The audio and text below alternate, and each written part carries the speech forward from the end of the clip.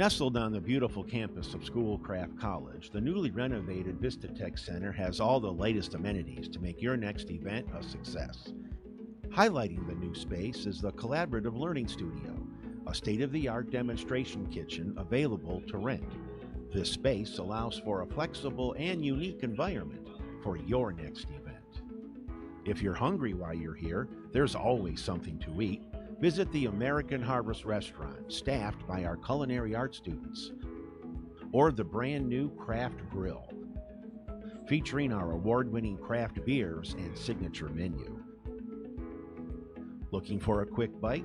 Check out the Main Street Cafe, offering plenty of grab-and-go culinary creations. Schedule a tour today and see how the Vista Tech Center can take your next event from ordinary to extraordinary. What's it take to run my kitchen?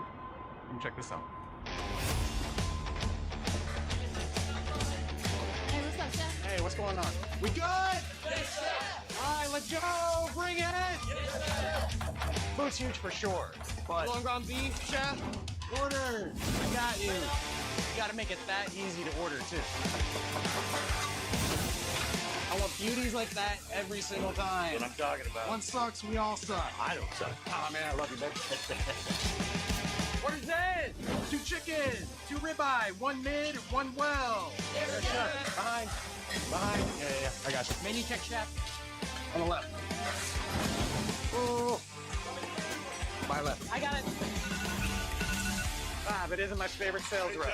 Yep, I see his pretty face right now. What's up, Pete? We got everything? Yes, Chef. Got everything right here. On time as usual. Absolutely. All right. See you next time, Chef. What's it take to run my kitchen?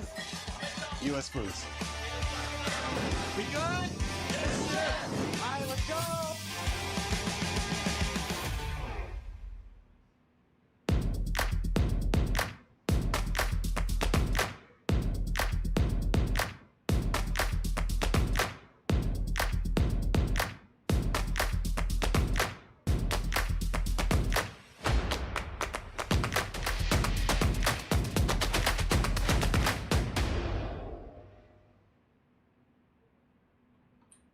Looking for a new hangout spot? Check out Schoolcraft College's Craft Grill, featuring award-winning craft beer created by Schoolcraft's brewing and distillation technology students. The Craft Grill is a great place to watch a game with a cold drink. The grill features a unique menu of dishes, including signature burgers, wings, pizza, and more. It's the perfect spot to spend an evening chatting with friends and enjoying some of the best culinary offerings. No reservations required. The Craft Grill is open for lunch and dinner and is located inside the Vista Tech Center next to the American Harvest Restaurant, right here on the campus of Schoolcraft College. Stop in. There's a table and a brew waiting for you.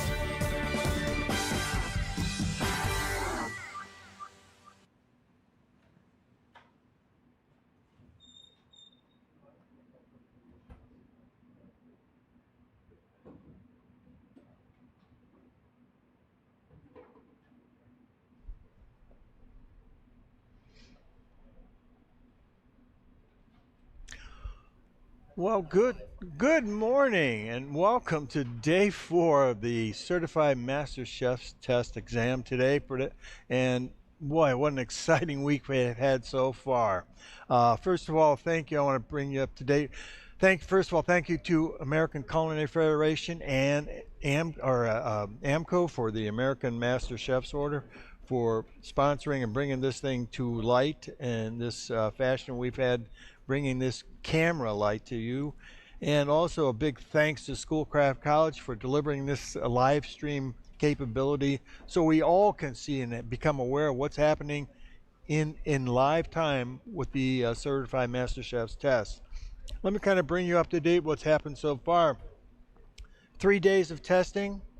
We had the plant-based cuisine earlier on Friday. Then we followed up with garde manger for a day and a half between Saturday and Sunday. And then we had yesterday afternoon world cuisine. And I can tell you at this juncture, we have a positive response. All three, I've passed all 3 of those segments of the Certified Master Chef's test. And as you can see a little bit below, we have the introduction of our first candidate. It looks like Chef Jung is going to be coming in. But today is a tough one. I'm going to be honest with you. This is where it separates them, in the sense that what we're going to do is that we're asking them to do classical cuisine today. We've asked them to create a menu on Friday for plant cuisine, and which is our vegan or healthy cooking, and they did admirably well that day. And then the second day, we asked them to perform garde manger in a contemporary fashion. And if you saw that you would have seen an absolutely stunning presentation on plated and plattered hors d'oeuvres and so forth, all the way getting through that, and they did an absolutely phenomenal job on that. And also yesterday they did world cuisine, capturing escabeche of fish, goulash, and I think, what was our third item we had yesterday was the, oh gosh, my mind just went blank on me. Escabeche, fish, goulash.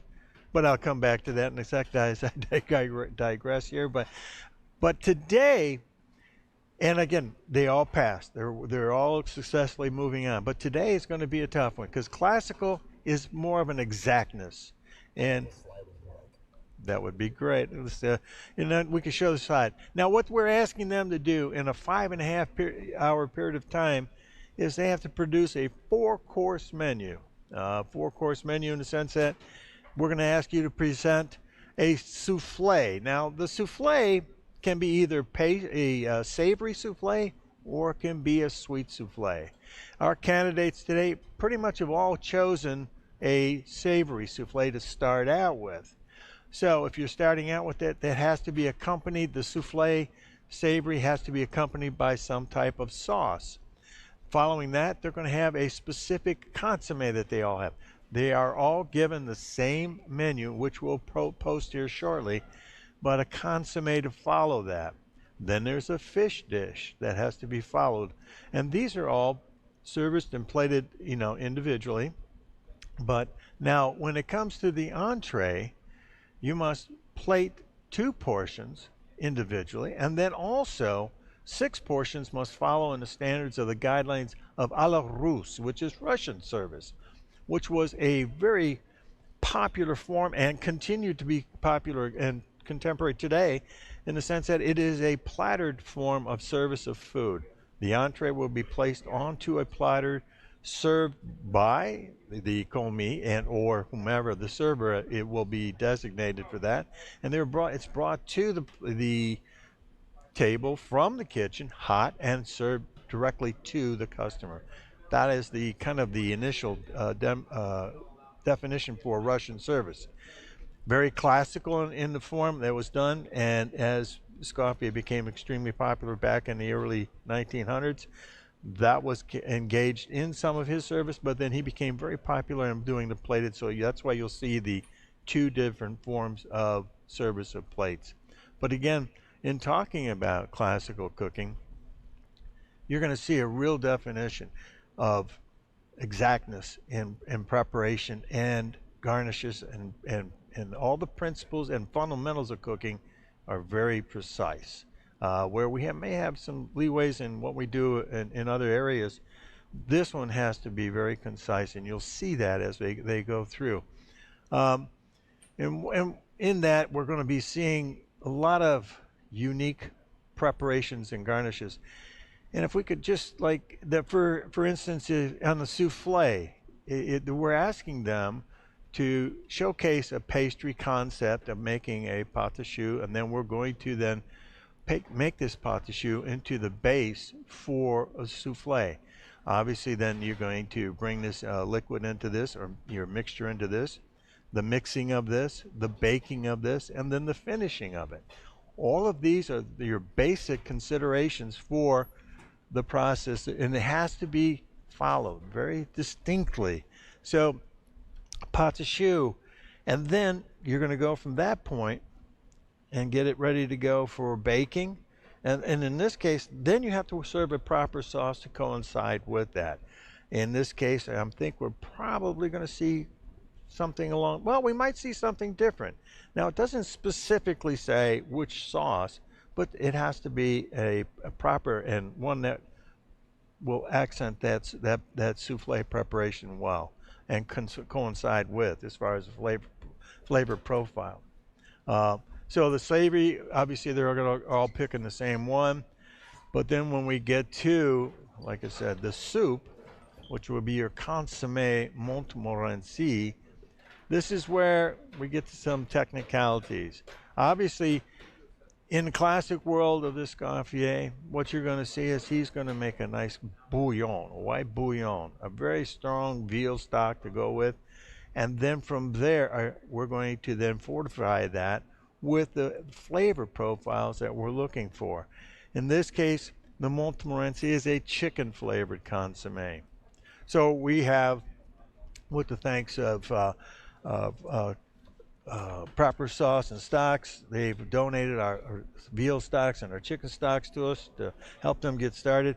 We're only giving our individuals, our candidates, 5.5 hours to produce this. Ordinarily, a true consommé would take almost a day and a half, or almost 2 days in many cases if you're going back to classical times.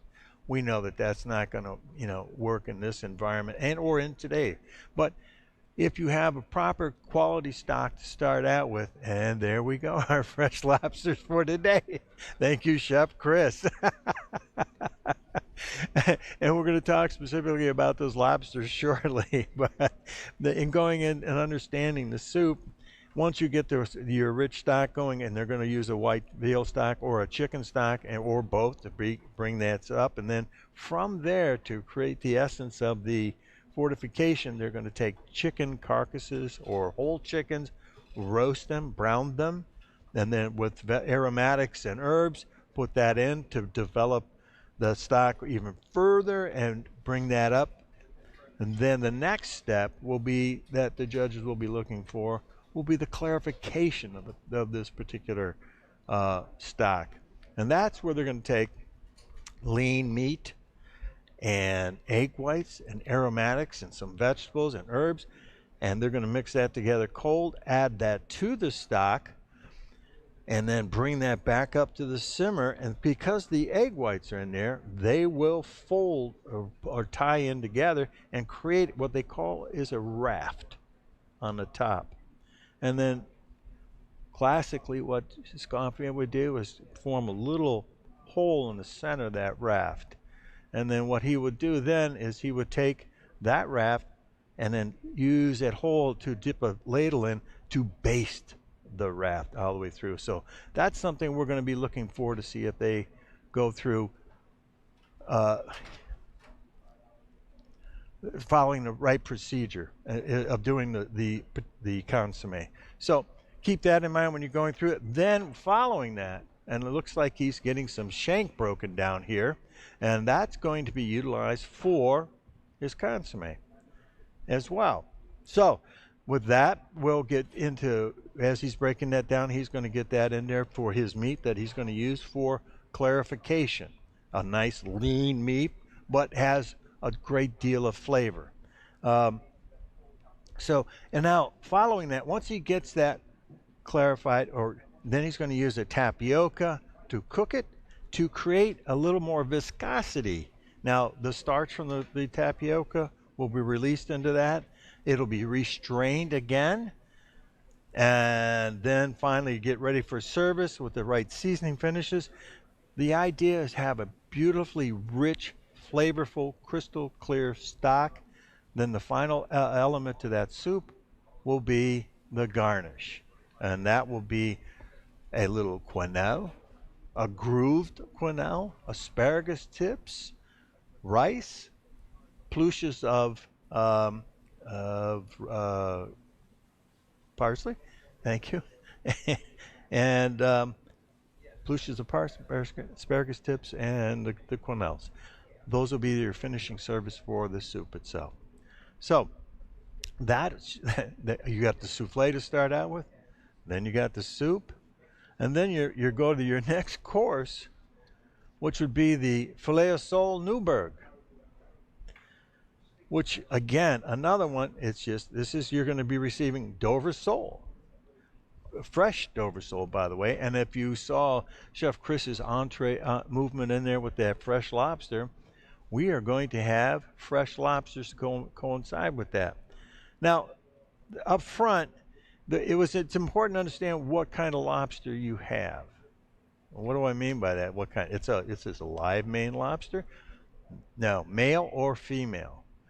The female has the roe or the coral or the egg, which is what Escoffier would have preferred because that particular product is kind of essential towards the sauce. So, and as we talk, I'll explain that moving forward. Once you understand you have a male or female, now the male, I'm going to get a tamale, which is more of a greenish color, but when you cook the eggs, it creates a bright red, brilliant coloration, which essence gives you that sauce, Newburg sauce look and color to it. What you normally do is you take the roe and you pound that and you add it with butter.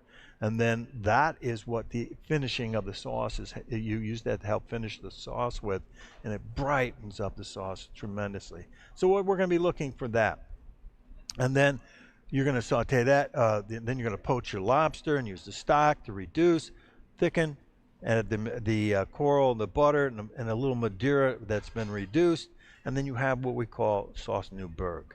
Now, all of those. Now, you would think that 4 courses, not too hard to do, but each course, the complexity of each course this is what I said would separate everybody in the sense that this is going to be the toughest course of them all. So that, and then once you get that going, then you're going to have to cook your Dover sole. You're going to have to take it off the bone, and then the proper service, and then at the end, boom, slices of the lobster that you poached in there, the fortification of that sauce and the shell of the lobster, and the coral and the butter at the end. And then your sauce is finished and it goes, and the slicing and the arranging is on the Dover sole, or the lobster on top of the Dover sole and the sauce coincide over top of that. So now that's just course number 3. Then we have our last course is our filet de boeuf dauphine. Whoa. Now, we got beef tenderloins in for them. They are bone in. Now, this is where we're going to go by definition and understanding.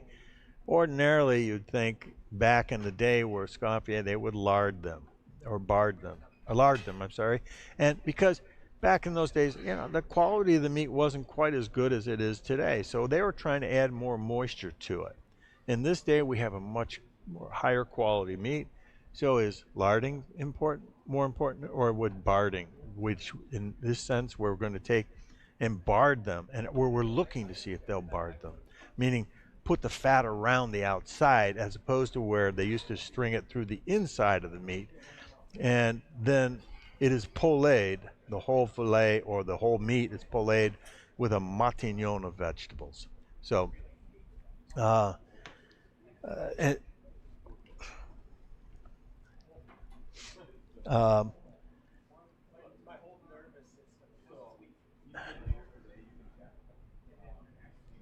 So once we get the matignon and the vegetables going, now are they going to cook it on, what we're going to look for, are they going to cook it on the whole bone and then take it off and serve it? This is what we're going to be looking for. Then according to this particular dish, we are asking that they showcase their knowledge of this particular dish. And what they'll do is they'll serve it with a Palmes Dauphine, and then generally speaking, now a Palmes Dauphine is a cooked potato with pâte à choux in there. So you got to get to see if we got the right pâte à choux mix in with that. They're going to form little cork-size shaped potatoes, lightly breaded, and then served prior to along with the entree. And then generally speaking, according to this coffee, we'll ask them to serve some type of a green vegetable with that. Okay? So now we brought you through the four courses. So we'll take a quick moment and keep an eye on what they're doing, and I'll be right back. I reached out to him like once or twice when I was like, hey, the next group's starting. Move on in, and after that, I was like, I can't pull your head underwater, but you gotta drink. So, I deal with a lot of folks who want to take the test. It's like, here's the path. Like literally, you drop it. Like, come to the center, come to the meeting. That's what you gotta do. And then you know what you gotta do? You just gotta submit your first menu on time. If you can't do that, then I'm not wasting any more fucking time. Well, because I've got 60 people in the program. There's sometimes I get 40 people who reach out to me and want to get into the assessment program, and then I get 3 mentions. You know what I mean? So like I gotta have a clear cutoff. Literally, it's an assignment with a 1-week deadline. Write me a menu. Can't do that, the rest of the process is going to be a lot harder, my friend.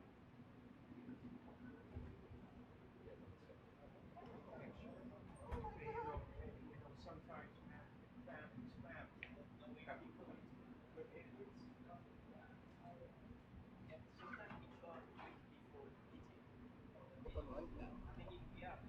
Okay, we can see the Chef Jung right now is processing his chicken so he can get the bones broken down of there. And obviously the quenelle meat has to be made from everything else that he has on the side. So he wants to get the carcass and all that, start browning that so he can get that flavor profile and essence into his soup or his consommé.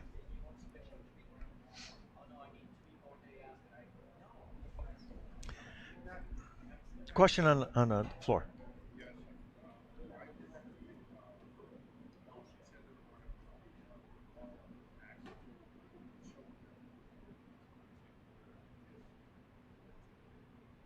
Question is, why did we choose the bone-in tenderloin for today?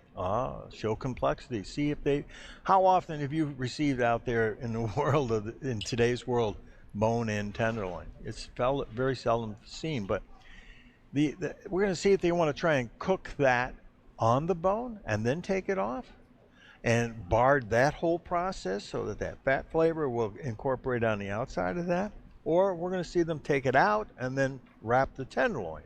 So again, there's options here, but we're going to see to what degree of option they are going to go, and do they understand where they can get the potential best flavor from that process. Go ahead, another question?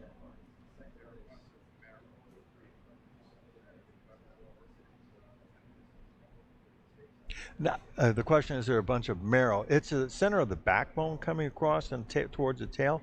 If you understand the sectioning of the animal and where it goes in from the head of the tenderloin, we're going to be taking just past that point down.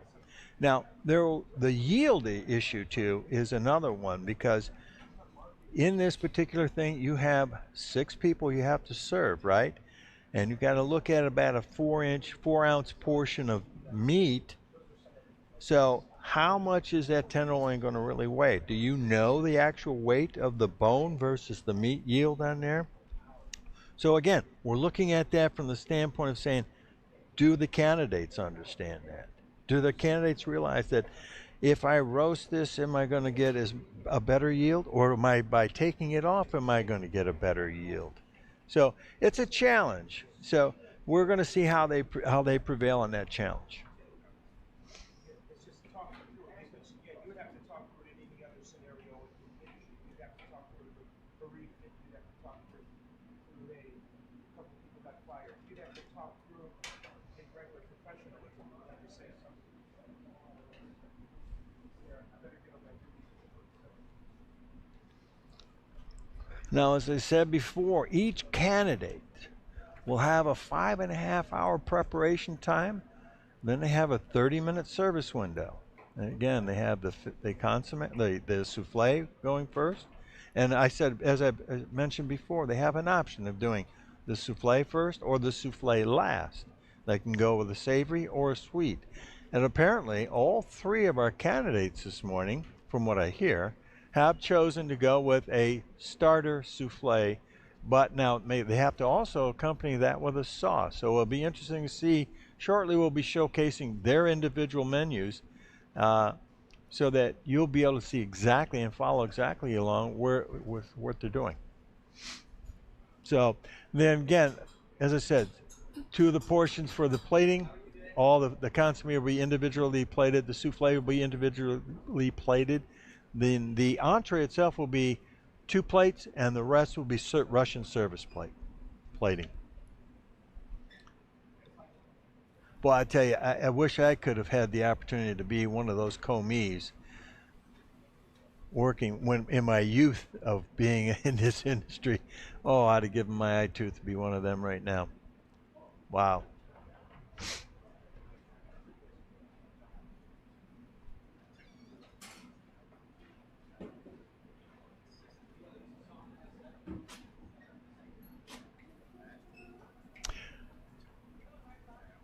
The question on the table, on the line from the audience is, did I have a commis when I took the test? I took the test. Actually, I took the test twice. Back in the days when it was 10 days. And what happened the first time through, I didn't think it through. I had just come back from, I had gone to the Olympics and competed in '92, and then in '93 in January, they had the CMC test, and I just went right from the Olympics right into the test, and it caught me a little off guard. And I was unsuccessful on my classical day because I literally forgot to serve my potatoes. And then on my last day, where back then it was a little different structure, your first 9 days were 50% of your score. The last day was the other 50% of your score. And then you had back-to-back. You had a basket morning, and then you had to freestyle in the afternoon. So I made it through the morning and then turned right around and went to the afternoon. Had you not passed one of the portions, you could then take it on Monday the next day, which I would have retaken classical. I had, again, everything started to work against me. I made a few faux pas in the afternoon, and on my entree, my fish course, my sauce broke. So it was an automatic failure.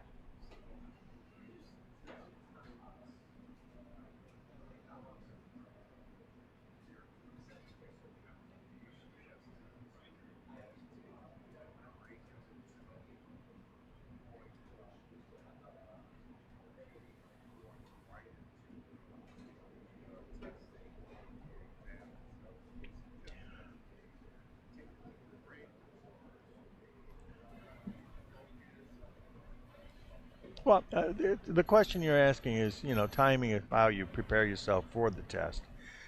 And going back to the original part of that question was, did I have a commis at that time? So I'll finish that question first before I jump to the next one. Yes, we did, but you didn't get them until you started.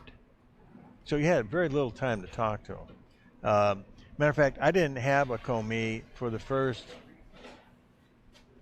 almost 45 minutes of my first thing, because obviously sometimes that happens. It's just, and it wasn't deliberate or anything like that.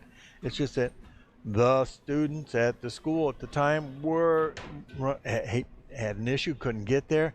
Then when they walked in, they didn't have their knives with them. So, but you know what? That didn't bother me or faze me in the least, because yeah, we deal with that every day, all kinds of issues like that every day. So you just say, okay, okay, well, I have knives, we can share. That's not an issue, right? Timing, okay, let me tell you.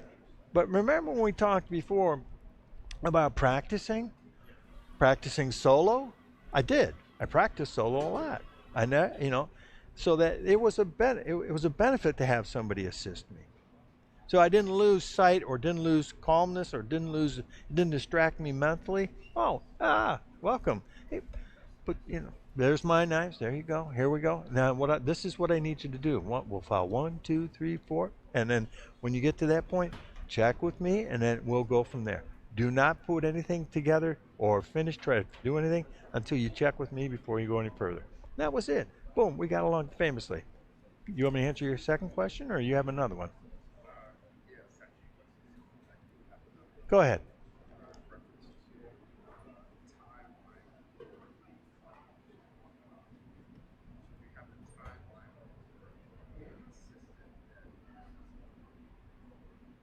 Well, I think it's obvious from what we've been watching. The question was, do we have a timeline for the Comeys? Yes, you do. Yeah, and and it should coincide with yours, obviously. You look what yours is, and what do I need at this point in time? My Comey is doing this, so I have to have them have this ready 2 minutes earlier, 5 minutes earlier, and then when they're finishing that, then I got the next thing where I get to a point where I can go, okay, now I can add what you're doing to what I'm doing. That's what your timeline should, dictate. Work? Okay.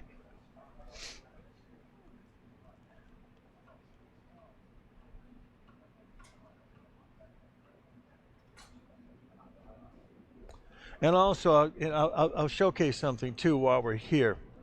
Escoffier. It is probably our Bible for classical cooking. And this book, and if I can get you, come back and do a headshot here and so I can showcase this book a little bit. It's a very, very, very interesting book in the sense that when you start to read it, I will ask all young culinarians that, yes, you should read this book because it has so much to offer to the foundation of where we are today and what we use as fundamental forms of cooking. But I often caution people, they want to jump right into recipes and start looking at recipes and think, oh, I heard about this souffle, or I heard about this filet de boeuf dauphine, and then, oh, the consommé. This book has a wonderful introductory start, and it's the first 120, I think it's 120 some odd pages. I wouldn't look at a single recipe, and I would encourage you not to look at a single recipe until you read the beginning of this book. It takes you into the understanding of how you utilize the recipes.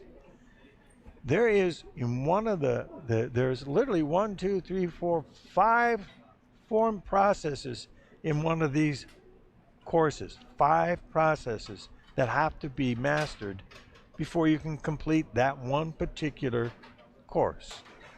And so that's what I'm saying. This book right now is this is just one of many he's put out, but this is like Guide Culinaire by Escoffier. Again, the first 120 pages, it's 130. Read them first, and I'm going to encourage you to do it. Almost read them twice, because even today I've gone back and looked and geez, I missed that the first time going through that. Question.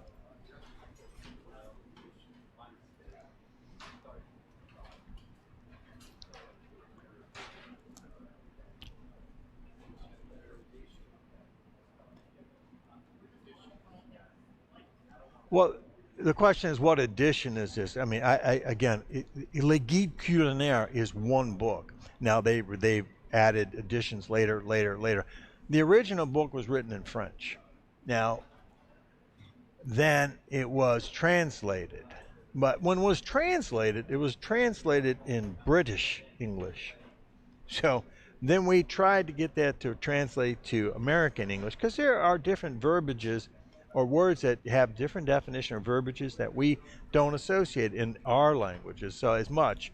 So therefore, the translation process was difficult. So not difficult, but it was hard to manage at times. So when there are we found some discrepancies when you went directly from the French to the English.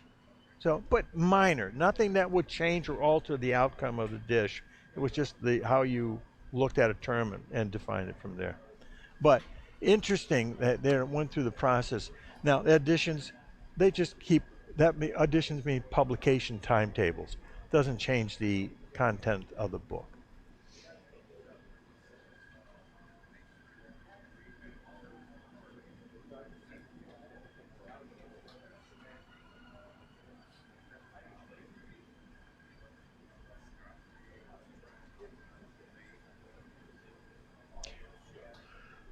Well, the question is why the first 120 pages you would read first, because it breaks it down into how he's thinking about the book, and also talks about if you're going to be making a stock. This is how this is done, in more detail.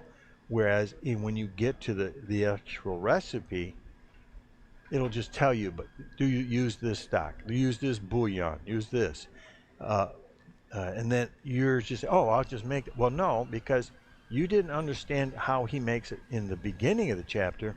When you make what you assume to be what he's thinking there, it might not be complete.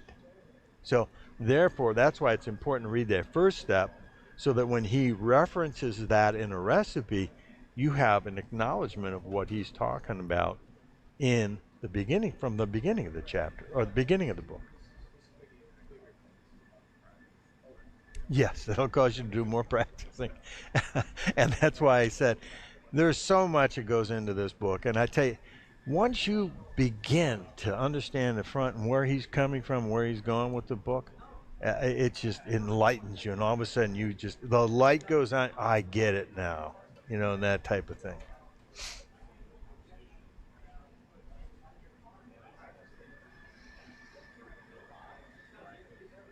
Also, too, today we have two of our assessment candidates that will be finishing up their 7-course menu that they prepped all day yesterday. We have Chef Jared Reardon, and we also have Chef Tony Lee finishing up their 7-course menus that they prepped yesterday for 6 hours. They will start presenting that. Let's see, a little time this morning, starting at, I believe, 9 o'clock will be Chef Reardon, and 9:45 will be Chef Lee to finish showcasing their works. And again, as we talked about before, how important assessment is, they're going through that process of a 7-course meal. They'll be doing a classical consomme as well. They'll be doing some garde manger and also a bread course in their 7-course meal. So again, these are the two individuals that are going through the assessment part of the learning to become a certified master chef, which we're seeing. Actually, I'll be honest, happy to say that we're seeing some great results from. A lot of effort from many of the assessment chefs who spend endless free hours, and I will extend that statement one more time, free hours. The assessment program is basically where they work with individuals, and they meet once a week for a couple hours via Zoom, and they work through their menu development on this for 6 months to 7 months until they feel that the individuals are ready to do a practicum, which is where they will put their menu to practice, come in and produce it. So this is not a foreign menu to them. This is one they wrote and put it together. And so now we want to see how well they can execute, showcase their cooking skills, knife skills, and their organizational skills. And now, I will say one thing about this particular group of CMC candidates. Their organization skills in the kitchen have absolutely been outstanding. Something that you would like to, I would say, mimic or showcase on your own and put into practice. And the beautiful part about this is we have this on YouTube, so you can go back and watch them over and over and over again. And that's the beauty of this. Question on the floor.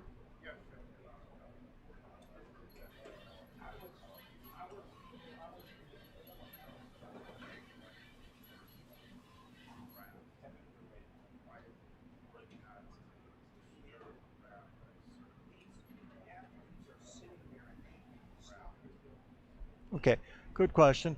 The question was how important is the function of the raft in the consomme?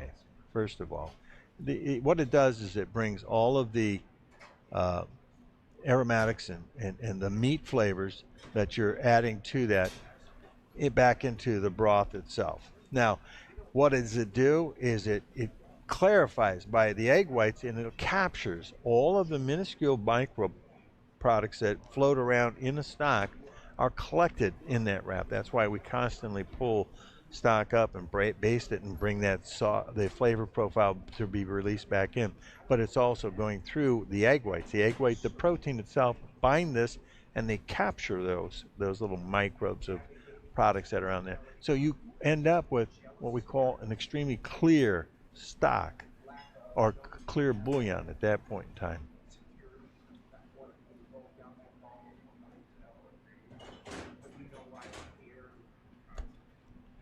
I wouldn't your question, would I recommend an onion brulee? Depends on the consomme I'm making. You know, what is the flavor profile I'm looking for? Would I do that all the time? No.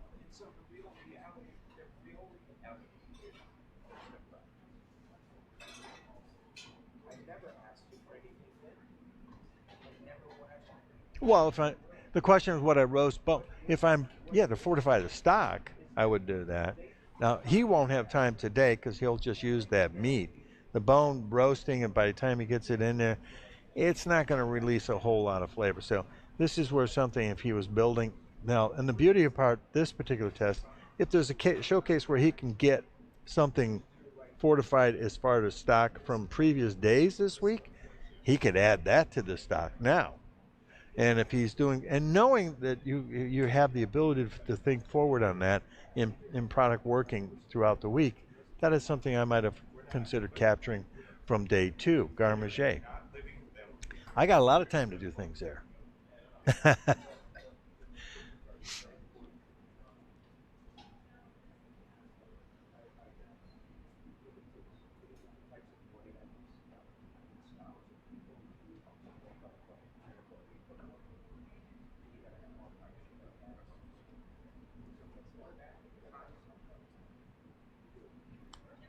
Okay. Go ahead, your question.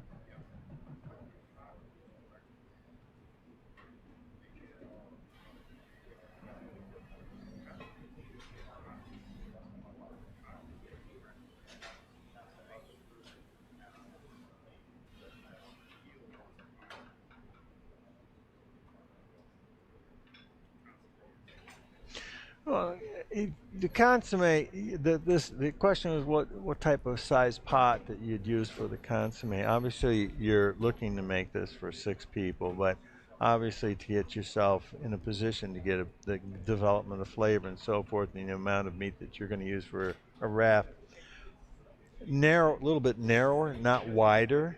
Narrower compacts the raft, and as it's rising, you don't want it to spread out too thin. If it's thicker and it's rising, then you're going to see it'll have more benefit and clarification.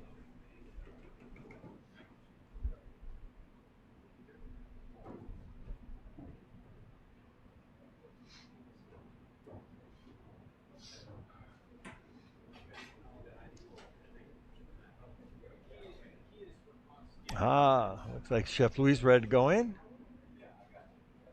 Louis Young going in for his start of the day. Oh, look at that anticipation. Look, he's got all his plates. He's got everything ready to go. And again, we have to thank Corby Hall for an outstanding gesture on their behalf by allowing each of these candidates to pick their own plates from their catalog to use throughout this CMC testing to present their foods on, and then shipped them all into their to school, ready to go. Uh, what an outstanding gesture! Thank you so much, Corby Hall.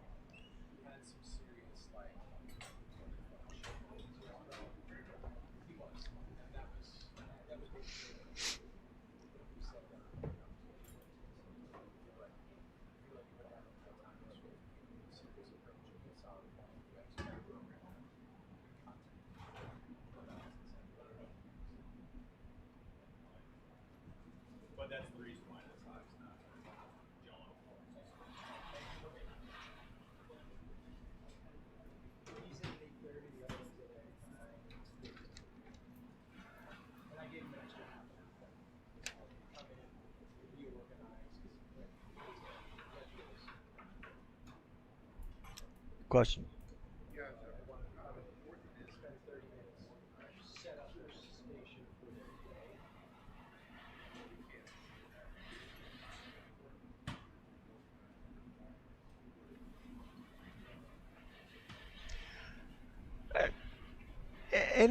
The question is how the organization of your coolers, obviously it coincides with the organization of everything you do.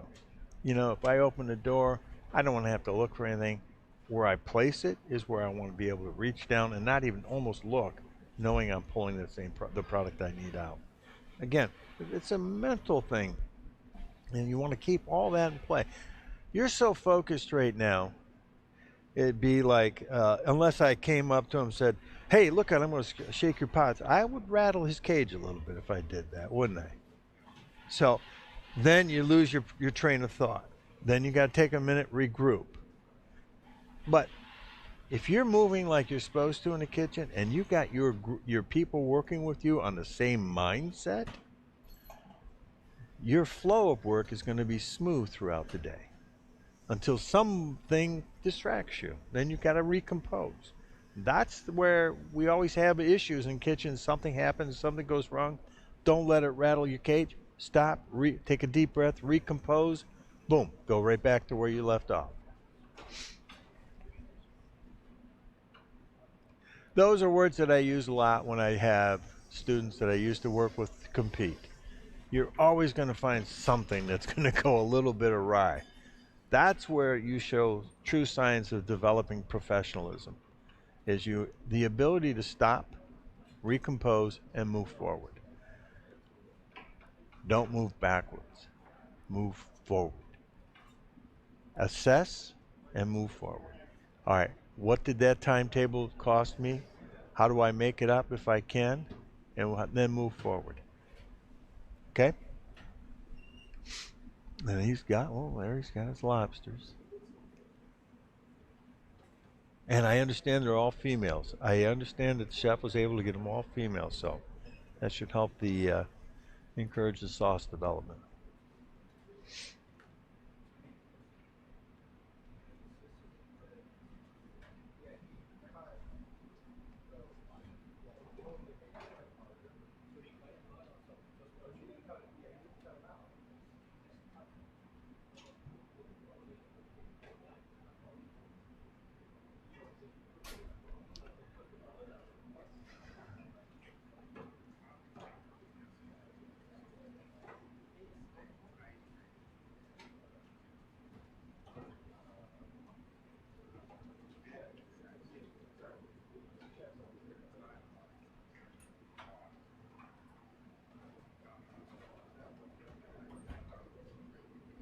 Well, the question brought, or not actually a question, a comment yesterday. One of the, and this coincides with understanding your own body, in the sense that he put a little timer in there or on his timeline, he said, "Don't forget to hydrate. Get a glass of water. Get a glass of water." And it reminded him that, hey, in order for me to move forward, I have to maintain, my body and what it needs. And I thought that was a really good idea. He actually had a little beeper thing going off, and time for me to have a glass of water. And I thought that was pretty smart.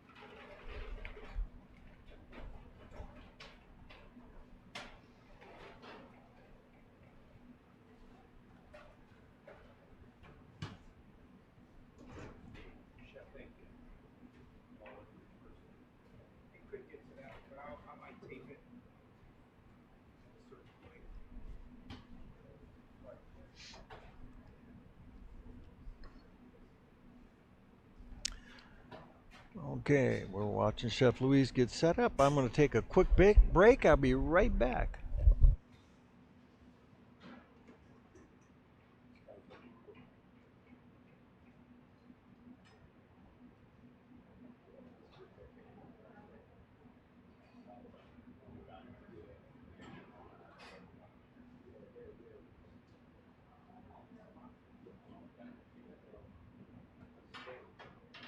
Staying straight up in my lane, Cap. Go, go.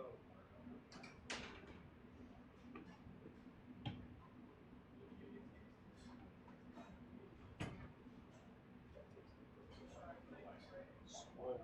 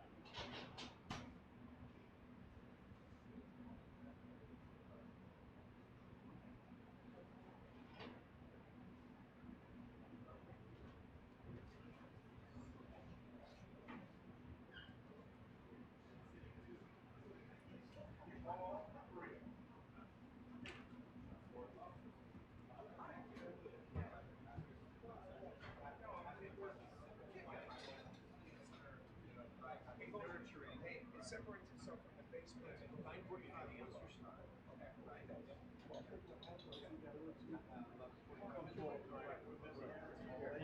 When I had the AMC is okay. When I had the AMC, sort it out. Organize the way it's going to make this. We lost all the way.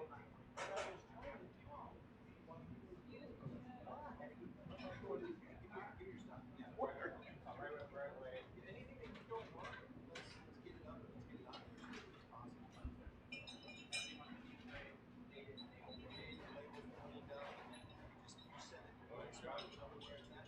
How are you today? Very good. How are you? Tomorrow, I want to sneak you in for an interview. Okay. Because I want to save the best for last. Yeah. All right. So, sometime today, we're going to touch base and get thought process. Okay. What I'd like to do simply is, Chef Lee, okay? Sure.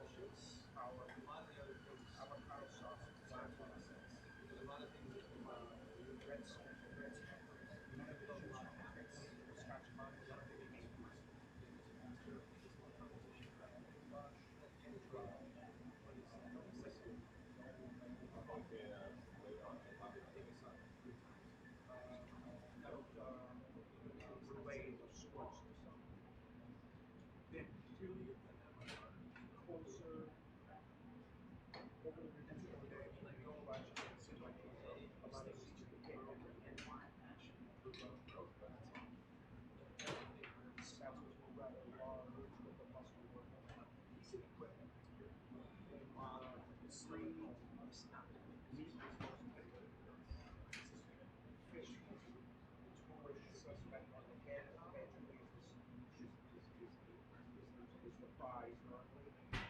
Deals don't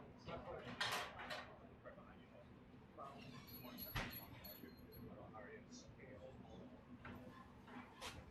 Giving a portion of the day, you still gotta come down to and give up more of that portion because it's not quite enough to get all the meat off of it to be about 6 ounces. We're gonna have to go for 6 ounces.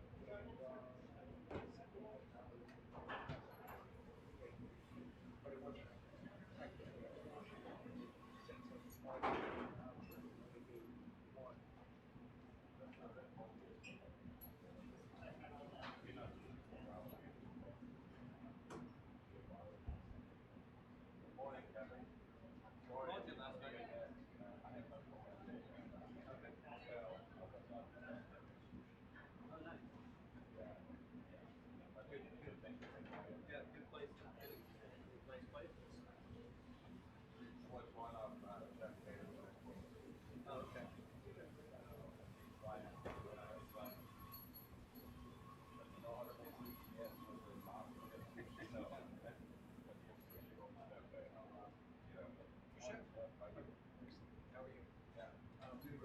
We got a sushi place in Alabama, of all places. And like we went there first time. I was like, oh, sushi coffee. But it comes out and as soon as I see it, it's sun. And I started to say, every single one of their bowls is fried. Is that not pretty enough? Yeah, so it's like, I guess you're South Alabama. Right, exactly.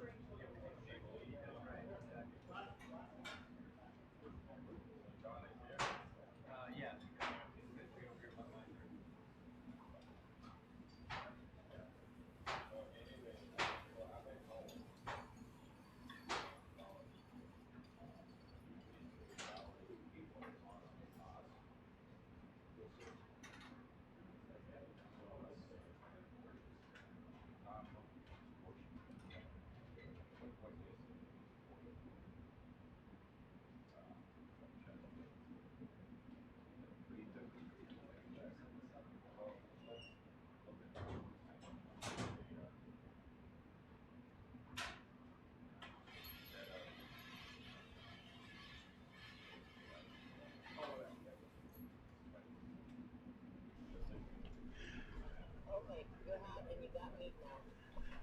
Okay, and here we have Chef June. He is going to be taking the tenderloin off the bone. Okay, he had the option of however he wanted to do this, and he wants to bard this away from the bone itself. Interesting.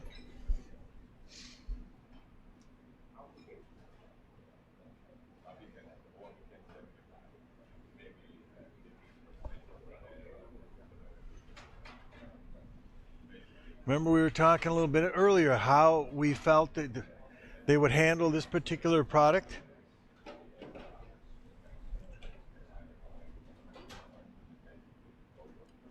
couple of the options we gave and said, oh, look at this, he's going to break the bones apart.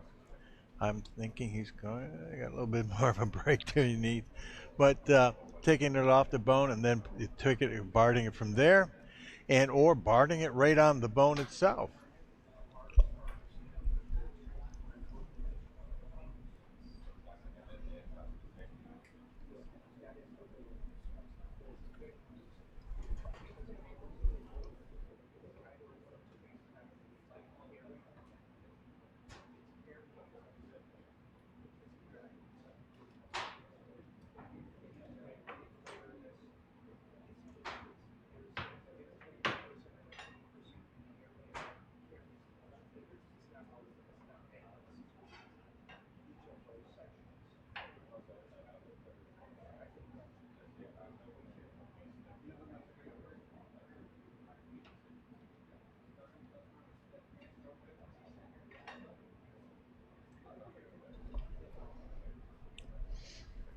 Okay, now we have Chef Louise working now, getting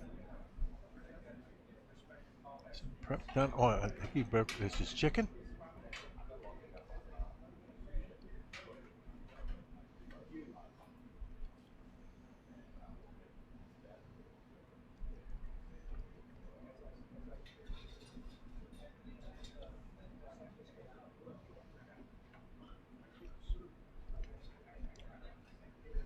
So obviously, if you think about it, in his case, breaking down the chicken first would be smart, because then, I shouldn't say smart, as an option to getting that development of the flavors and getting things roasted off, so that fortification of flavor gives a better chance to develop in the stock itself or the soup.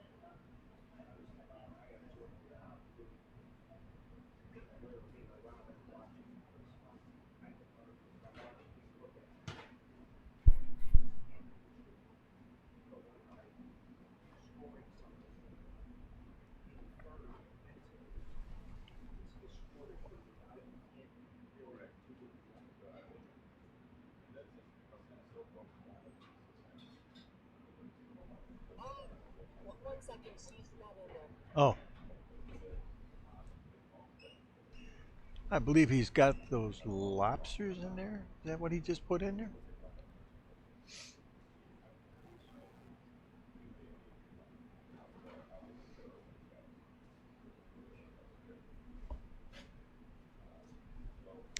Okay, now that's what we see, where Chef Jung has got just introduced the lobsters to his pot. He's getting those prepped up in advance. And again, we're at that phase where you're looking at how you can create the most flavor development for this particular sauce.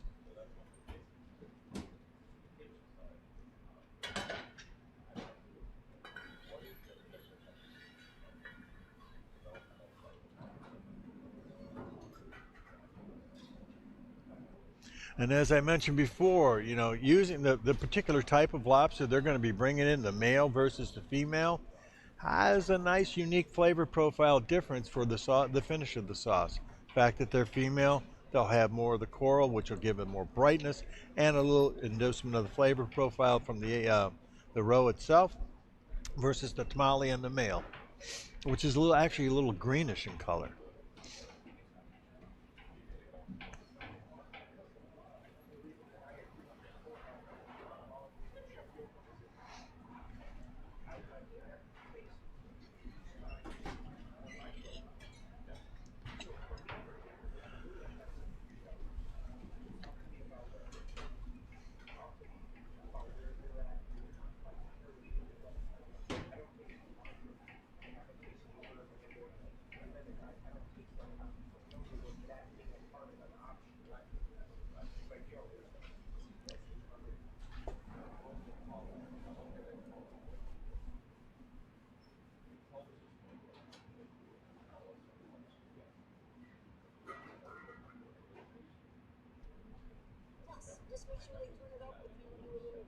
Turn it up.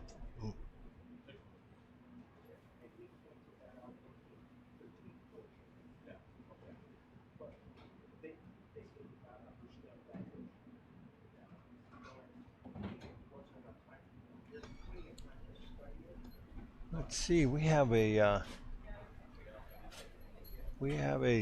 certified master chef wandering around behind my station here. I wonder if he'd be willing to come on up and say hello.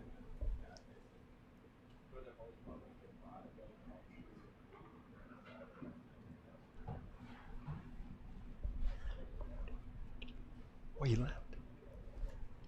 He snuck out on me. I'll have to get him later.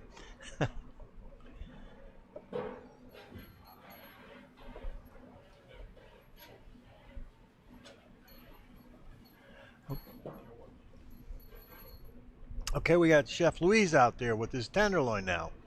Let's see what he's going to do with his.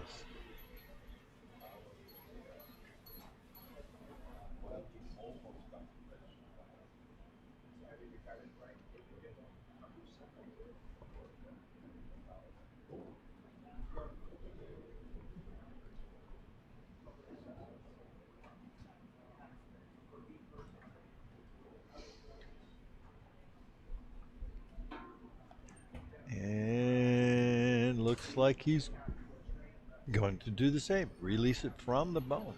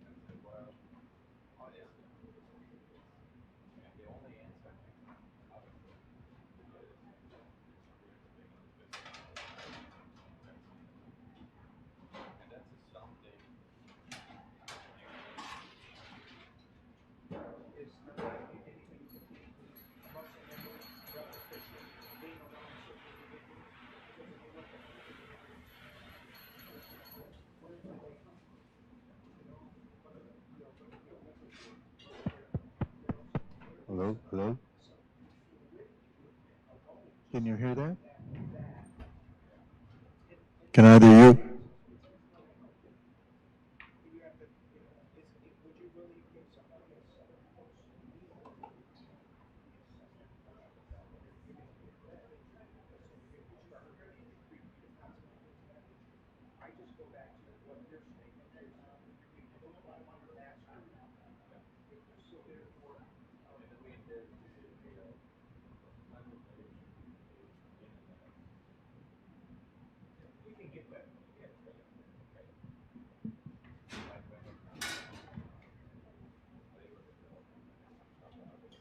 Can you hear me now?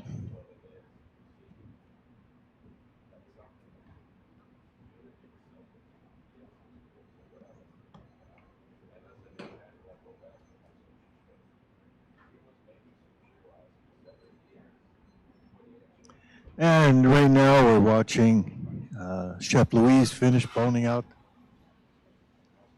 the rest of his tenderloin, and let's see how if he's going to use the bones for his stock. Great, thank you. Now the question was brought up earlier.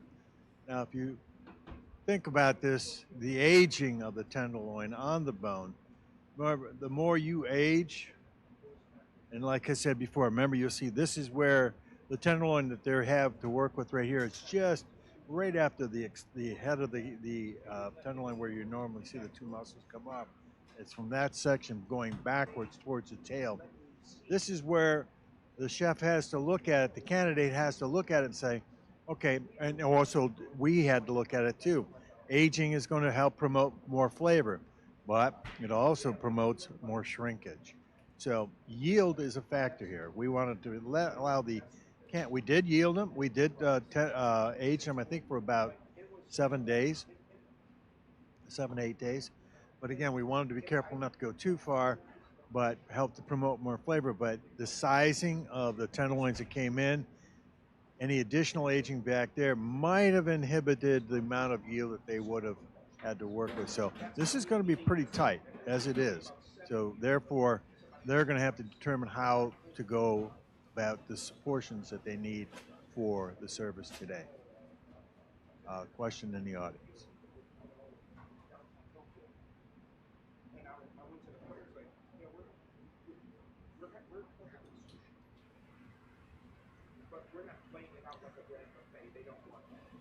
Yes, as far as aging goes, anytime you age on the bone, the reciprocal factor of flavor profile is enhanced dramatically,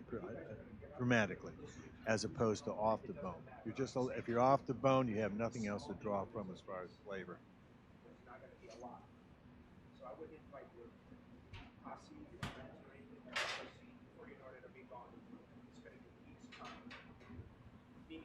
sacred it was to the craft of it. That's all. I didn't mean to bore you with this.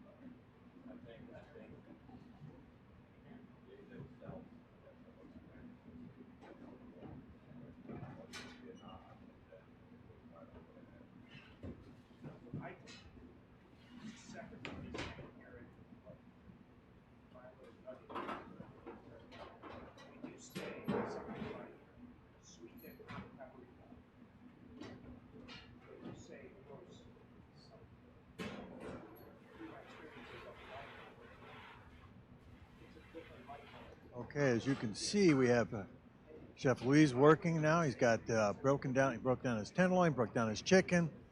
Obviously, all of these factors are important to, again, start the development of flavors. Looks like he's going to roast off those bones from the. He's throwing them in. Yes, he is. He's throwing them in his combi oven to get that to help to create a stronger flavor profile for his soup base.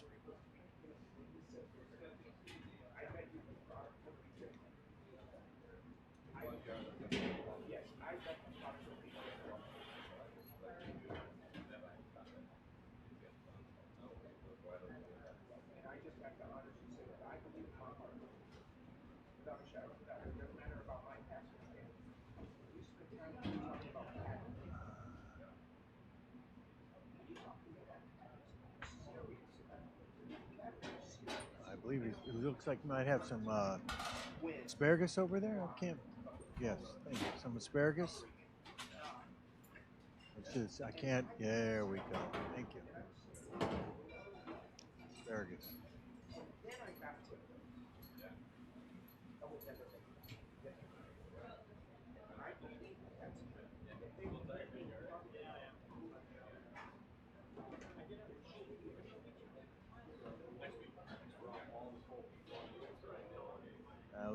That was a good move on the Comey's part. Okay, chef, exactly how big do you want me to make this? Never assume, always ask. Showcasing exactly how he wants this to be done. And now that the Comey can move forward without hesitation, knowing exactly what they have to do to support the chef's needs.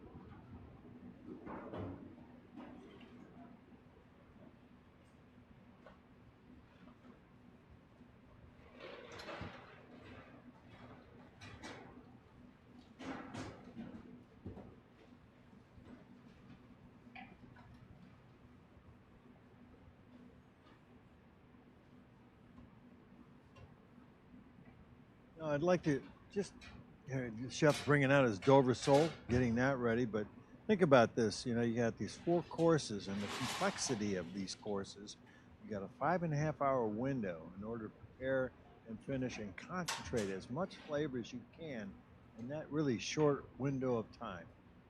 Just keep that in mind.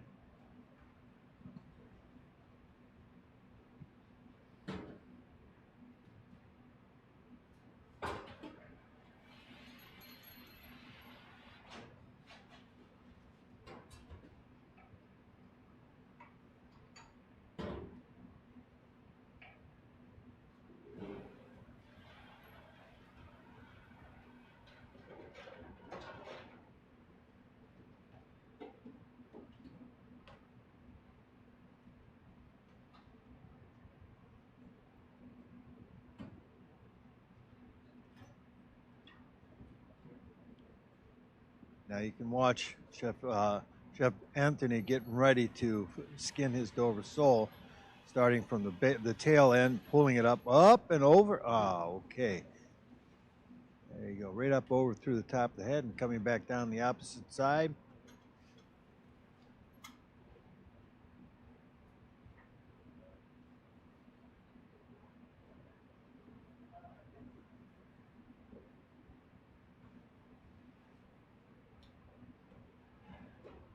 Now, if you notice too, what he did was he did a light crossing of his knife across the back of the scales, although there's not a lot of scales, but there are some. And so what he did there, so is when, as you can see how he's pulling the skin off, those little scales, when they're on there, if they might pop off, might land on something and you don't want them to go into. So that's why he was securing that from happening. Trim off of the head there. Now he's coming right down the center line and creating his cuts for his fillets.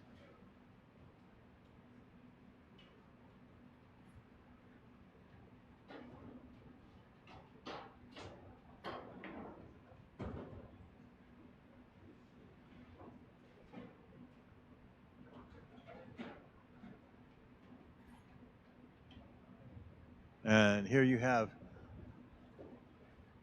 Chef Louise. What he's doing is he's actually literally taking a knife or scissors and trimming the outside fins of the Dover sole first before he pulls his skin off.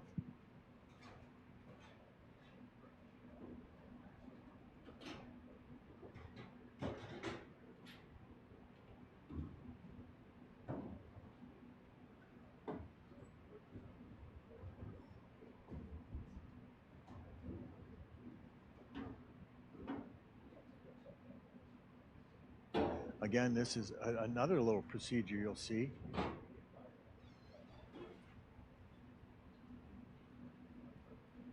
He's doing the same thing, notching it down from below the tail, just above the tail doors, the tail fin. Pulling a little section up. Sometimes a little paper towel helps you, assist you in grabbing that and pulling it.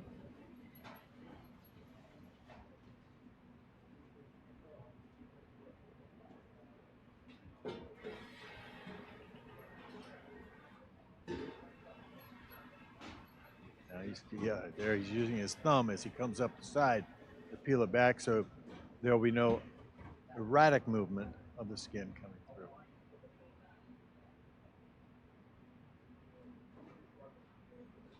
A little more time consuming, but a little more efficient.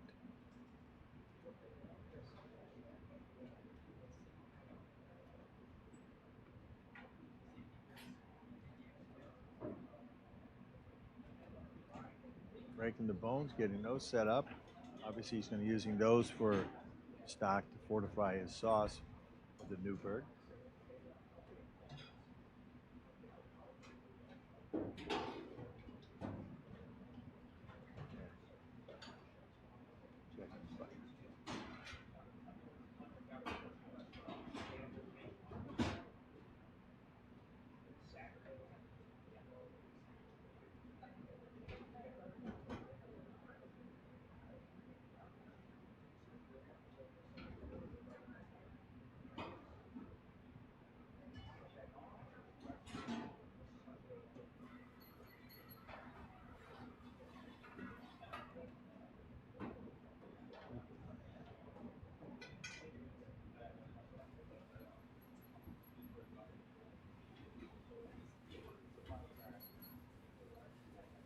there's, you work with enough Dover soles, you can become extremely quick and extremely proficient.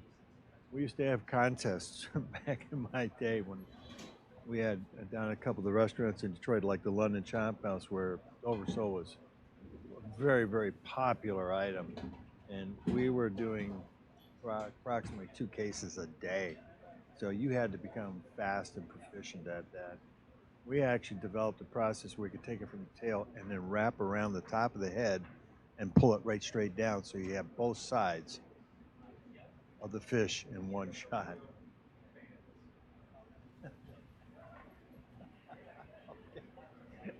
But I'm seriously, the volume, you have to become extremely quick and proficient at it. Well, we were actually that was actually Chef Dan Hugler and I. We were doing work and learned that process together. It was fun.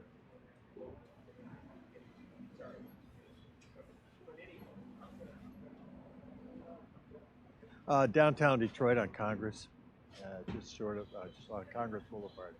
A mainstay, Lester Gruber, opened the place back early on, late 40s, 50s, something like that. But it was one of the top restaurants in Detroit for a long, long time.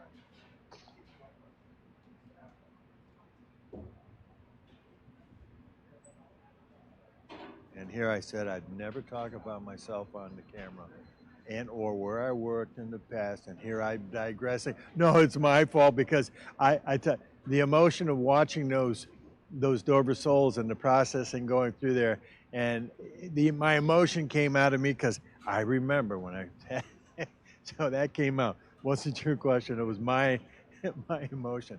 Oh, the fun time, the great times that I used to have down there with Chef Milos when he was the chef down there.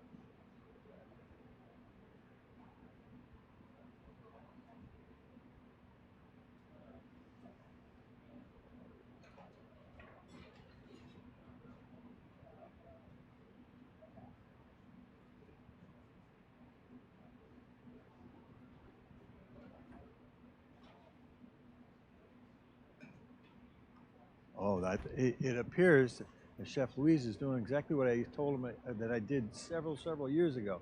See how he pulled it over the mouth and the nose? Now you can just grab it and pull it straight down, and you'll have in one fell swoop without.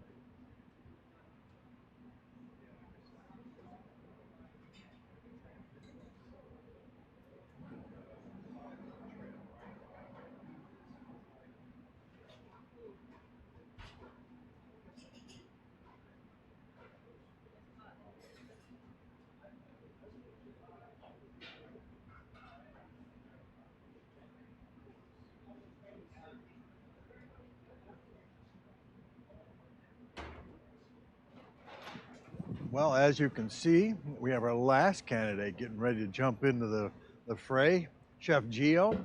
And in approximately, let's see, it's less than 2 minutes, he'll be jumping into there and getting ready to go. So it'll be fun to see all three of them pacing themselves and see how, what order they're going to be processing their food to get this beautiful meal together.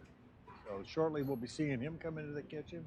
Once Chef Gio's in there, we'll pop up all the menus, and then you can see where they're at, is how they're going to be producing and finishing, and how they interpreted this classical presentation in a verbal form, how they wrote their menus.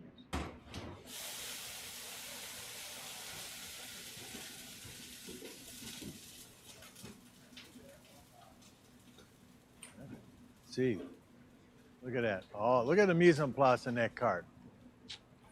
There's a good mindset going in. It's almost like a 10, 9, 8, 7, 6. Because as soon as he's going to hit the timer, as soon as he goes in that door, that's what his finger's going to do. So he has his exact time, because as soon as he walks in, that's when his time starts. And it is a go.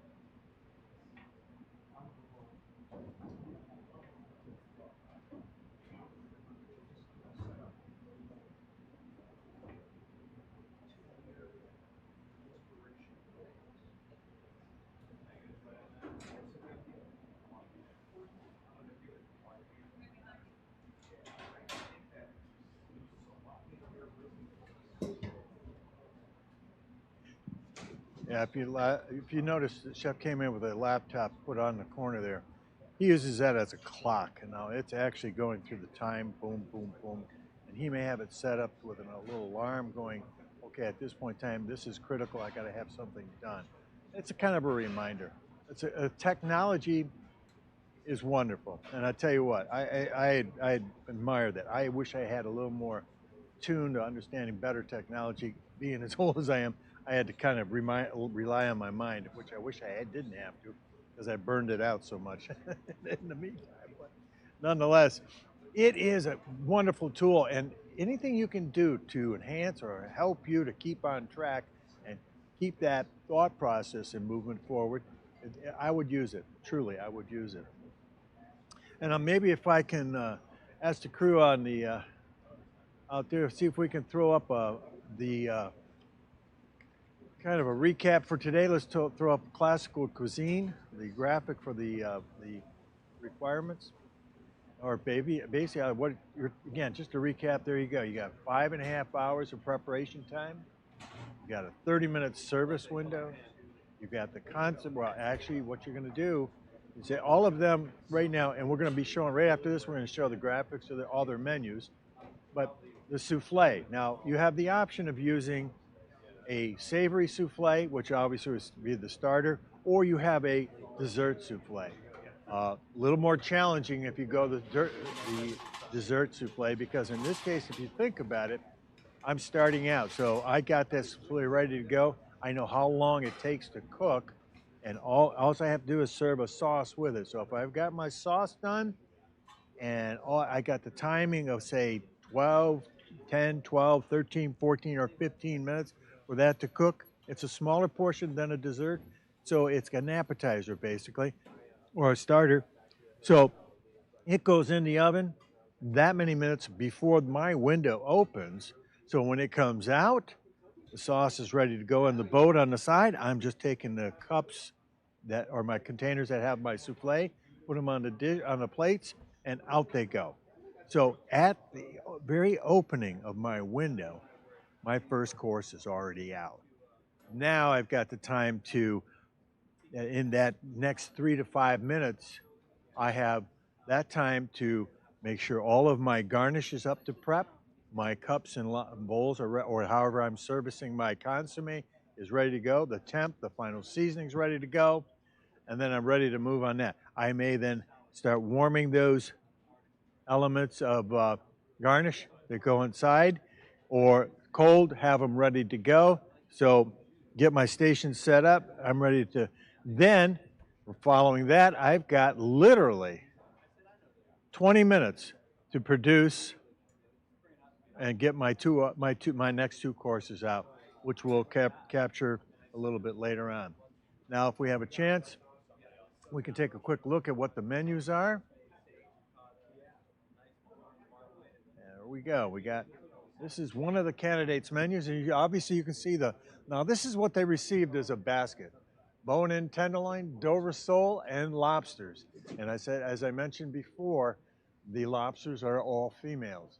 Now you have a Parmesan souffle for one of our candidates, serving with a Mornay sauce, which is a very rich, creamy cheese sauce. Consommé Montmorency. Escoffier was famous for names, for everything. A lot of them I can't tell you how he got those names for, but in this particular one, it is a tapioca thickened chicken consomme, which again, you're gonna make a fortified stock, then you're gonna clarify it, and then you're gonna slightly thicken it with tapioca. Now, ordinarily, Escoffier would just say Consommé Montmorency, and then from there it would denote everything that's coming up underneath. Now the garnish for that would be the asparagus tips, the grooved chicken quenelles, rice. One of the particulars that he was very specific about with the rice is the granules of cooked rice had to be completely separated so they would not be clumped together. And then cerveau pluches served at the end. Following that, we have a filet of sole Newburgh. Obviously, a filet of sole indicates that they're going to be using Dover sole with poached lobster, and he has a liaised cream sauce. In technicality, that would be referencing the Newburgh sauce. Then following that, filet de boeuf dauphine, olayed beef tenderloin, Holmes dauphine, asparagus polonaise, side of Madeira wines, Madeira sauce. Holmes dauphine, again, and now here's your next one, soufflé parmesan. Again, the same thing, served with a tomato coulis. Now this one is approaching it a little bit differently.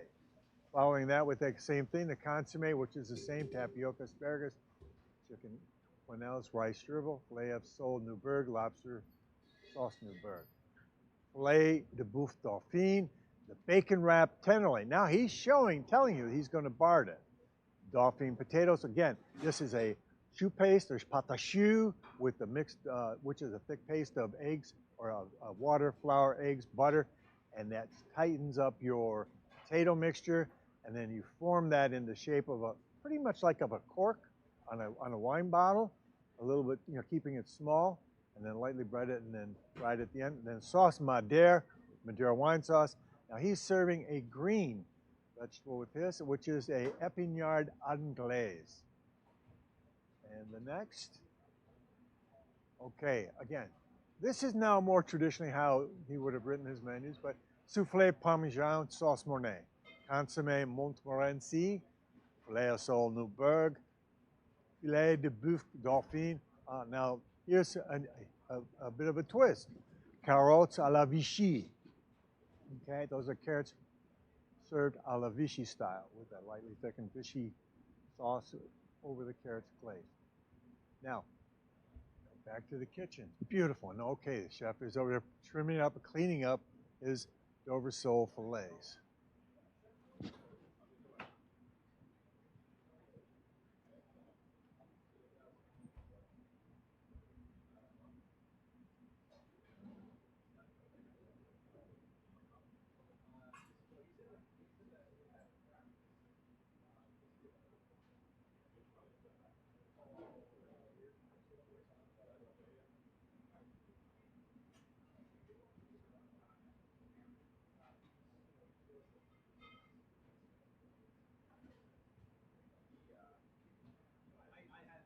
I spoke with him for about 40 minutes, trying to.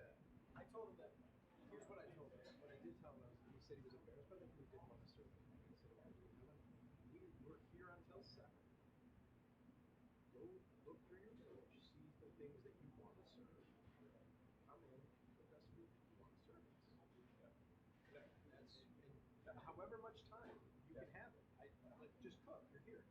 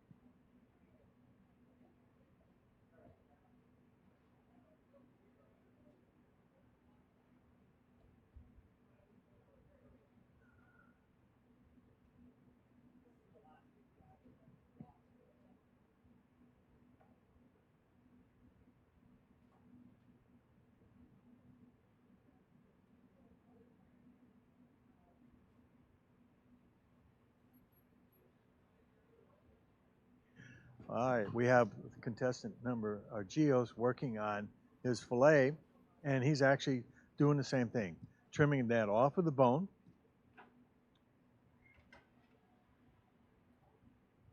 So all 3 candidates have chosen to take it off of the bone before they barred it.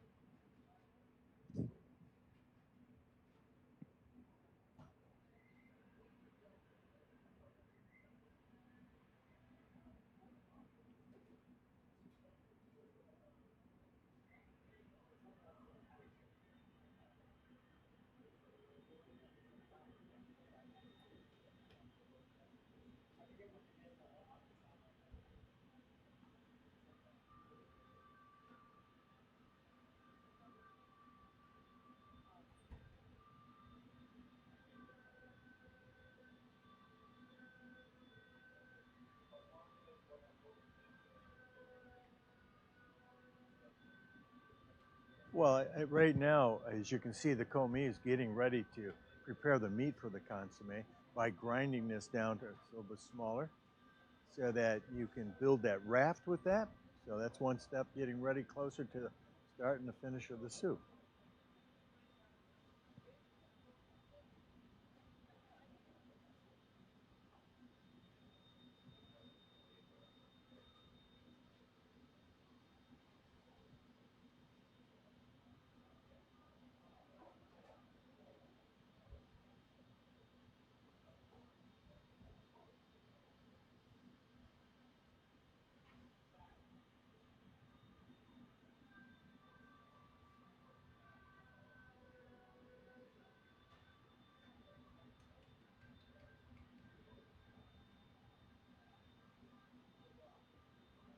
As you can see, we got Chef.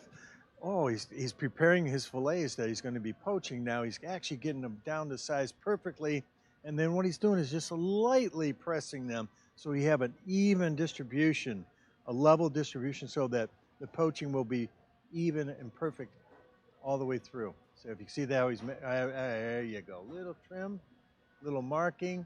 And all that marking does is allows for a little flesh movement. So when he puts his saran wrap on top, boom, slightly pressing it down so they're all even all the way across for even cooking. Nice little touch.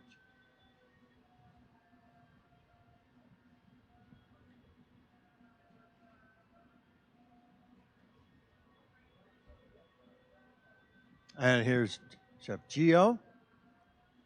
He's breaking down the bones from the tenderloin that he just took off of there. Again, doing the same process where he's going to get these quickly roasting so he can elevate the flavor of his stock for that he's going to build into a bouillon and then finally into a consomme.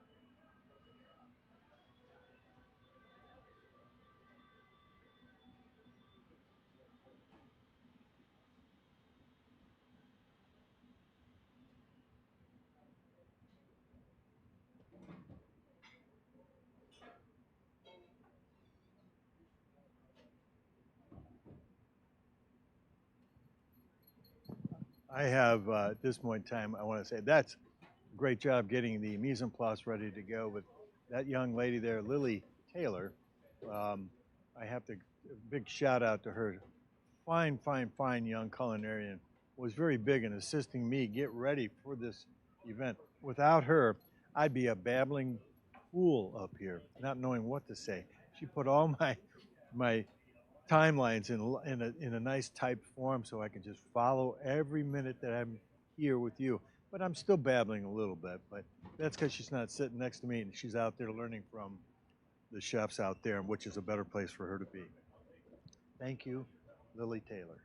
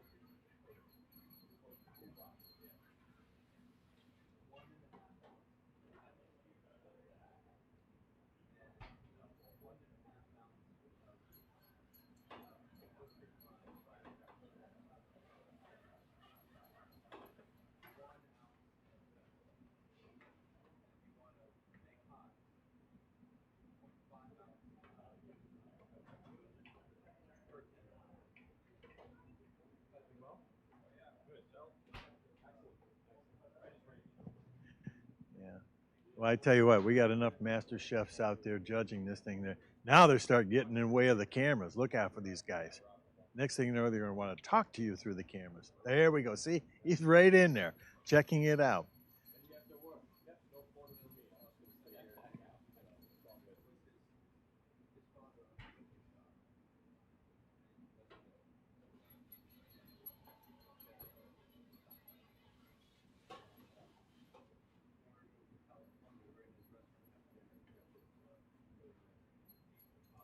Question, they got from the audience here is when they're processing the raft for the consomme, you want to, again, you got a certain amount.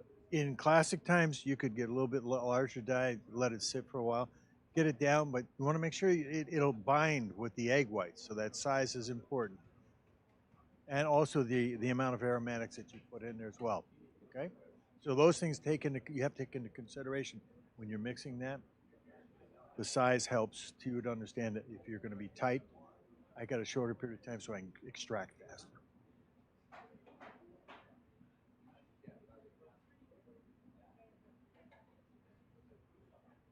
And Chef Gio's going to town, trimming out the outside fins from the Dover sole before he starts to skin them.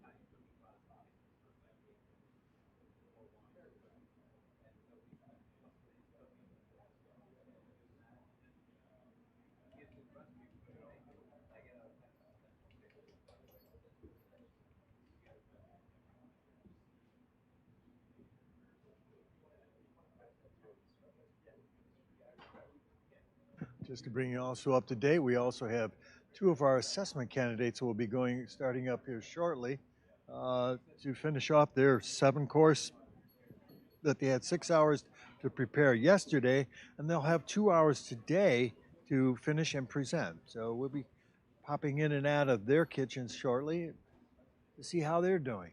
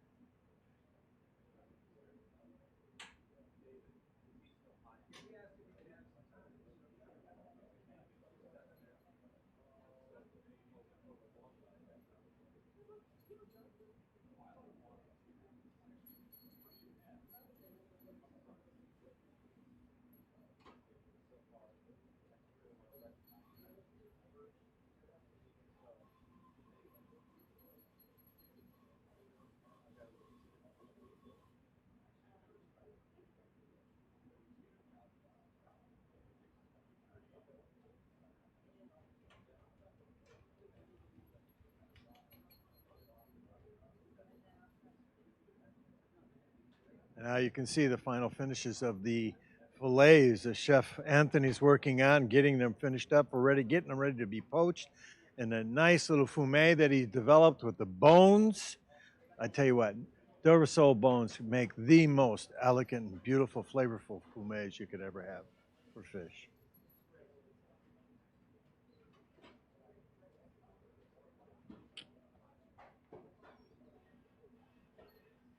Now look at, they're already portioned, ready to go.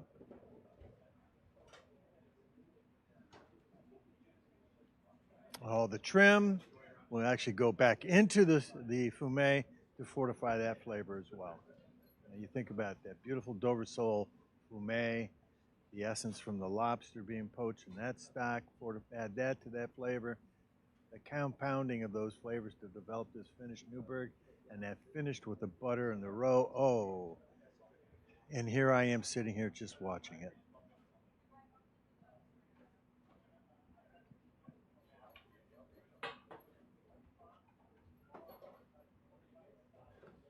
I will tell you this much. Yesterday, as I was watching them make that goulash, it looked so good that I actually took a break and ran into the kitchen and got the last piece that was in that pan and to taste it.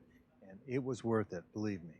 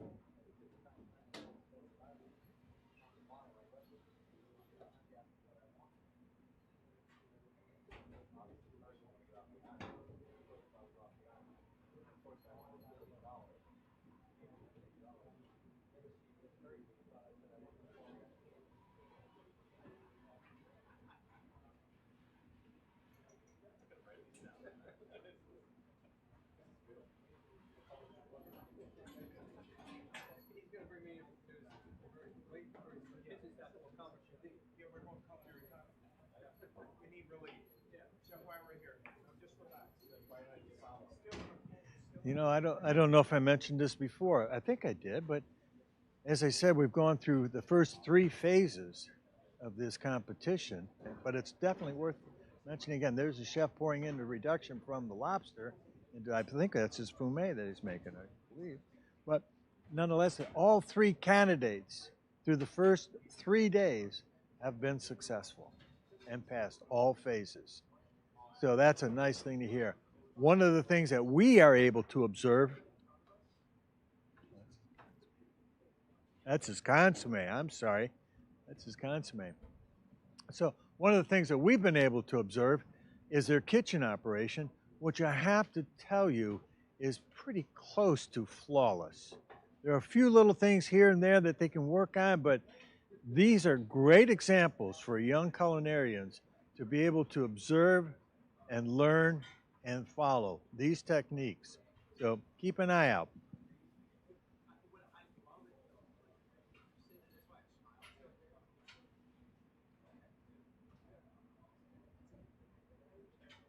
Okay, this is where you can see he's hand massaging this meat into that raft. And this is where he's got his mixture in there of egg whites and so forth. So he's going to mix this in there and blend it in. Should be, yeah.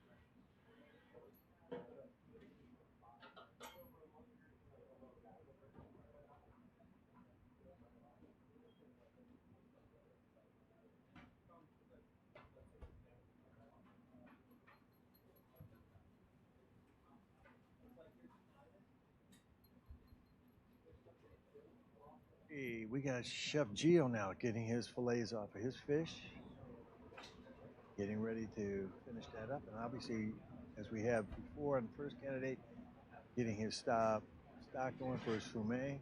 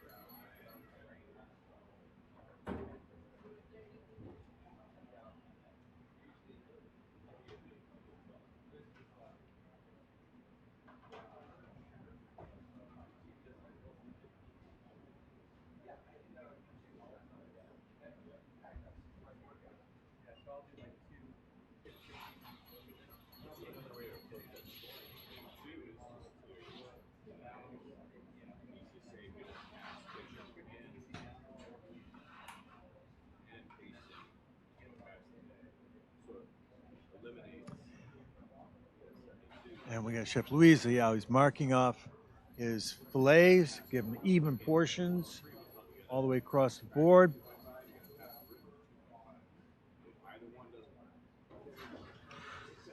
No, I think it needs to. That's what I'm saying. Instead of fucking with the weights, you know, you're not wrong. You're absolutely correct.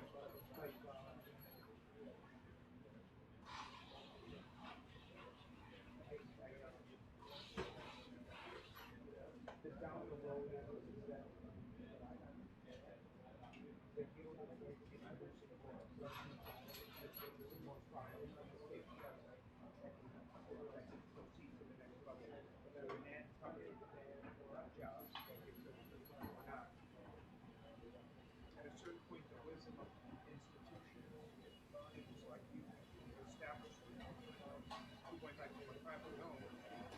These are the kinds of things that's going to come. It's going to help. All that unnecessary friction.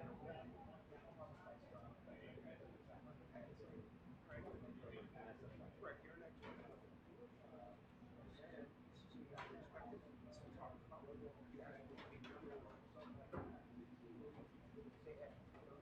You know, before I mentioned about the commis, the apprentices.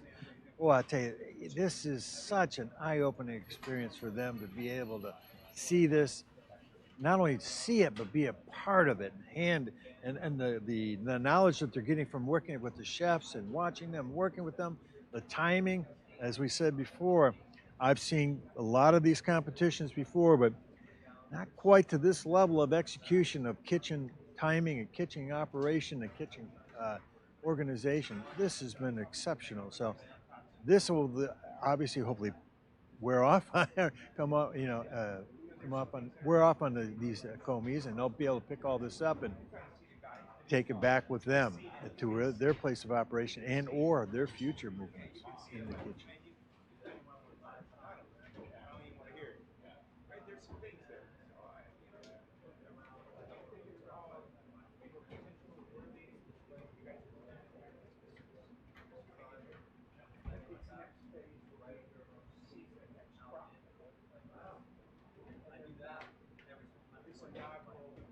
have Chef Gio finishing up the filleting of his fish, breaking down the bone.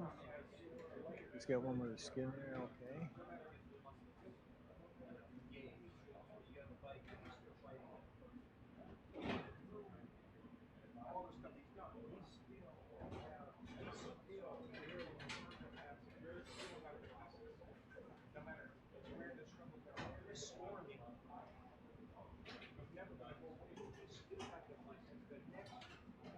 All right, so we see that Chef Jung, or Chef Anthony's cooked off his lobster. So now he can break down his meats and then fortify his stock with that, or the bones from, or the shells from the lobster, and then pull all the meat separate. Then obviously the main tail section, usually used to garnish the fish itself, and then much of the byproduct of that, smaller pieces, are diced and added to the sauce. See if they follow through on that process. That's classically how it's usually done.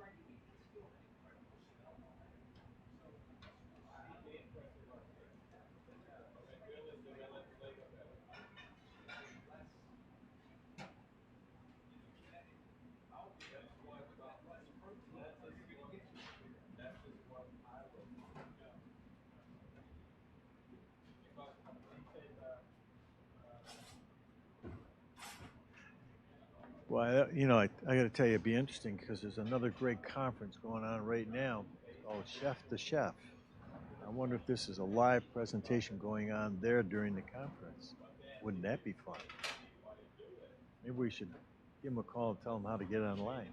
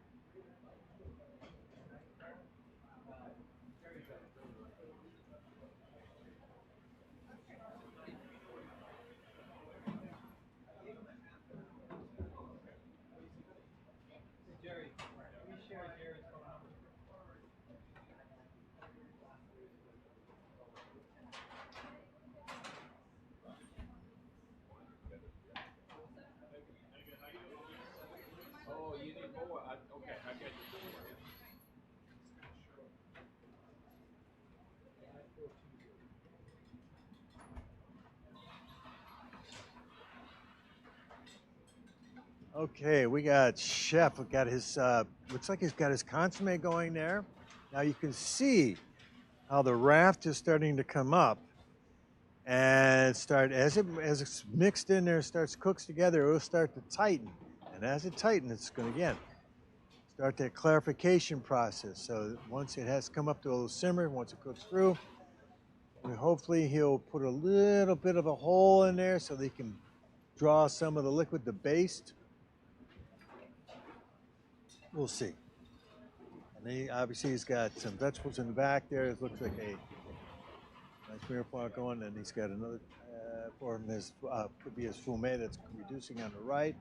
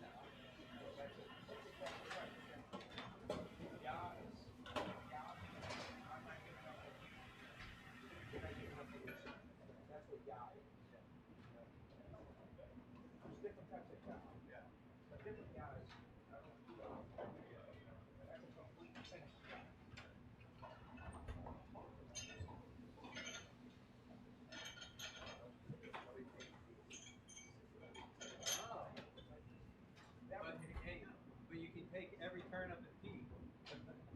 That would be our starting course. Let us turn up. Chef, let us turn up and tea. That's I got it.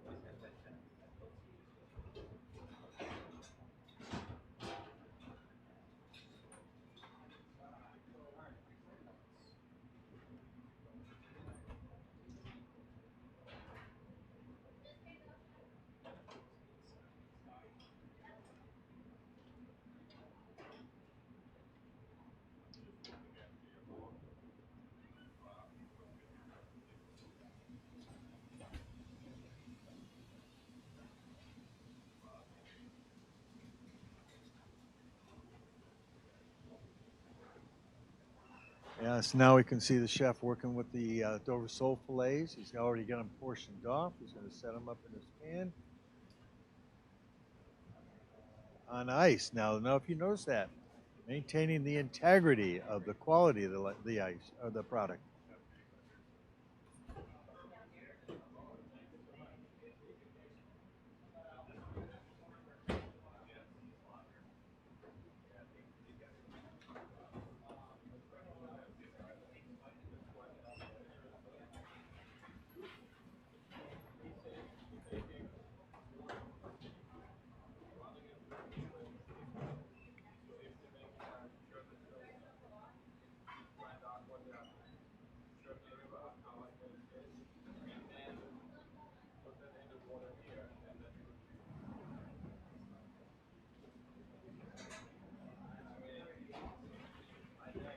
And if you notice, he was always working with that on top of the ice. There we go.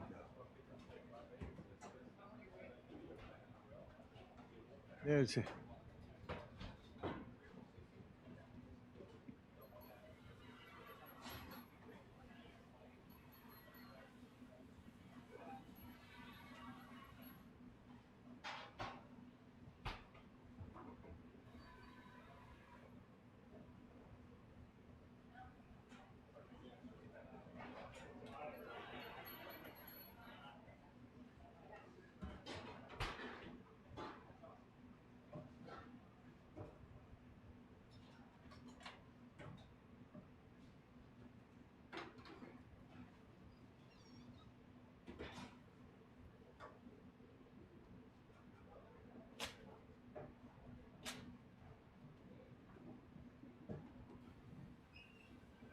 Oh, no, we're good. We're good.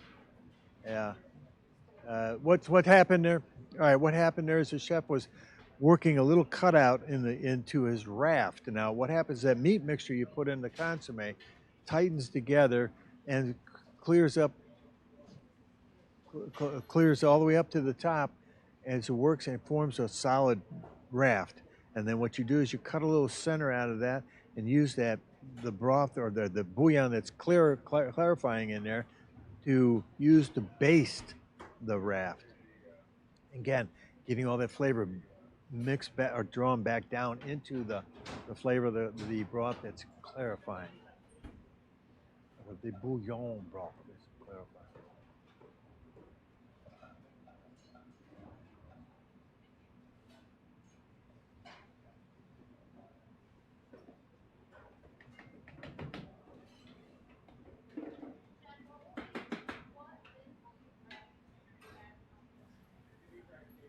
Now there's a question about releasing the raft when it's cooking up from the bottom there.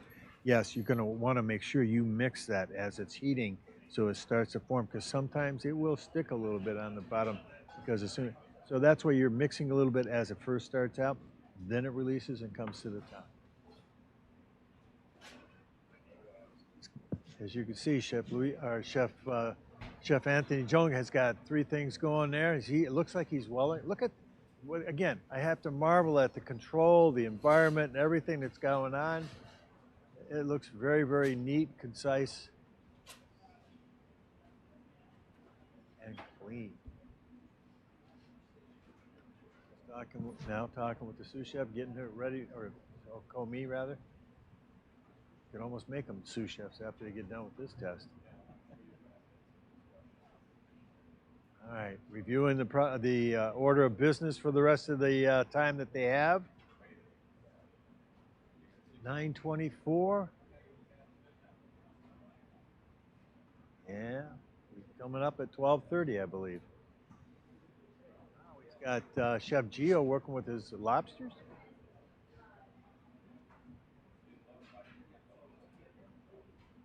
Now there's going to be a few different ways you can work with this. He like the chef. Chef stealing his lobster. Said, where hey, no, I don't know what he's doing with his lobster.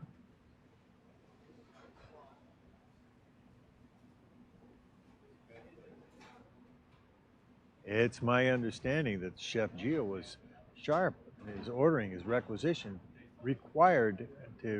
requisition 2 females, and apparently he got a female and a male. So now they're changing out his male and getting them 2 females to what he requisitioned.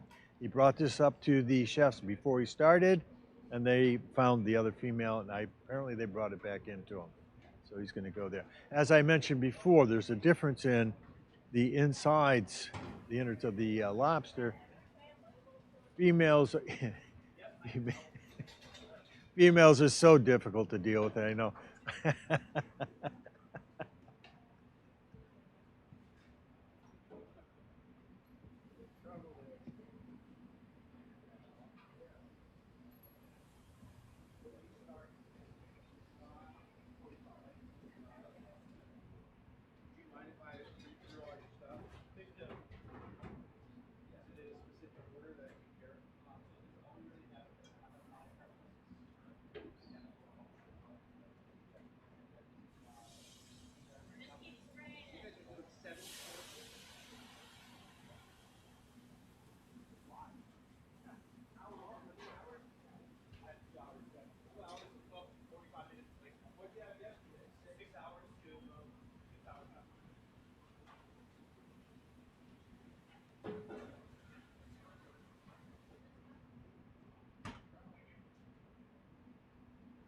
Okay, we're back. I found my composure again. Yes, he did request 2 females. And again, the difference is the fact that the coral that's in the females helps to accent the flavor profile of the sauce, the Newburgh sauce, as well as the color. You won't get quite the same response or effect from the males. So he was smart in thinking that way. So there you go. He's in process. Now again, as I was saying, there's a couple different ways you can process the pre-cooking of the lobster. taking the tail off and just cooking that. Now, you're going to be using the lobster meat garnish in 2 different ways. The tail meat will be used to be sliced to go on top of the Dover sole, and the rest of the meat is chopped up and then put into the sauce.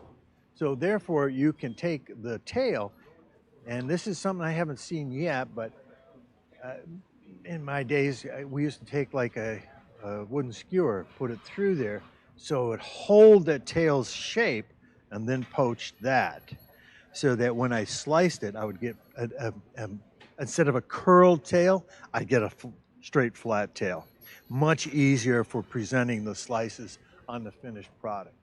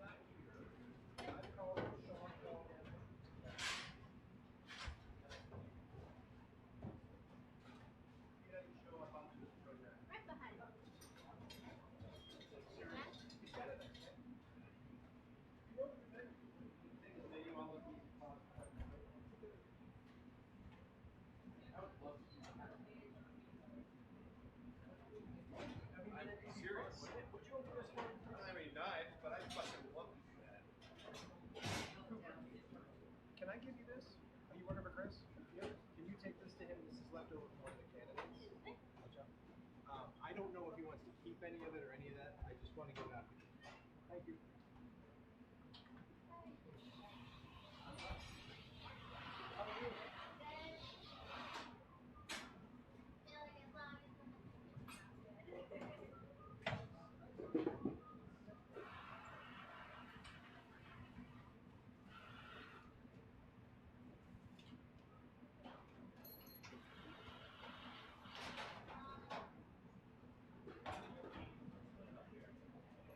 Okay, now we have, looks like, is that Chef Anthony? Yes, it's Chef Anthony. He's again, starting to get at the process now. Here he's going to have a little bit of, I'm going to say a little bit of an issue because his raft has come right up to the very top of his pan. So it's going to be a little difficult. Now what's happening is he's wiping. Now this is the egg white protein that you're going to see that white film coming around the edge white there. That's going to create a little bit of an issue because it may drip over. So here's where he might have been better off to use a little bit of a taller pan. But nonetheless, he's trying to be cognizant of the volume he's got to work with and to yield. He's looking for 6 portions. You might be forgiven by the evaluation staff. And now he's straining out his fumet, looks like.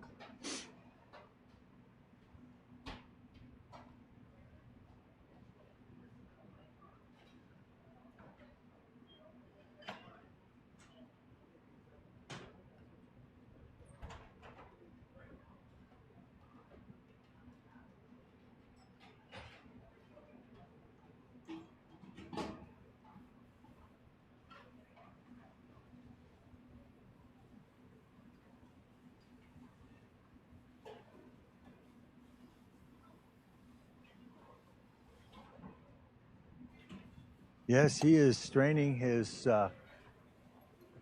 Oh, no, yeah, he's straining his fumate. Looks like, is it going through a cheesecloth? Is that what that? Yes, it is. There we go. There we go. No, you're.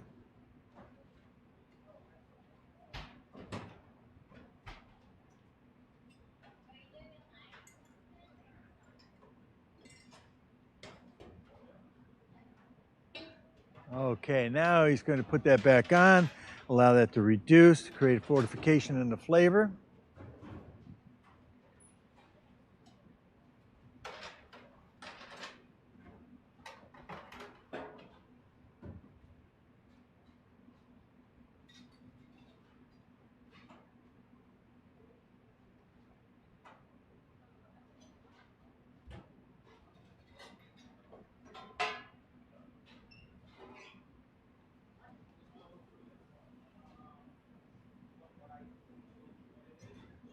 All right, there you got a good shot. See the raft?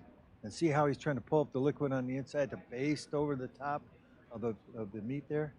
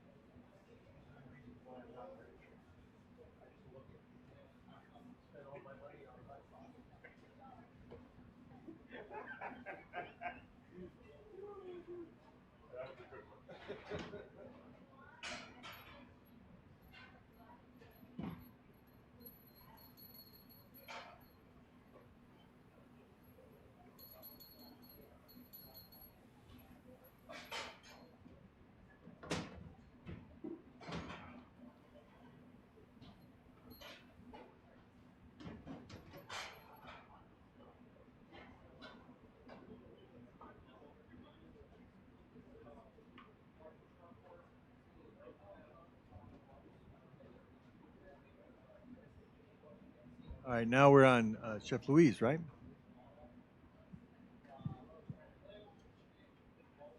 Oh, Young. Yes, I'm sorry.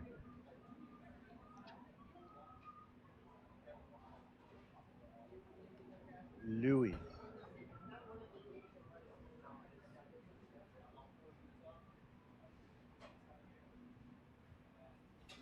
Yes, that's one of I must say that I do get the critical analysis of my verbal delivery for the show from my wife every night. So I have to make sure I practice.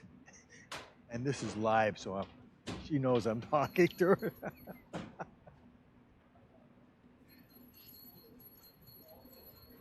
But I tell you, my wife has been absolutely outstanding through this whole thing, and it's very beneficial to talk to her when I come back home. Oh, I didn't realize I was doing that. So thank you.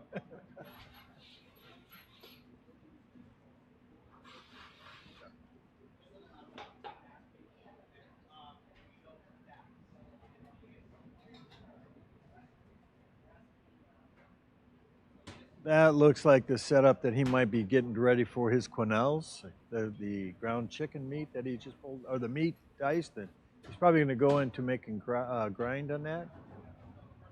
So, and then we got Chef Gio over here in the corner. What is he? Oh, that's the chicken. Is that the chicken he's breaking?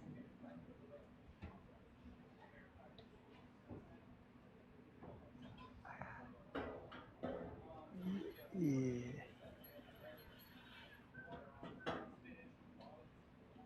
Yeah, if you can, yeah, if you could zoom in, taking the skin off.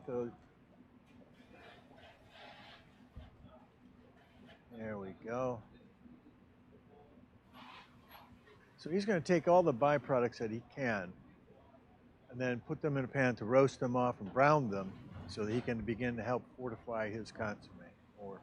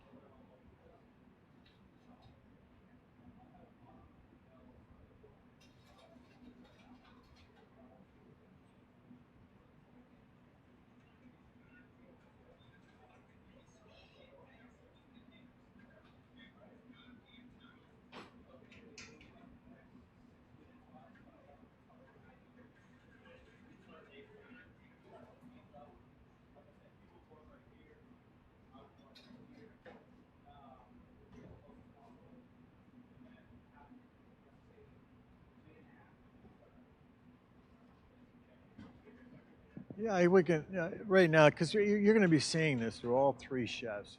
They're kind of going through the same process of how they're going to fortify. But the unique thing is, watch how they break their chicken down. Watch how they're going to break the bones and what they're going to use to fortify their flavors. Some are making big and some are making them small. Obviously, you're going to get quicker extraction if they're smaller. And you got to remember, always be conscious and aware of the timetable and what you can use, how you use your time to get the best flavor out.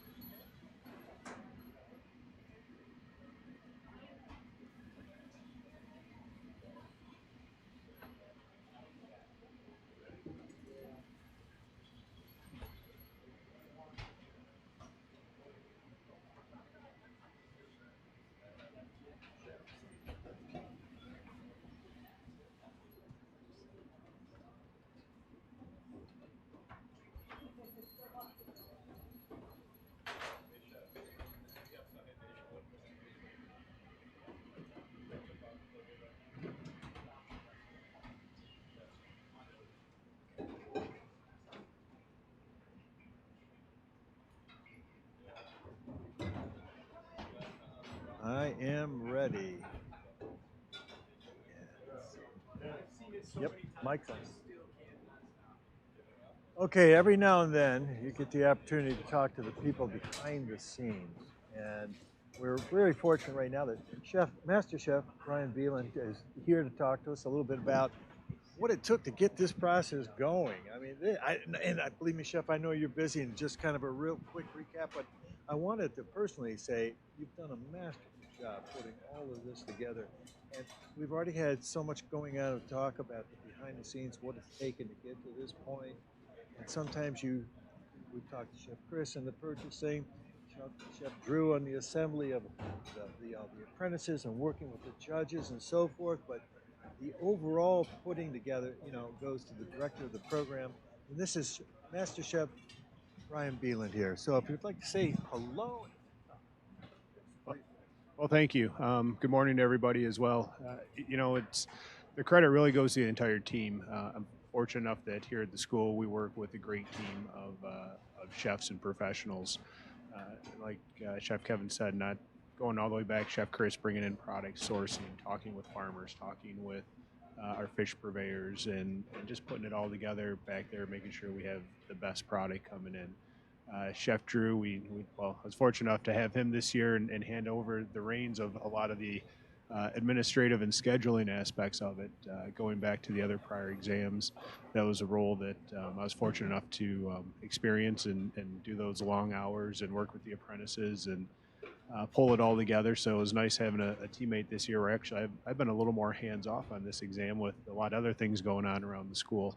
So the team itself is really put together. Chef Kevin, with everything you've done here on the media side of this, taking the ball and running with that's really what makes it all happen. I'm fortunate enough to be the point guy to help answer some questions, point some things in a direction, maybe give an answer or two, but most of it is really, go, take the ball and run with it, and own your areas and make it happen. And you get awesome product like this out of it. You get the media, you get the quality of the food, you get the apprentices, you get the facilities, and it's everybody that makes it happen. So I have very little to do with it, and it's really everybody else, but thank you.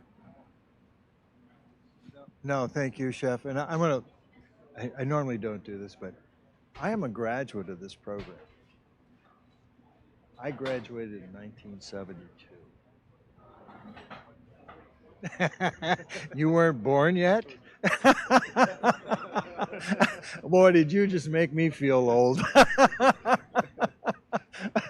But true. I'm a graduate from 1972. I know I don't look that old. Thank you very much. And my audience is going, oh, you're kidding. But nonetheless, the reality is that I've actually had the opportunity and the fortunate opportunity to watch this program grow since I graduated from this program. I think it started back in 1986 or something like that, something original. So, in watching this grow, but I have to commend you. In the last several years, you've been able to change and adapt and breed so much more of the relevance to what's going on today in your educational process. And I think it bears commending you for that, because I think you're the directing action for that particular process. So great job. And I got to tell you, I walk in here, and every day I walk in here, I cannot believe what I'm seeing. And the fortunate situation for these students is they're walking out with firsthand today relevant information. So I applaud you. Thank you so much, Chef. And thanks for the time coming in. Appreciate it. Big round of applause. Let's go. Yes. And with that, I am going to take a quick break, and I'll be right back.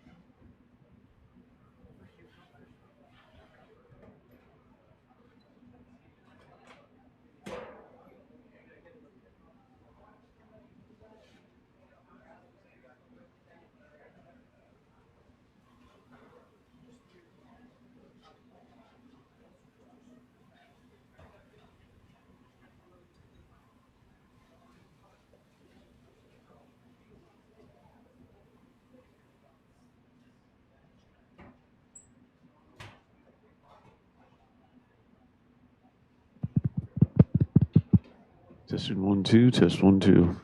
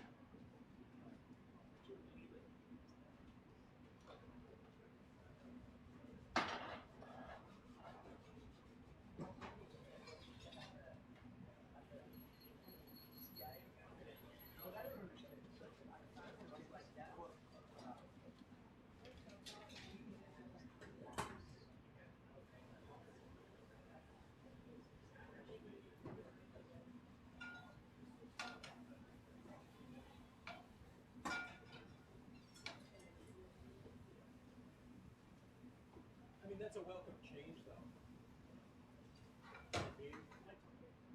As long as it's not too thick.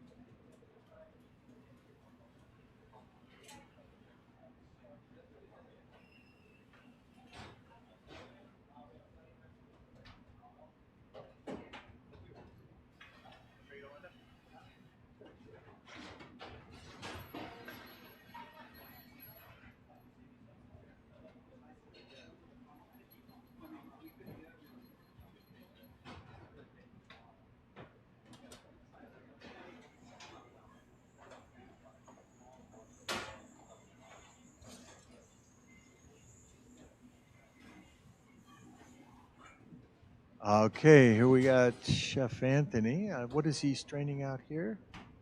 Looks like he's straining his consommé. Yes, he is. He's straining out his consommé.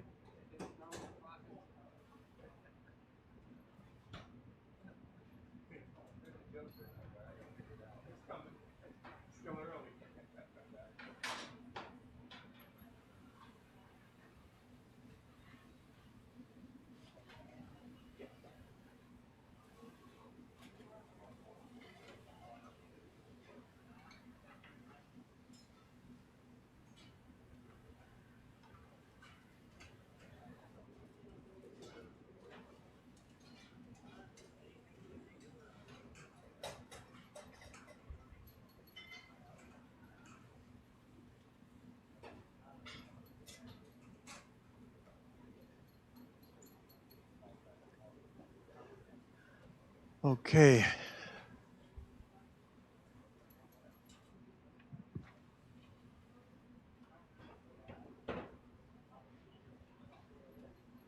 And there he's going through a second strain. And let's see what happens there. It'd be interesting to see if he added his tapioca to his raft or he's going to do that separately. Normally separate, but again, each process, each individual perceives a. I see. I think I know what he's.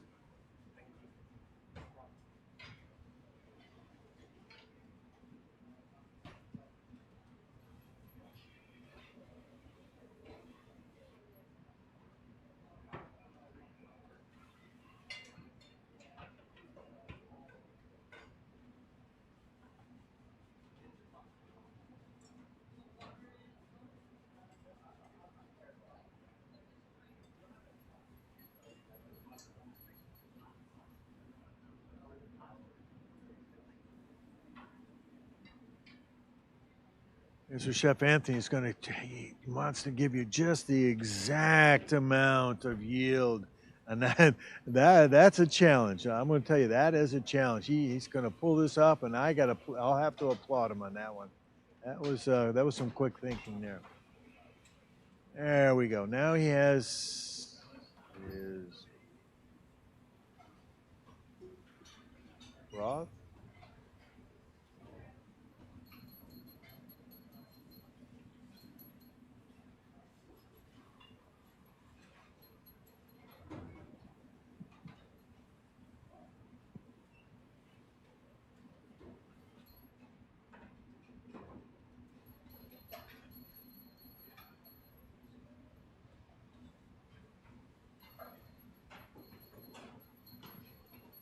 So let's see where we're at. And then we got Chef Luis here, and let's see where he's at.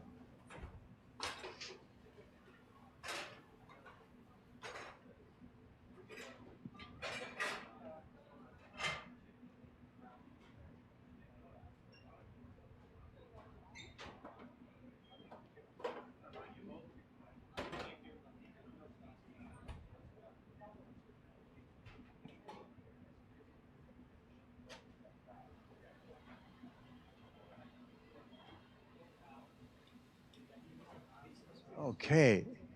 Ah, looks like he's got, is that a cartouche on his raft? Interesting, nice, okay. Looks like he might have a little cartouche on his raft, I'm not sure. No.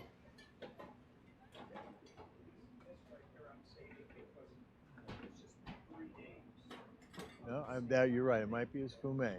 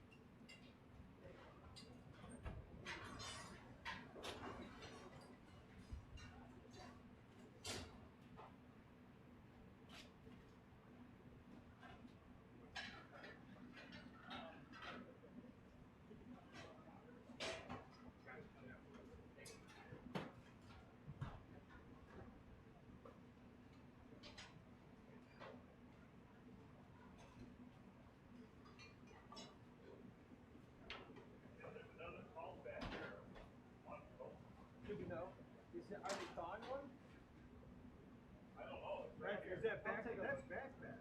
I mean back fat. Yeah. All fat up there. Yeah, but it's the same. It's the same. I'm just saying they don't have to use that. Somebody do that. No. So we.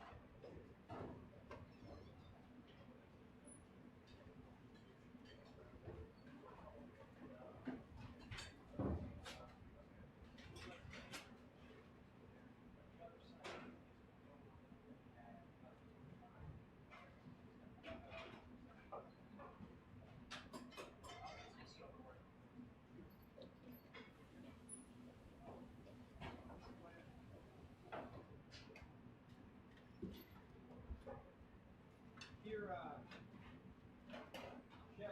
Chef Phelan. So here's that station.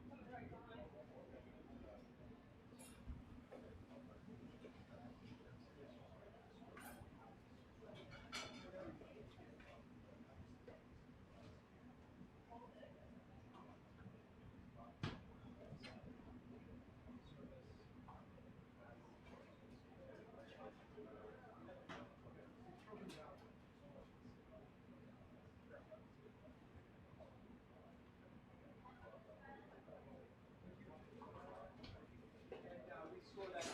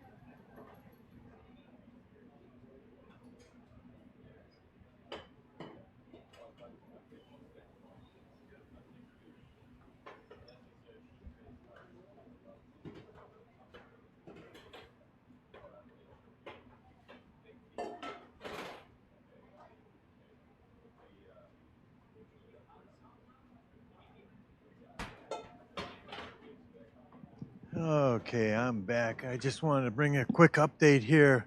In the menu today, all of them were supposed to be Barding their fillets, the tenderloins.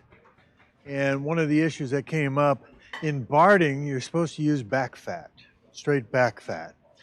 Apparently, the back fat that was available was a little too thin and had some what they call rippling. And so when you go to slice it, you won't get a nice smooth cut. So to offer the candidates the options to say, okay, you have a choice. You can try and use this, or you can use caul fat. So they gave them that option. We do have one candidate who has chosen to use bacon. They said, okay, fine, if that's what you're choosing, you may proceed with that.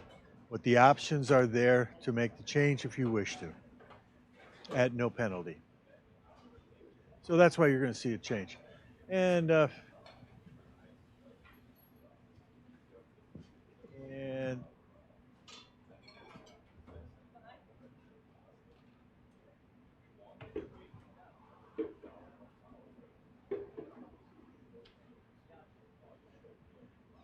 And here we have Chef Anthony Jung.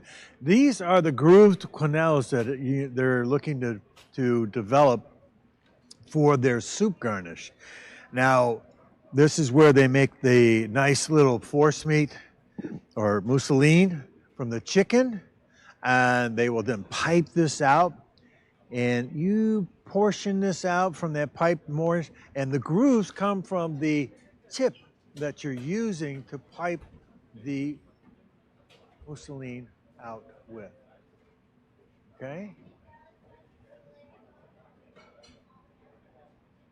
So that's what that's all about there. That's to give you an update on how you make grooved quenelles.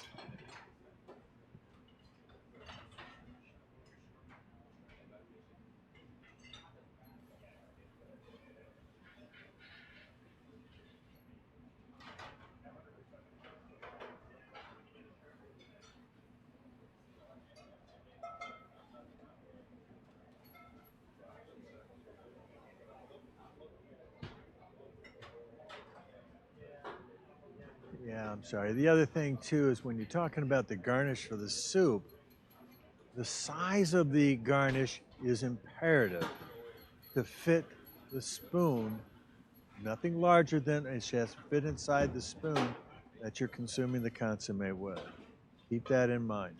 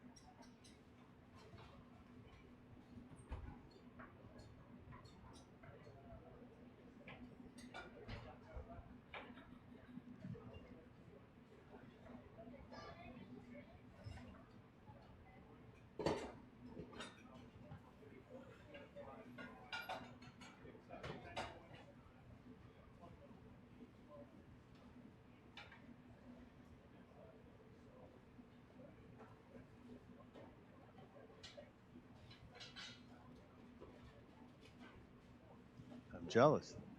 All right, we're back here.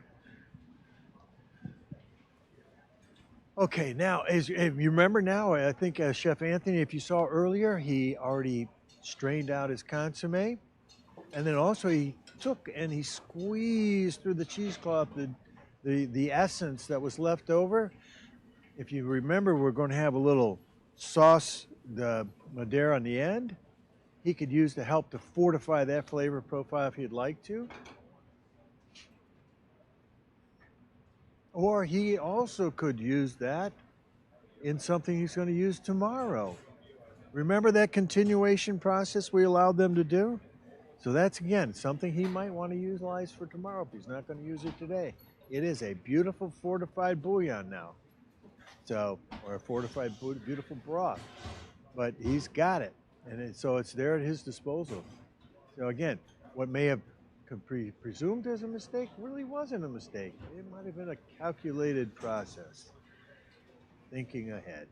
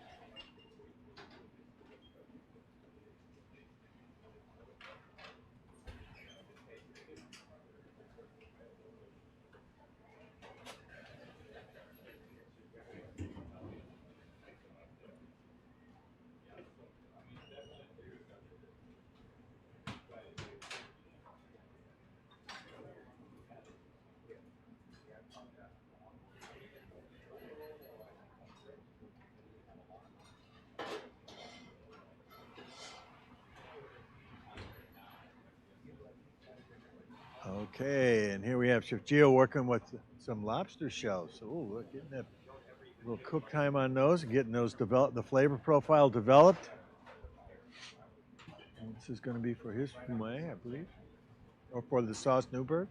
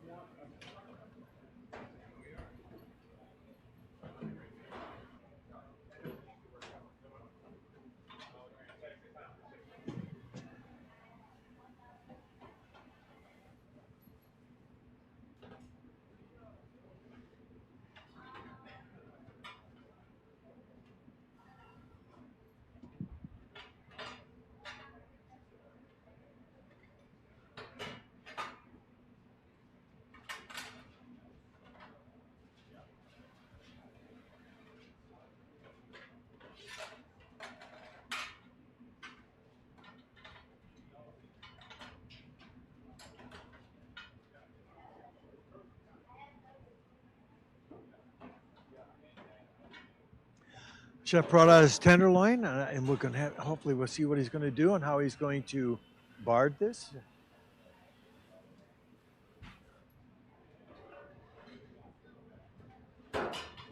And for those who are not familiar with the term barding, originally it started out with the idea that you would take back fat, pork back fat.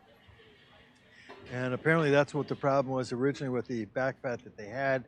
They couldn't slice it. Now you need, oh, now he's using caul fat, as you can see that. All right, there, we're getting a nice roll of caul fat on there. This is going to extend more flavor to this.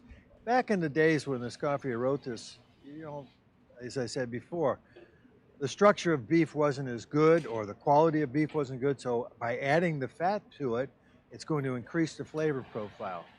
Now it's helped out. This is going to mimic that, but before they used to lard it where they would put the fat into the meat. Now they're putting it around the meat.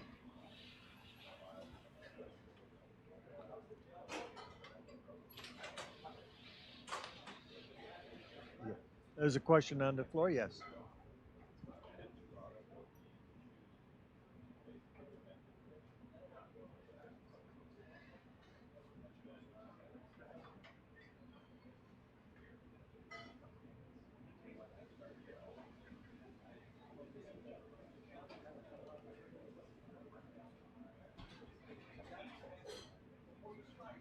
But you know, they actually did have that option too, but it really wasn't necessary to lard the in today's meat that you're getting. The quality of the fat structure is so much better than it was before, so you really don't have to lard. But then again, you have that option if you really wanted to increase that flavor to the center.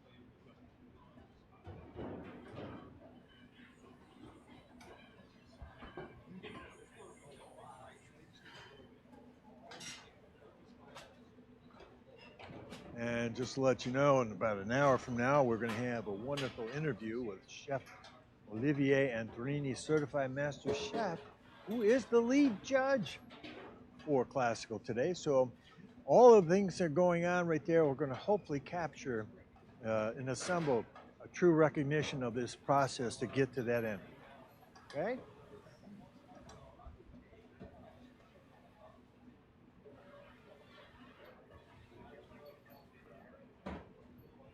So for the judges today for Classical, you'll have, let's see, for the kitchen, you got, let's see, Joaquin Buchner, Chef Russell Scott,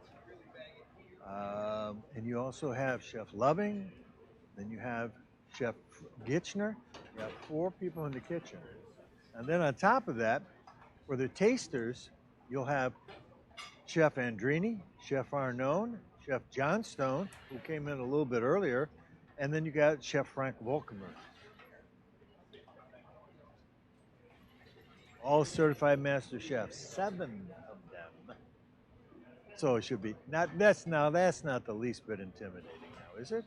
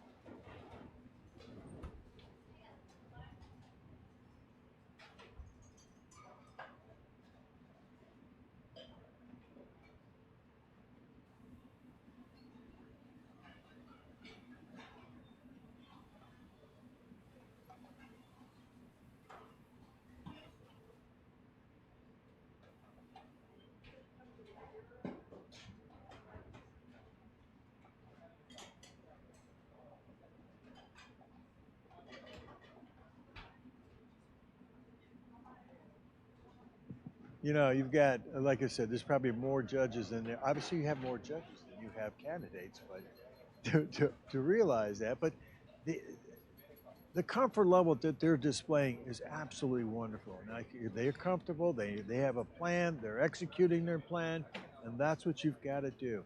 You may have a judge or two coming up and look in your pot, ask you a quick question, but your confidence level is what's going to indicate your professionalism. So, and if you showcase at the highest level, they're not going to bother you. See, the chef's walking away with a smile on his face.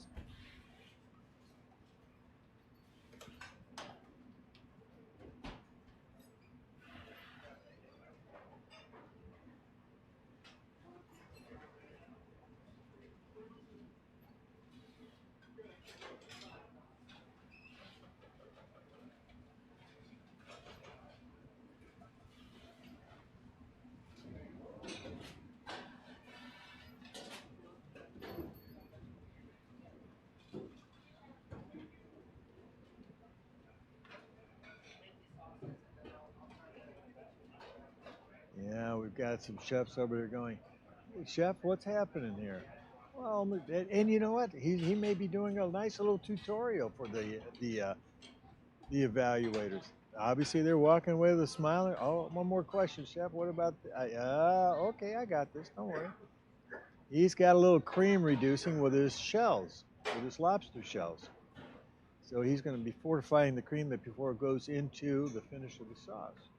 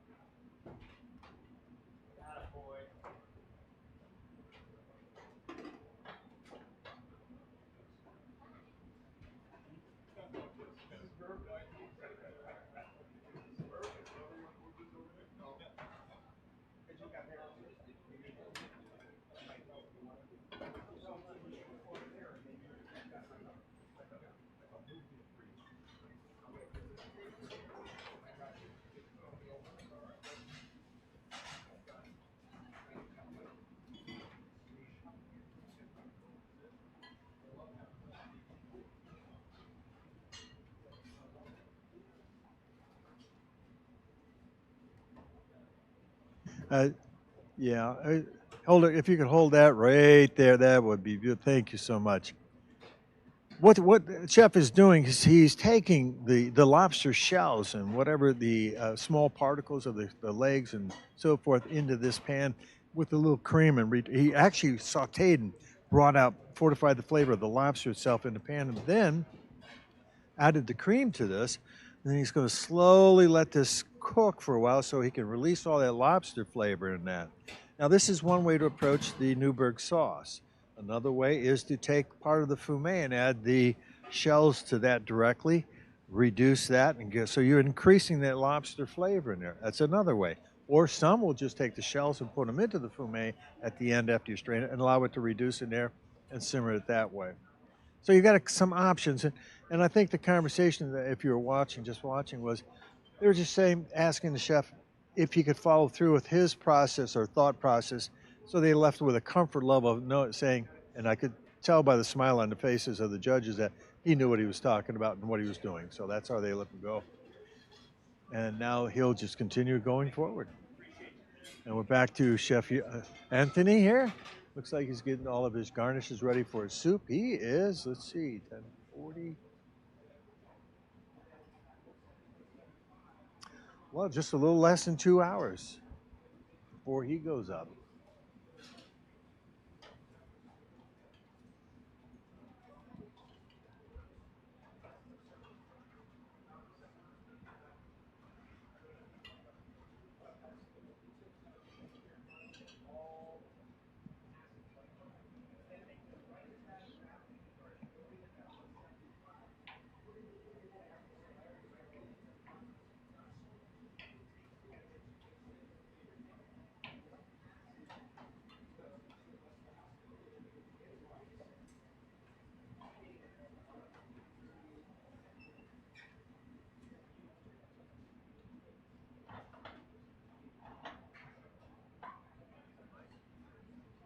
This might be his Mornay sauce, maybe? I don't know.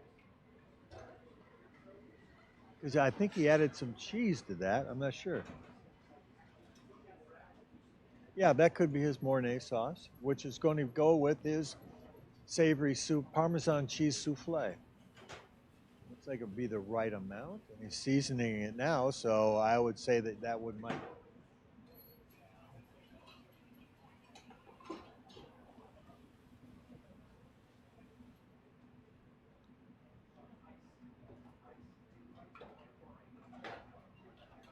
Yeah, and I'm sure everybody's noticing how much more equipment is on these cooking stations than have been in the past 3 days. And this is just a prelude to tomorrow now. Remember, this is the first 4 days. We're asking each of these candidates to cook something for us to begin to assess the variety of knowledge and skills that you have and see if you can bring those to the mastery level. Then the last day, you're on your own. It's your menu. It's kind of that free spirit. Let me see what you are all about as a chef. Showcase what you're going to show, what you can do. It's that free-spirited day, I call. I am going to be set free, and I'm going to cook for myself.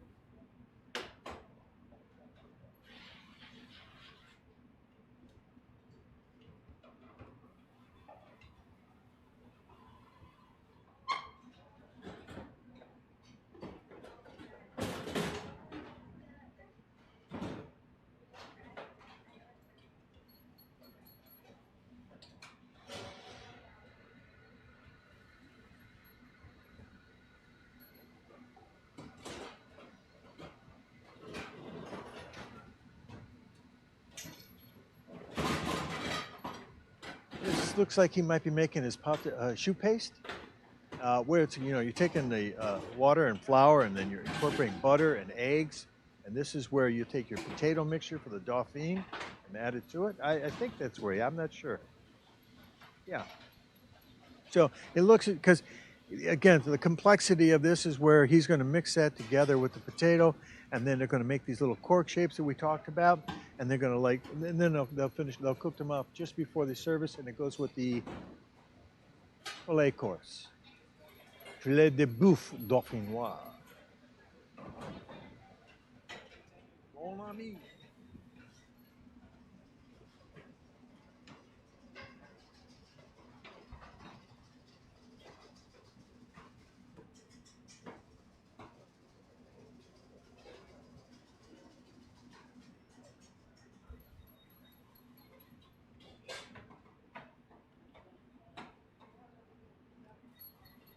It appears that we have now Chef.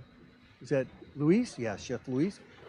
He might be making his choux paste a little bit differently, where he's got flour, water, and then now he's incorporating his eggs, and he's doing it on mix this way, whereas Chef Anthony was making it more of a classic way.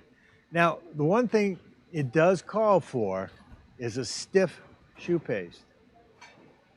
So you got to be careful here. Make sure, because in processing like this, you might not get that quite the same texture.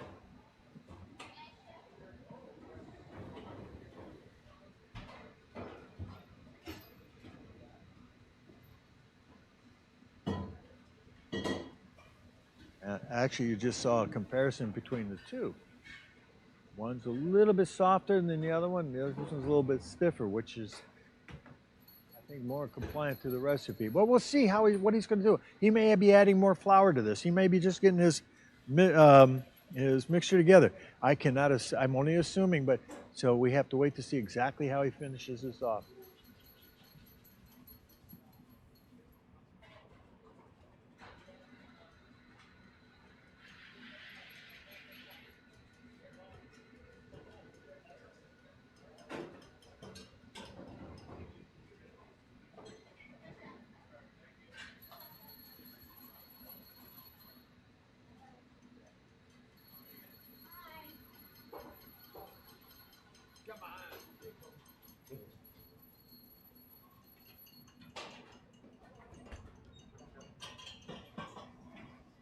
You know, the difference between those two pot de choux was, you know, one was warmed a little bit in pan so we could get the incorporation of the liquid and the flour in there, and then the incorporation of the egg. Now, he's doing that by hand. And again, according to the recipe, if you follow through, they're looking for that to be mixed in with your potato mixture. You can definitely do it with a roboku. You just got to pulse it. Not quite give it the length of time. Now again, I don't know if he has all his flour in there. He just wanted to get the nice smoothing. Here, he's got to mix this manually for a while now to make sure it gets smooth and makes fully mixed. So we'll see how that works out for him and it works out for Chef Luis.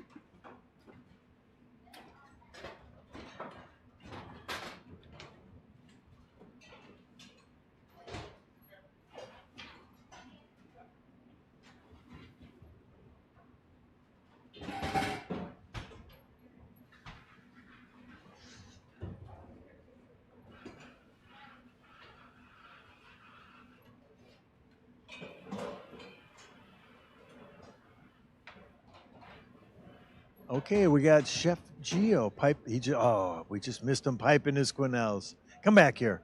Thank you.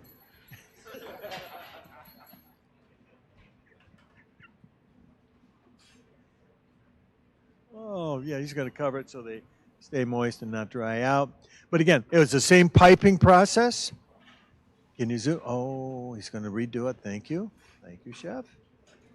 And so we can get a little close up there if it's possible to zoom in there.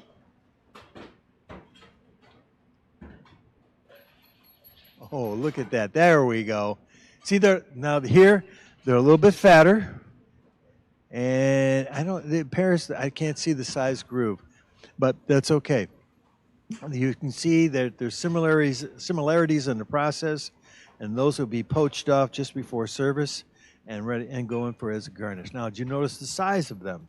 As I indicated before, nothing can exceed the size for the garnish for a consomme outside the size of the spoon. And here you see him. He's working on the basting of his raft for his consomme, bringing it up from the center and pouring it back over around, allowing for the flavor to go back in through the raft and into the liquid below.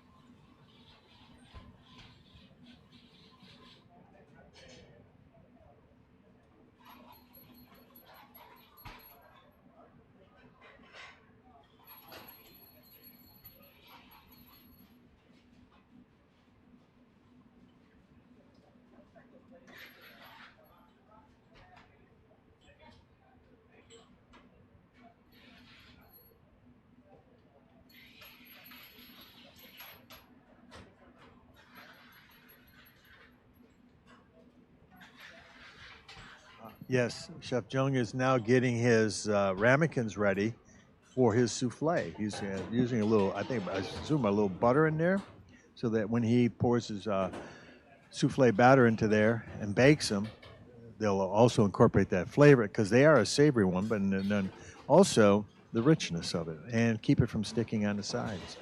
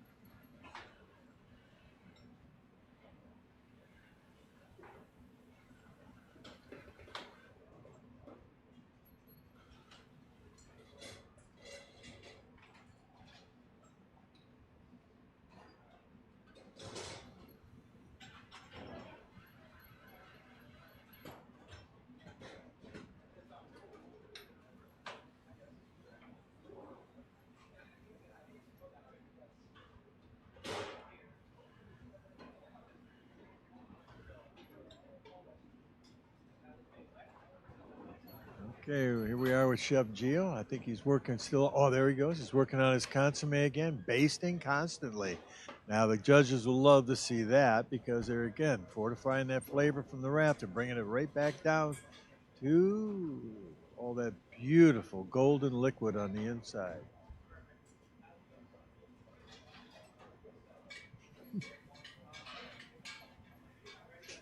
And the reason why you don't just push it down is so that it doesn't disrupt the raft, so it doesn't create particles to fall into the consomme. The consomme is supposed to be perfectly clear, you see, from top to bottom in the vessel it's in.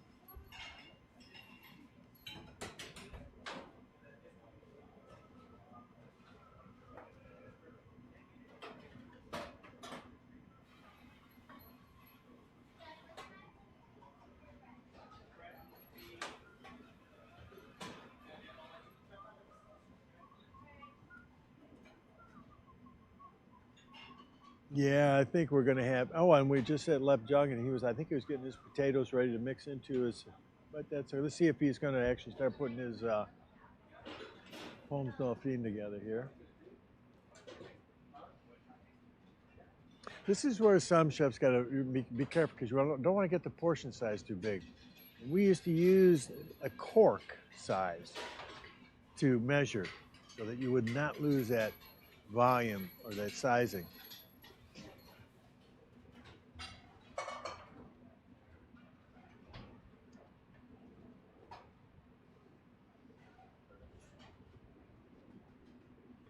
I've drank enough wine in my life. I can remember the size of a cork.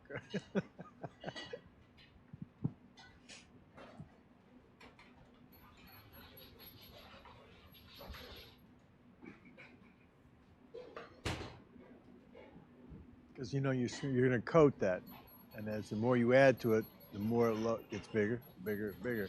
And sometimes you lose sight of that. And again, we're talking about classical cooking, the exactness that's required here. So keeping everything exact.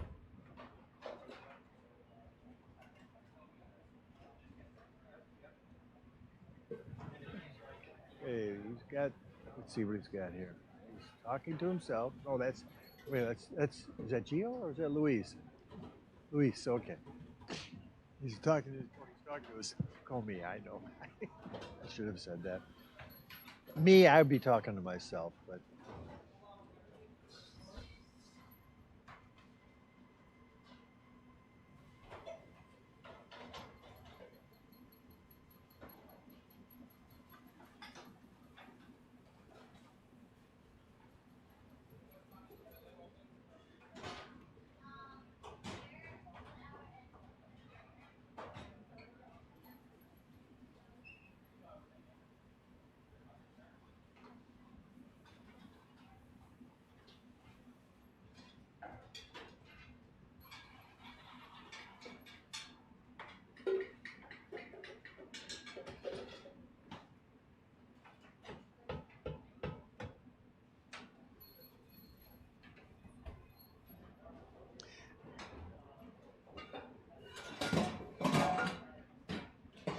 Okay, it looks as though he's at the point where he's got the potatoes, then he's riced, and then he's going to fold in his choux paste to that, and then begin to form his Holmes Dauphine.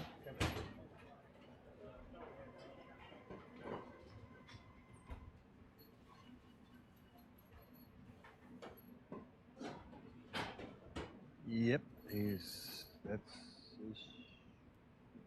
that's what he made in the food processor. So.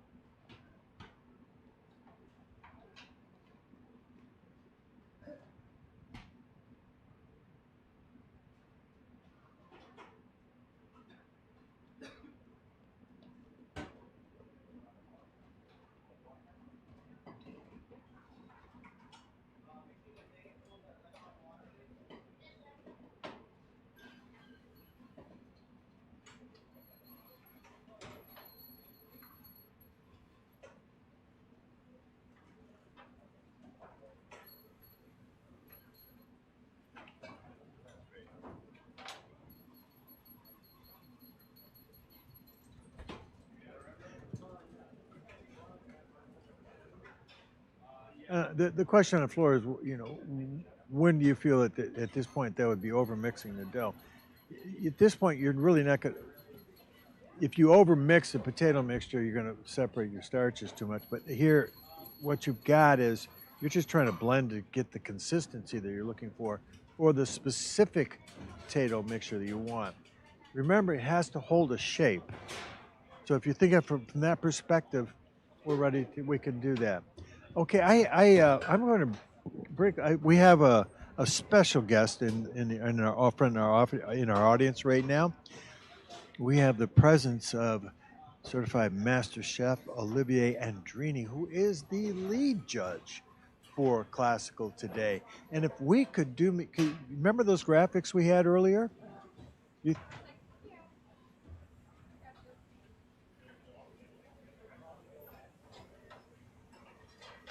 So would it be?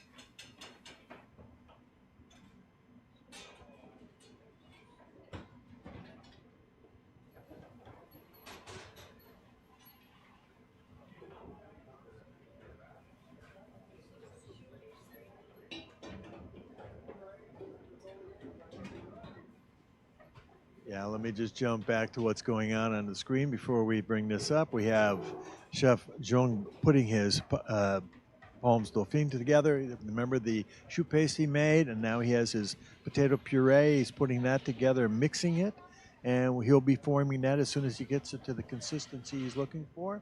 Well, we have a special guest right now. We have certified master chef Olivier Andrini, who is the lead judge for this particular section of the test. And so I'm going to kind of pass it over to him. And if we could, before we do that, Chef, tell me how you think the exam's going. I think right now it's going very well. Yeah, I think it's, yeah, definitely. Yeah. No, it's good. Are you happy with everything so far? Yes, very happy. Yeah. A couple little snafus, not snafus, but changes. And I noticed that we went from caul fat to caul fat instead of the back fat. Well, because the fat we're supposed to use, was too thin, and it was impossible to slice. So we change and give them something they can work with it. I see. Okay. And now, question has come up. Will this affect their judging? Not absolutely not, because we know it. We give it to them, so everybody knows about it. Perfect.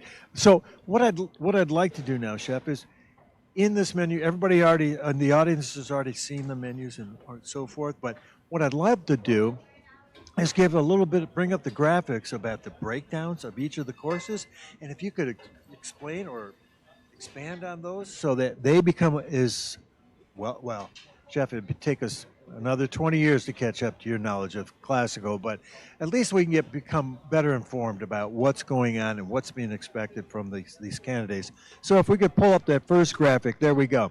We have, right here, Chef, if you'd like to follow that.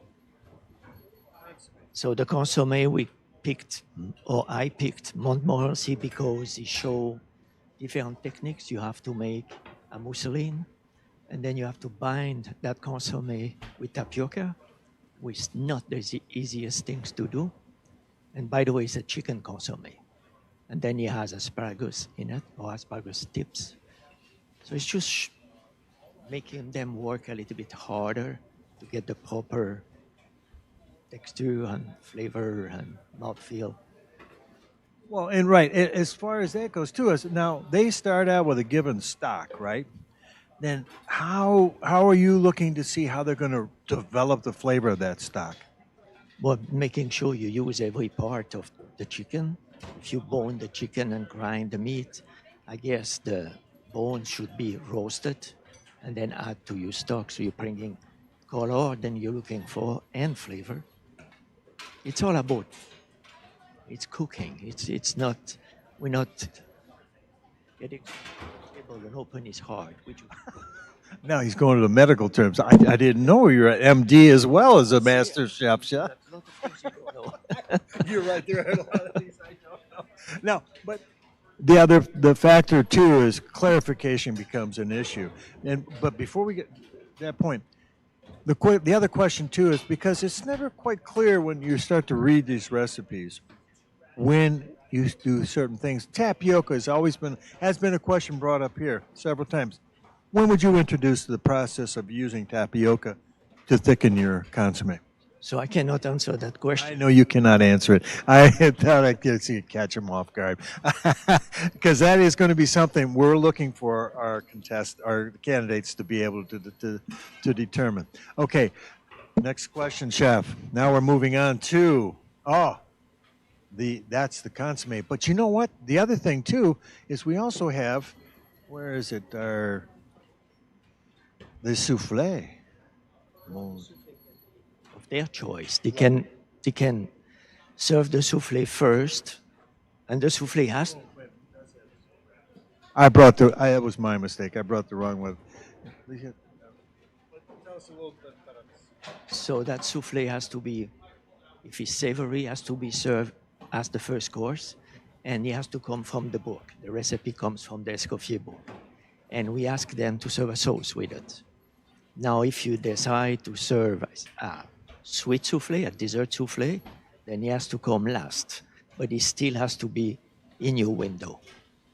So I think that's way harder because you have to actually, during your window, you have to go and put the soufflé in the oven, and then it's on your mind, then you have a soufflé in the oven, and then you have to go back and get them out as you're doing the window is maybe the hardest part of the day.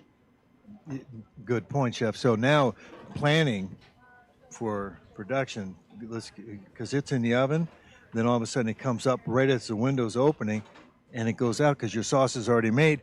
Now you get the full time for the next 3 courses, which again, we've already did touch briefly about the souffle and also the soup, the consommé. But now the next course then, obviously following that, would be the filet of fish. It's always a fish course.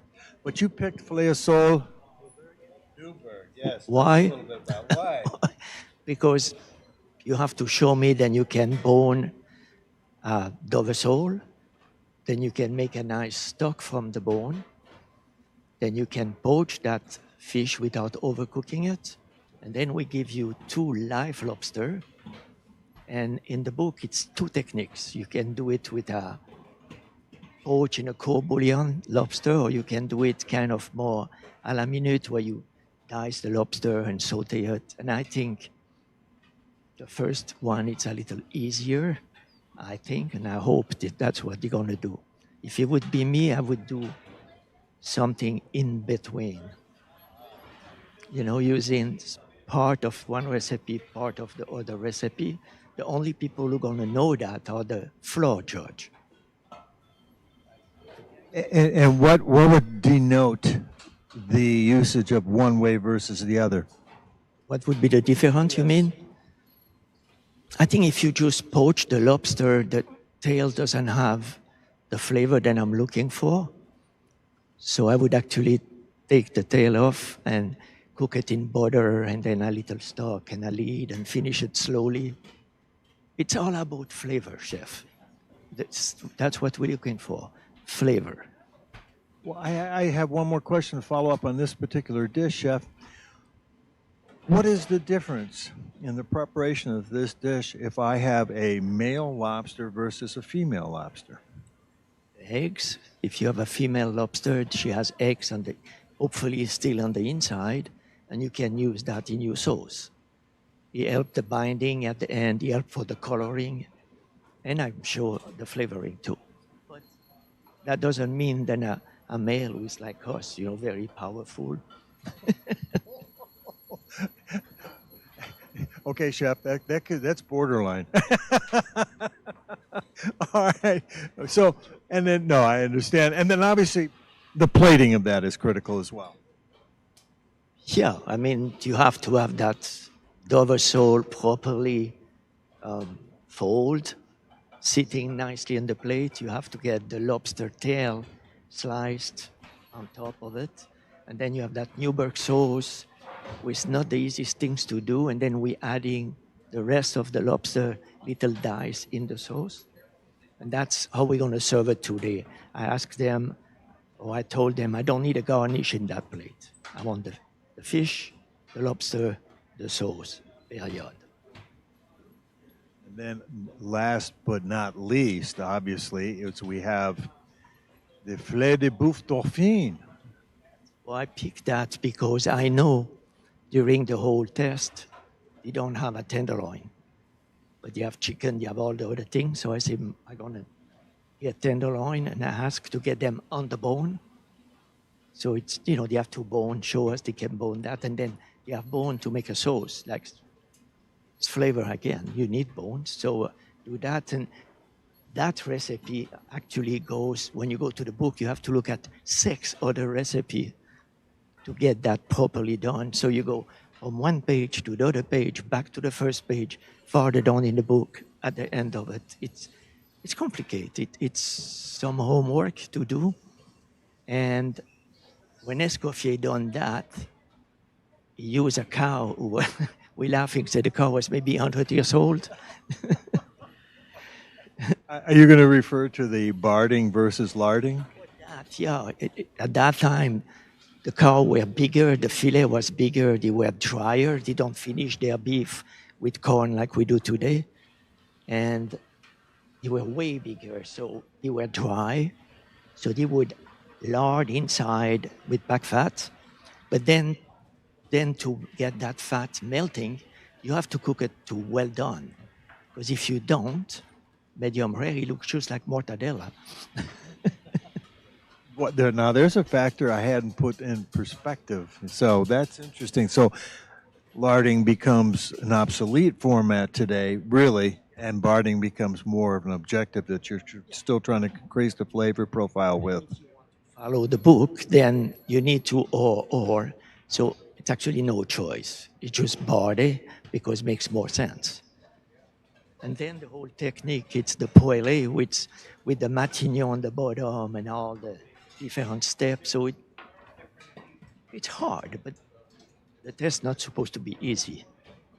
Well, it's showcasing the knowledge, number one. So they all took the tenderloin off of the bone. Would there ever be an opportunity to serve it, cook it on the bone, and then take it off if you... Not in that recipe, because it has to be cooked on top of the matignon. Right. It cannot be a bone in between. The matignon, the flavor of the matignon goes through the beef as it cooks. So if the bone is there, I don't think it would work. I think you roast them and you use them to develop a sauce. It was a question that was brought up, and I was kind of put a clarification to it. I say this morning I would love to have a beef tenderloin like that on the bone home and cook it whole and roast it. I think it'd be very, very good. Yeah. And then again, finishing that off, you have pommes dauphine, right? Well, pommes dauphine, you were describing it when I walked in. It's a third of patachoux, 2/3 of potato, just puree it, but with no milk, no cream, nothing. And then you do a mix. You season it, salt, pepper, nutmeg. And then usually we pipe it. And the end product should look just like a cork. So you have to pipe it a little smaller than the cork because you're going to bread it. And then you're going to fry it where it puff a little bit, and the end product should look like a cork. So it's all the components are demanding. It's feasible, but it's demanding. But the whole test is demanding. As true very is. Finish off with a Madeira wine sauce and a vegetable. Now the vegetable becomes the player's choice, so the candidate's choice, correct? But it has to be green. Yeah. The book say on the bottom need to be served with that green veg. And as you already have, and that's funny I say that, as you already have asparagus in the consommé, I would maybe not use asparagus again. And some veg would not match the beef. I would not use Brussels sprout. But a nice green haricot vert or even some sauté spinach would work well, you know, like the way the French do, just large leaf and just saute them a little bit. I think that would work very well with the beef. Yeah. And anything else you'd like to add, Chef? No, I mean, I was part of the development of the new test. I do all the assessment, so I'm very proud to see that we have 3 candidates who are doing very well, and I just hope they're successful because that would make what we do, what's the word in English for that? Make it, you know, people would look at it and say it actually works. Because the problem we have is to bring people to the exam because it's been told. We could always say that right now, these 3 candidates are proof of the pudding. Okay, that's kind of where I want to go. We try to prove to the people, then it actually works. You take the assessment, we take you there. You have to work hard. It's a commitment, 2, 3, 4 years, depending for who. But at the end of it, it's a really cool result. Why? I wouldn't. I was just going to commend you, Chef, because I know you've been working extremely hard for the last 4.5 years now on the assessment program. He has devoted his time really to mature and develop and assist in creating an avenue for young culinarians to create this understanding and this flow. And I can't tell you how much I appreciate all of your efforts, and I want to thank you personally for doing so, because it is now, and I will honestly say I believe it's now proven, because I have never seen a group of young candidates prior to this work so efficiently in the kitchen. And that comes from the assessment work that you all have done. You and many others, Chef Buchner, Chef Ford, Chef Walker, Chef Drew Says, all of them. We have to give them all a big pat on the back and kudos. And you have done this week in, week out for so many years now, but it again has paid off. And my humblest applause to you for doing this. Thank you. We do that because we don't want the brand to die. We need to bring new people, so keep going and get more of it. And we have to thank you guys, because the school provide everything we need. The produce are beautiful. The facility works well, and it's. You thank me, but I thank you for what you guys do. Well, I wish I could take credit for this. I really do, but I can't. I'm retired, remember? Me too. No. Okay, hold on one second. I think we have one question from. Would you like to take one question from the audience?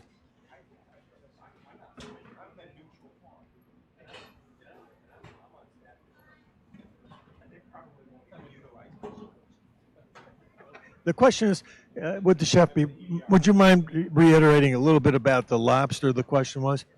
So I've been asked to talk more about the lobster for the Newburgh. And my answer is you have to open the book and look, because it's 2 recipes, 2 complete different ways to do it. And like I say, I do some kind of an hybrid in between, because the people in the judging room, the people who tasting it, would not know that I Hybrid it. They're just going to go, And that word is hybrid. oh, many taste good. You know, that's the end result. I want to taste good. The book, the chapter, bring it up, the recipe, read through it. You'll see that there's two venues. That's it. Chef, anything else?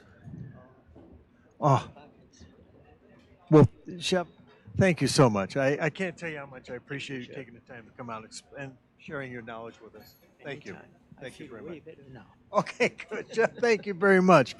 Enjoy. We're so fortunate. Thank you. Nice round of applause. Thank you.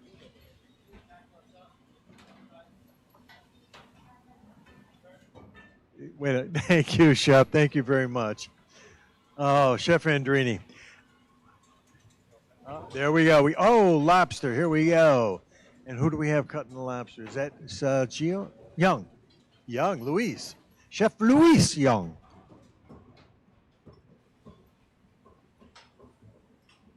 Ironically, we just talked about the lobster, and here they are, showcasing the lobster. Did you know that? How did you know that? How did you know they're going to go to the lobster right after asking? You must have that. Ooh.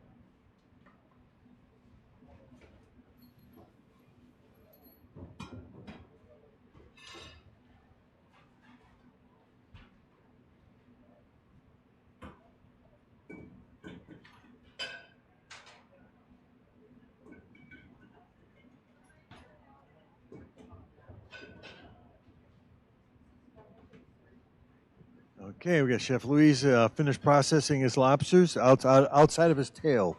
This is all the head portion right here of the lobster, which I think he's going to be using primarily for his sauce making.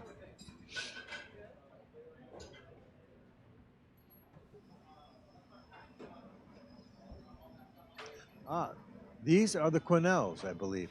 Oh, is he? He's kind of, is he? Oh, no, these are his potatoes. I'm sorry. Yeah, see, he piped them out, and now he's just doing a little roll on there. Now, as you heard from Chef Andrini, a little smaller than a cork, because they will expand, and that's exactly what he's done. Look at that, perfectly sized, perfectly sized.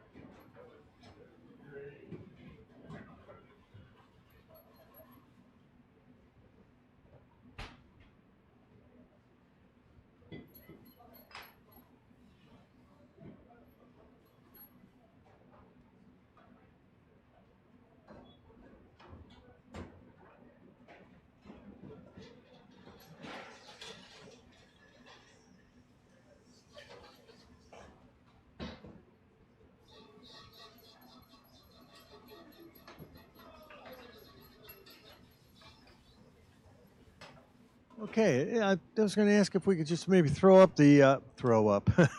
up the menus so that we can review them again, so we can let you know exactly what they're doing. Obviously, you have the pomme soufflé. Oh, Parmesan soufflé with the Mornay sauce. That would be your starter course again. The Mornay sauce being a cheese sauce. Consommé Montmorency, a chicken consommé, thickened slightly with tapioca, and the garnish for that will be the asparagus tips, the grooved chicken quenelles, which we've had the opportunity to see a couple of them being made, and it was served with also garnished with boiled rice and pluches of chervil. Then you have the filet of sole Newburg, the Dover sole, which is poached, and then served with a Newburg sauce with the poached lobster as a garnish on top. And then, as we've heard from the chef, the other pieces of lobster diced and put in with the sauce. Then you have the filet de boeuf dauphine, where they boned out the filet from the bone, and then taken that, and they will then bard that, which we've seen with the caul fat, one is doing it with bacon. So, and then the pommes dauphine, which you saw already being made. Now the pâte à choux and the mixture, 2/3, 1/3 basically, and then one is doing with spinach, one is doing with well, let's see, one was actually using the other rest of the asparagus. And I'm not sure, or I don't know what the other third one was. Something. Yeah, see, I can't remember if they're using. Vichy. I said that was a typo, from what I understand. It isn't carrots; it's haricot vert. So, because classically, according to Escoffier, he wants you to serve a green vegetable, and that was a typo that was put in. But they were given a chance to change, and they did change. But it was after the menus were put through. So there you go. You got an idea of the menus again. And remember, the basket was only 3 items. It was the Dover sole, lobster, and the tenderloin. And from there, they had to pick everything from the stores to make everything else that they were to put together the rest of their menu. Okay, with that, I'm going to take a quick break, and I'll be right back.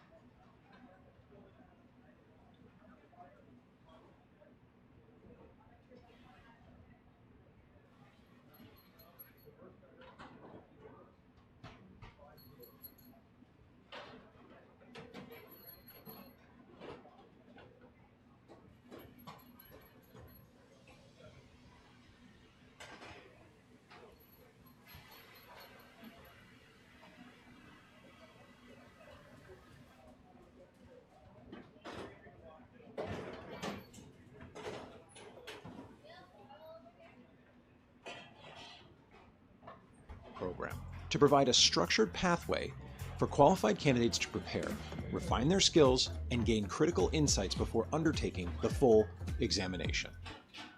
The AMCO Assessment Program from the American Master Chef's Order is designed to eliminate ambiguity and provide clear guidelines for the CMC exam process. Every qualified candidate is automatically enrolled and guided through 4 progressive sections that build the necessary skills and confidence. The first 2 sections are required for final approval to take the CMC exam. Once completed, candidates may either proceed to sections 3 and 4 for deeper insights and additional feedback, or register for the next available exam date. Although optional, completing all 4 sections significantly enhances the preparedness and increases likelihood for success. In Section 1, candidates must craft a 7-course menu utilizing a predetermined market basket and a common kitchen stock list. The menu must showcase basic culinary fundamentals like distinct cooking techniques, classical knife cuts, a vegan course, garde course, consommé, just to name a few. Menus must follow strict formatting guidelines and be presented at a professional standard. Any submission with more than 3 grammatical errors will not be considered. Weekly Zoom meetings with the assessment committee provide candidates with feedback and critical discussion along the process. These sessions offer valuable insights into menu progression, execution, and presentation, key components of success in the CMC exam. In Section 2, candidates undergo an intensive in-person cooking assessment held at select culinary institutions across the country. This critical stage integrates key elements of the CMC exam and provides evaluators an opportunity to assess technical skill, execution, and overall readiness, as well as organization and preparation. Going into Section 2, candidates receive a market basket 10 days prior, allowing for menu development or guide submission, both of which contribute to the final score. The cooking assessment then mirrors the evaluation criteria of the full CMC exam, with clear points of evaluation designed to showcase candidates' strengths and skills deficits to more effectively prepare. Throughout the assessment, real-time feedback is provided by the American Master Chef's Orders certified Master Chefs, helping candidates identify strengths and areas for improvement. Upon completion, candidates receive a detailed evaluation report, including an estimated readiness score based on the evaluator's expert analysis. Keep in mind, ultimate success at the Certified Master Chef exam is solely dependent on the candidate's individual preparation, training, and execution under pressure. The American Master Chef Order Assessment Program is more than a prerequisite. It's an invaluable experience designed to sharpen skills, eliminate skill deficits, and refine the precision and mastery that is required to achieve certification as a Master Chef. Regardless of where you come from, the path to the Master Chef exam begins here. We look forward to welcoming you into the kitchen.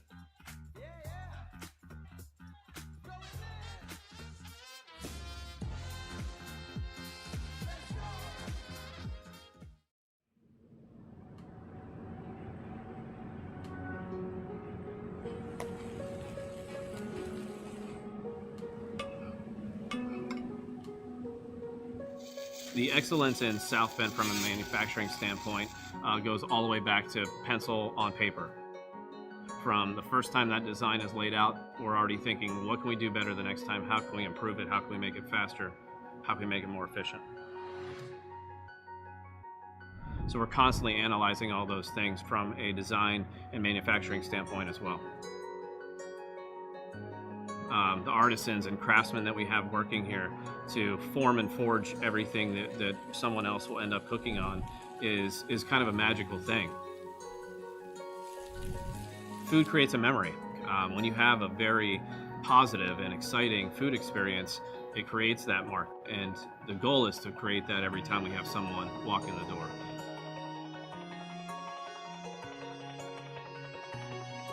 We are always looking to improve that next thing. Even though we may have just finished an oven, we're already looking at what that next generation of that piece is going to be.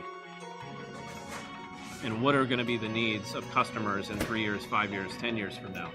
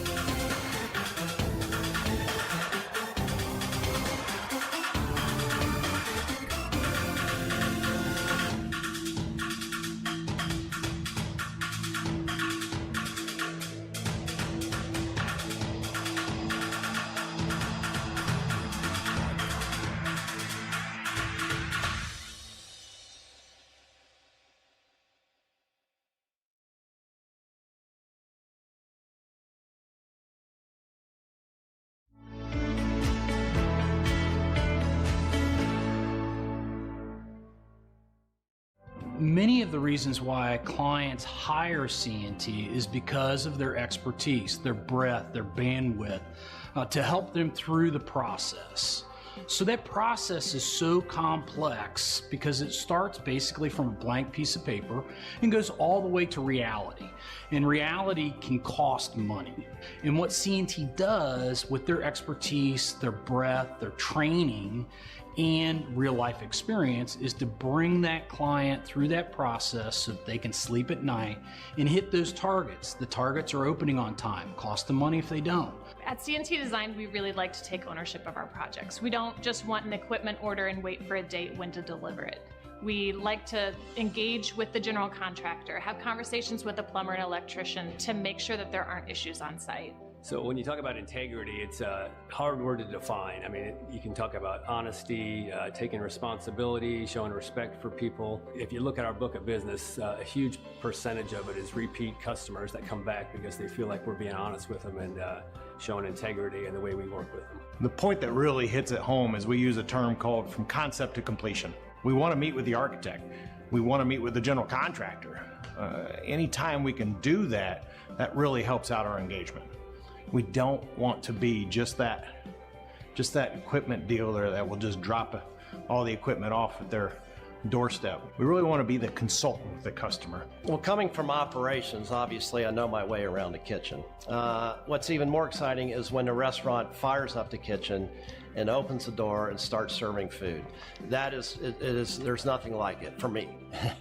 A lot of people might say, I don't understand. But to me, once they start cooking, serving, making money, then I'm done. And that still excites me.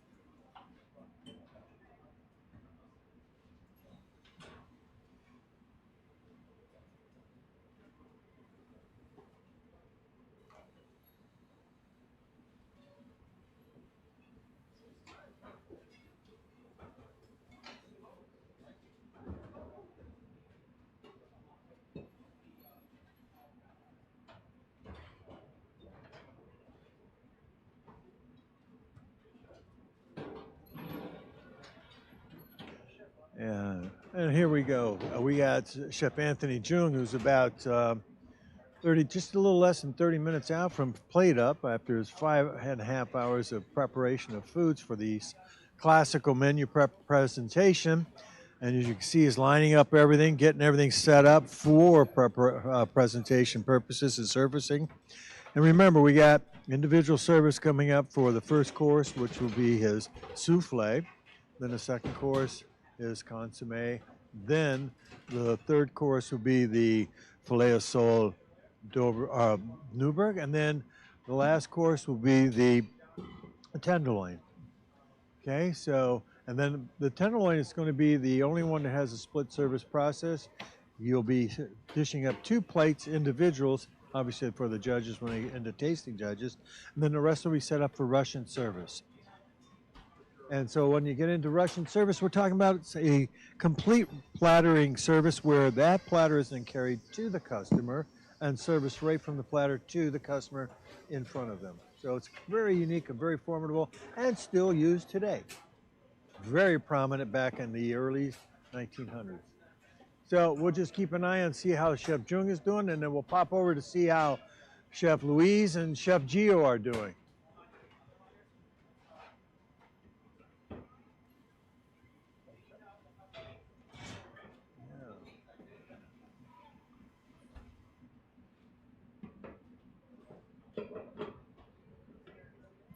There's Chef Gio's finishing up there. It looks like he's, see now he still has his consomme unwrapped and he's still marinating that. Marinating. Basting. Thank you. It's been a long day, folks. If you can stick with me, I appreciate it.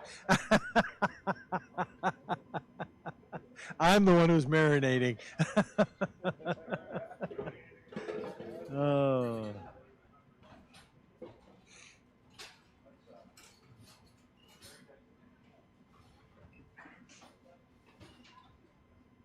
Please send my apologies to Chef Gio. Hope the marination is good, yes. Okay, there's Chef Louise Young, finishing up preparations there.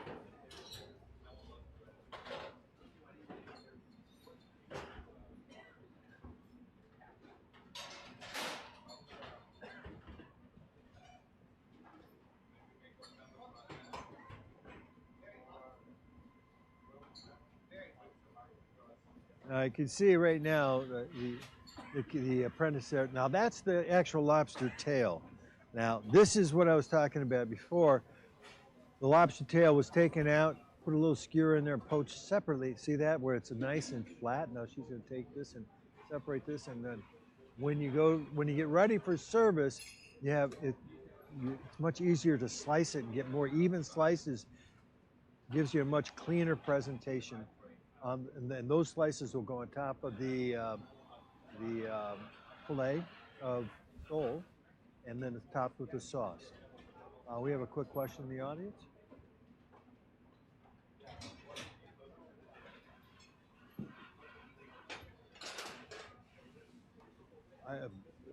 This lobster, I mean, as far as well, this could be butter poached. And then what I mean by that is once I take it out, I will then butter poach it. What happens is that butter then becomes nicely flavored, and then you can use that with the coral to finish if you want to bring that into the sauce. A lot of different ways you can use it, but ideal time, I can't give it to you. So it's a feel.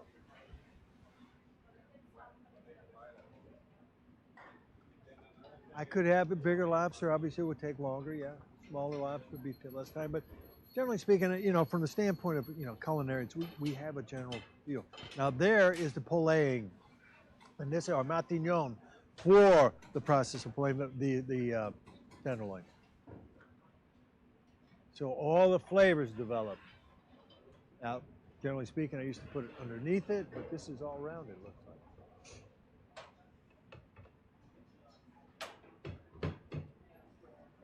Oh, there's Chef Jung right there, Anthony Jung, ready to go.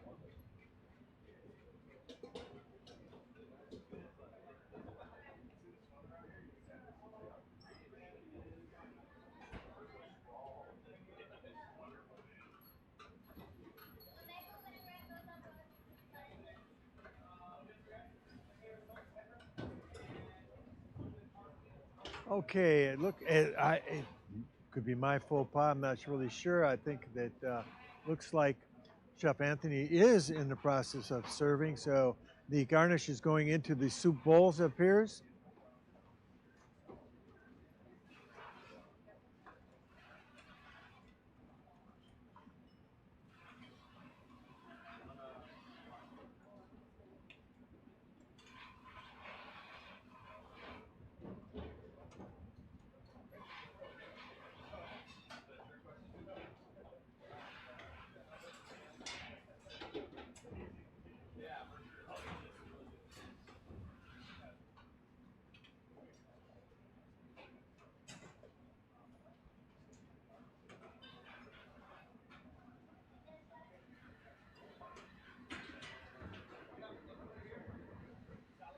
Yeah, I think we're getting there. We're getting there. Okay, soups look like they're ready to go.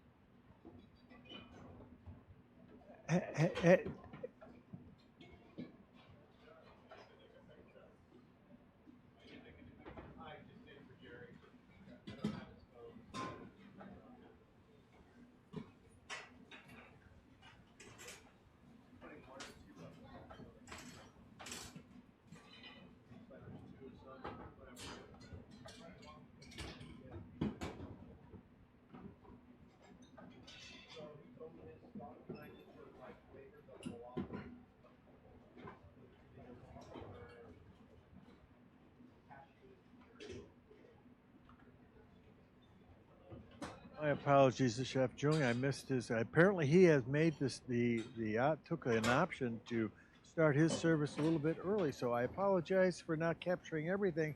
The souffles have already gone out. The soup has gone out. His window opened a half an hour, so he was looking at 18 minutes before his window closes, and he has the two main pieces left. He has his filet of sole Newburg, and then his filet de bouffe dauphinois, dauphine to serve. So I apologize for the confusion, but that's where we're at now.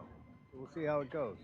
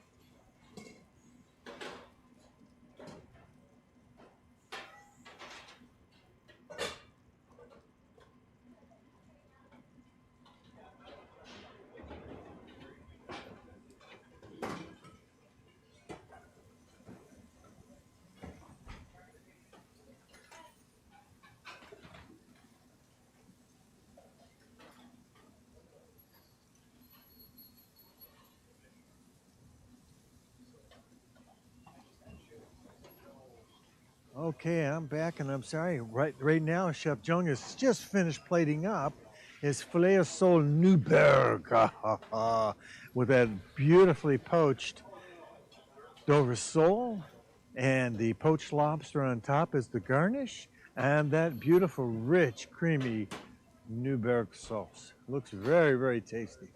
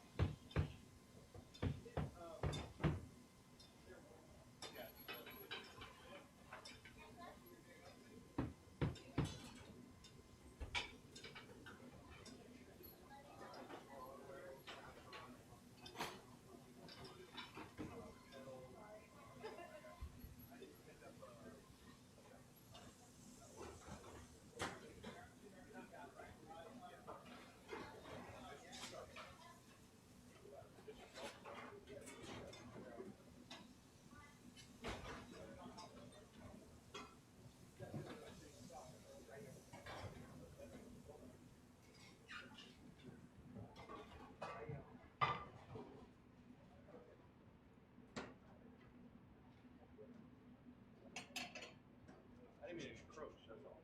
Would you like a mini Pepsi?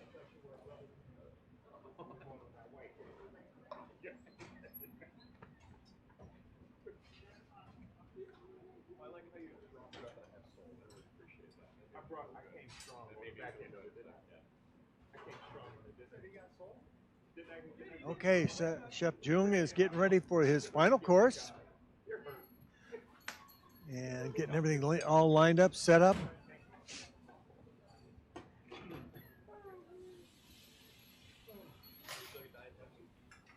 I'm close. It's okay. I'm feeling so bad.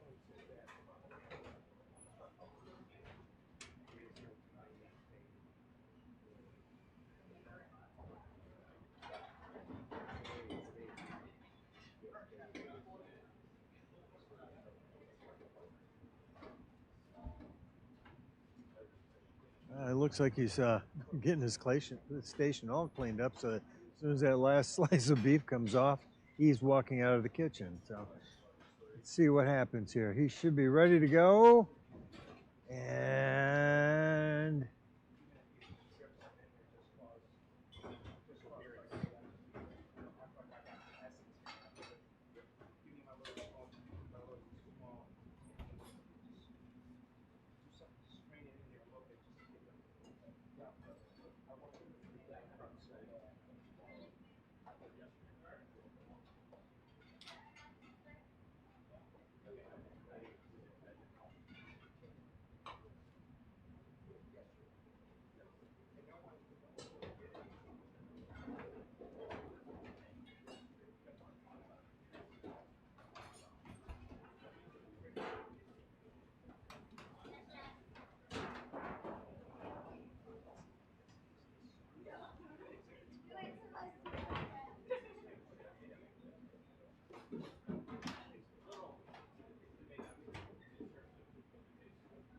okay, I think he's just about ready to start service now.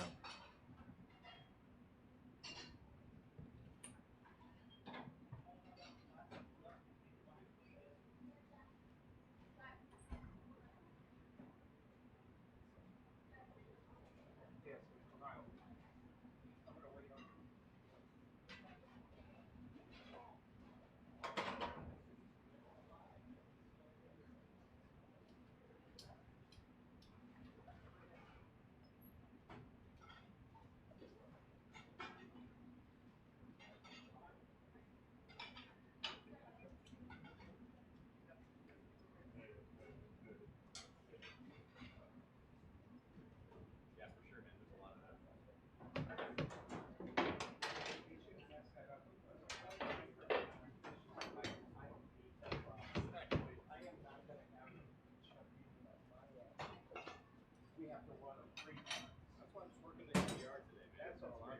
Okay, I think I see the filet out there and the potatoes.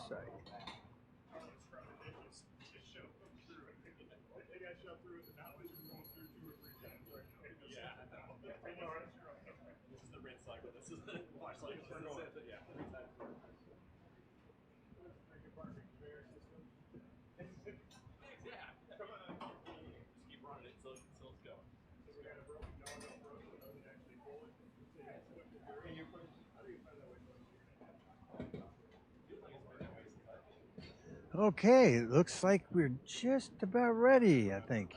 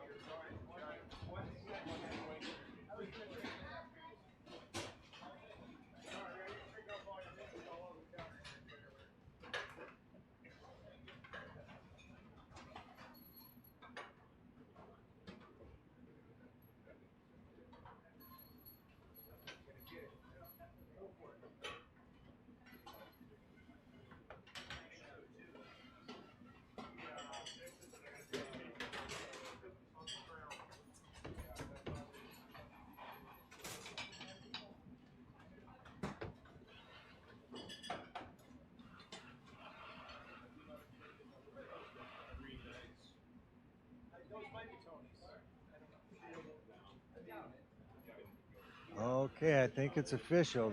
The knife is going through the meat. Here we go. He still has, he's got time left on his window, so there's no hurry.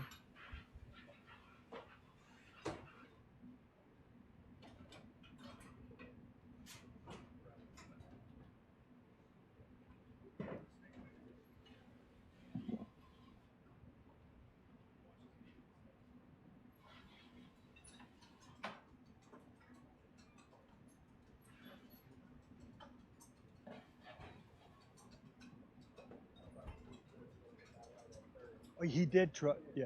The question was, would I have trusted beef? He did. He did trust it, and during the resting time, he took the strings off.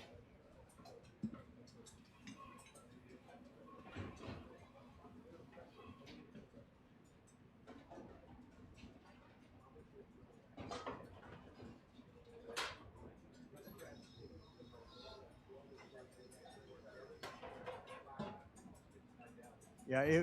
For that particular procedure, trussing would almost be mandatory because of the shaping. You want to try and draw that tail back as much as you can to create that equalization of dispersion of the muscle. So. Oh.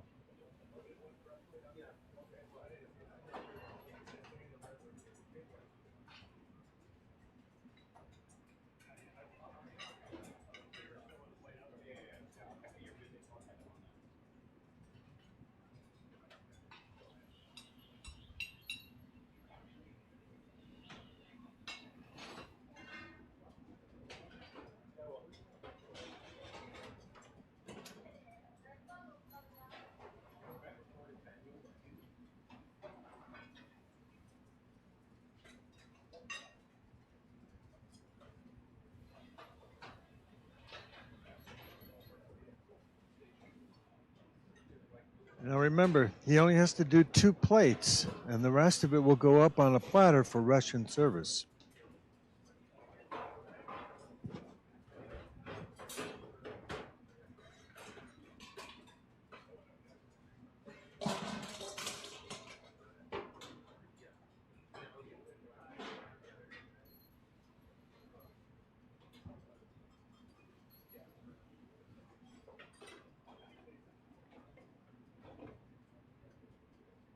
Okay, are we looking here? Are we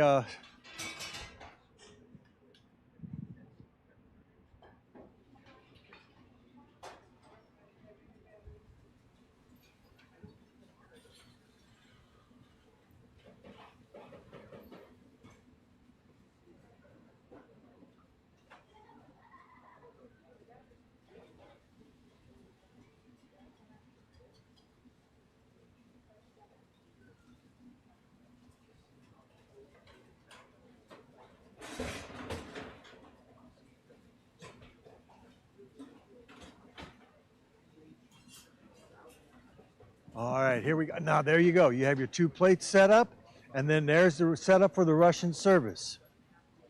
Okay, the complete service of that, where that tray is taken out to the customers and served right from that as part of that Russian service concept. Bingo.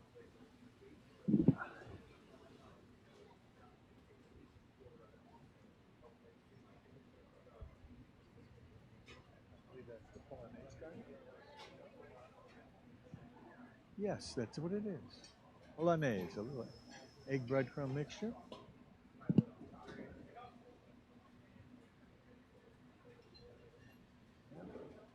Well, yeah, he's typical Chef Jung on his time using of his window. He's right down to the last second.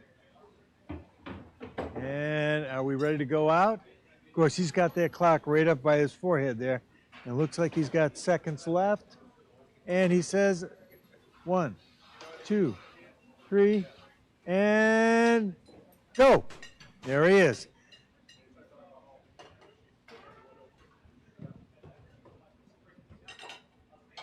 All right. Well done, Chef. Bravo, bravo.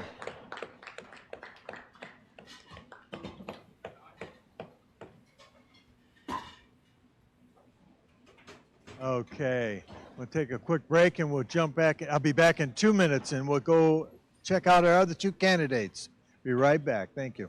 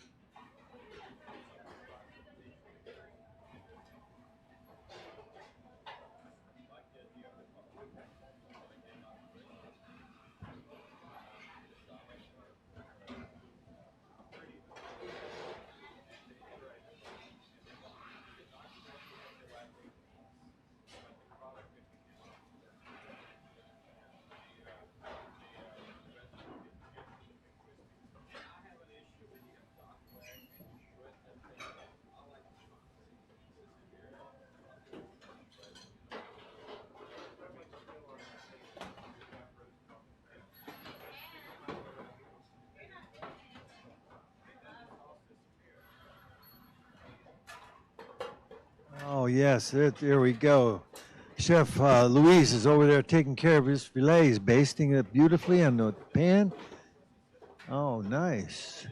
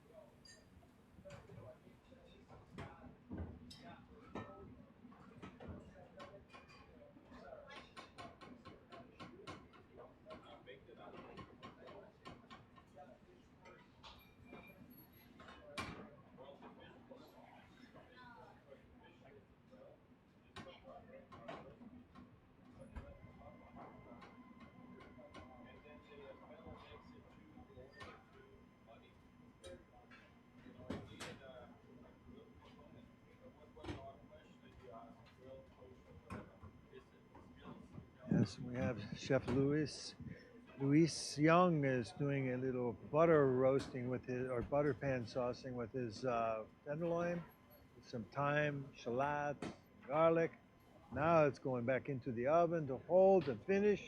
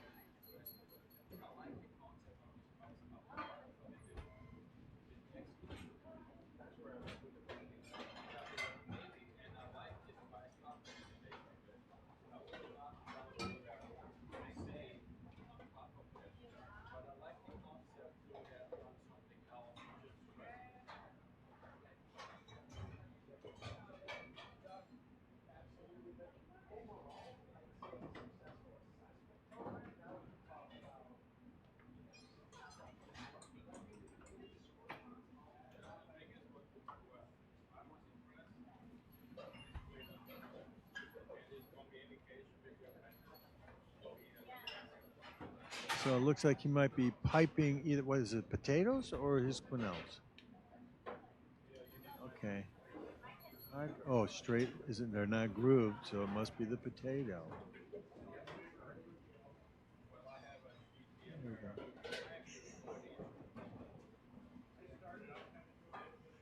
So we've had all three of them produce the potatoes so far the same way, pretty much.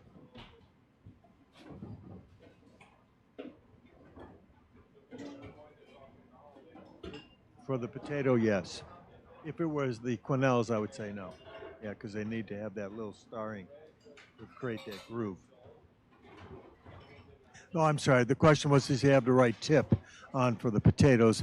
If he was doing the potatoes, yeah, you need them straight. That's all.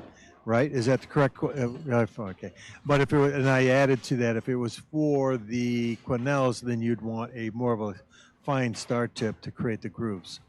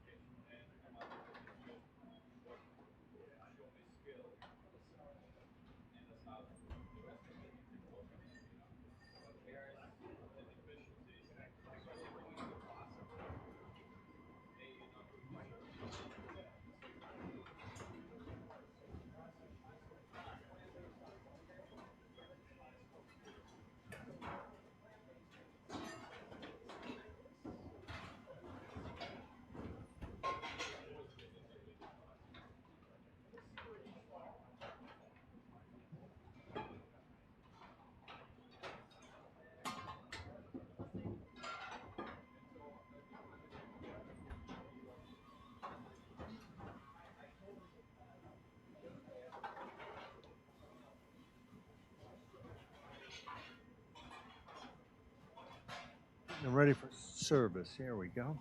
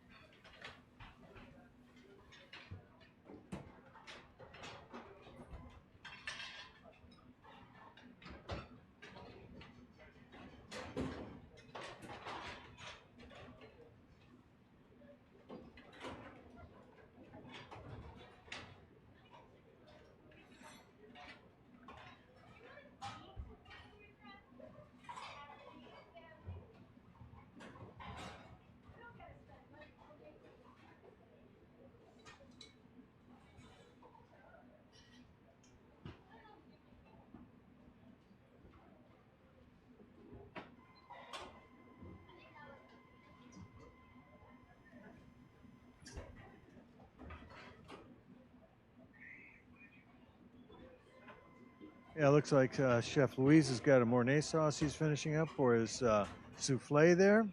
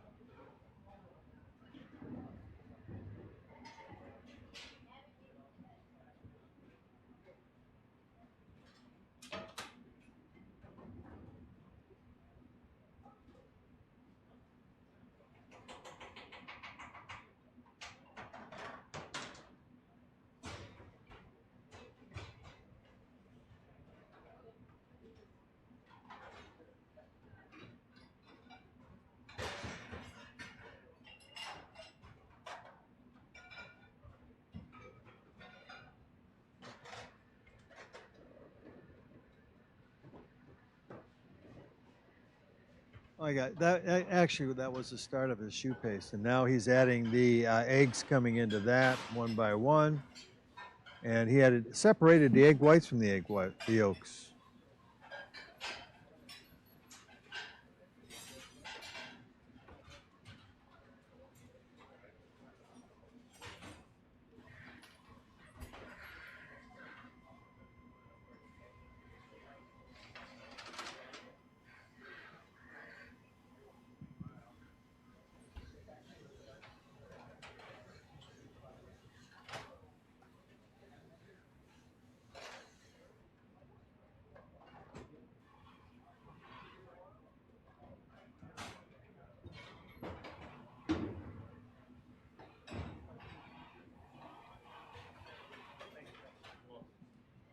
I think we're in line to say that now I understand what he's doing. He's actually making the souffle base.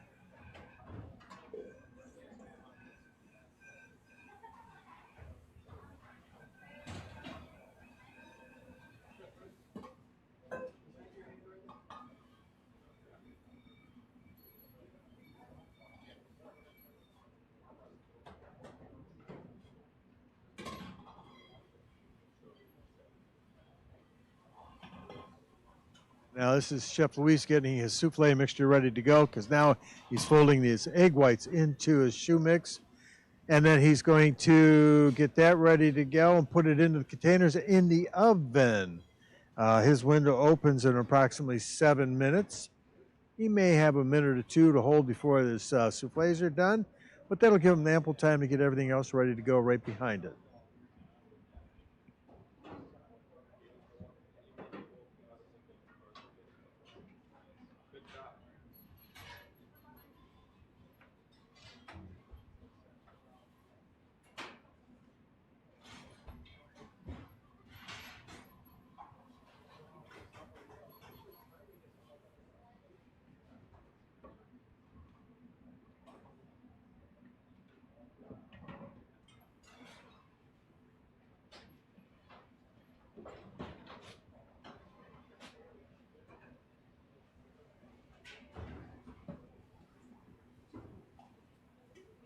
The next time you see him, if you could, for me. Throwing it off when you just want to leave and cuts.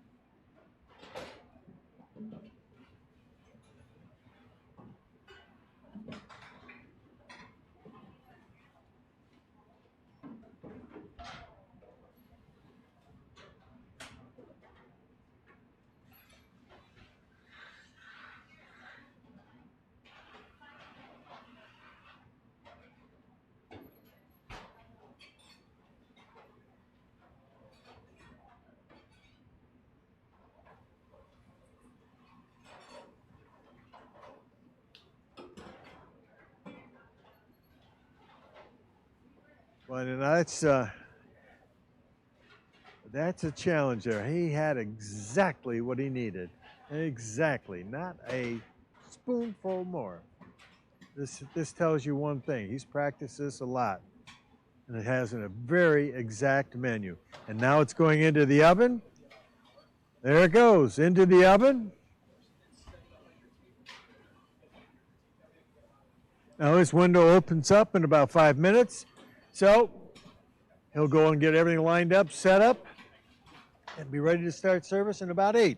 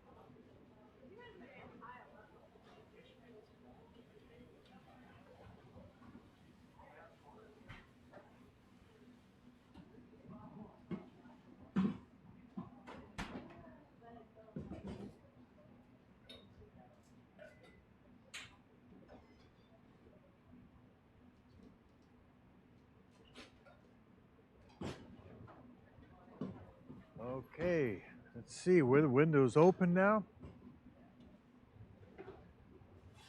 And we're just waiting to see. Obviously, the first course is going to be the souffles. It looks like he's all set with his plates, ready to go. Looks like is that his sauce in the pot there? He's ready to go.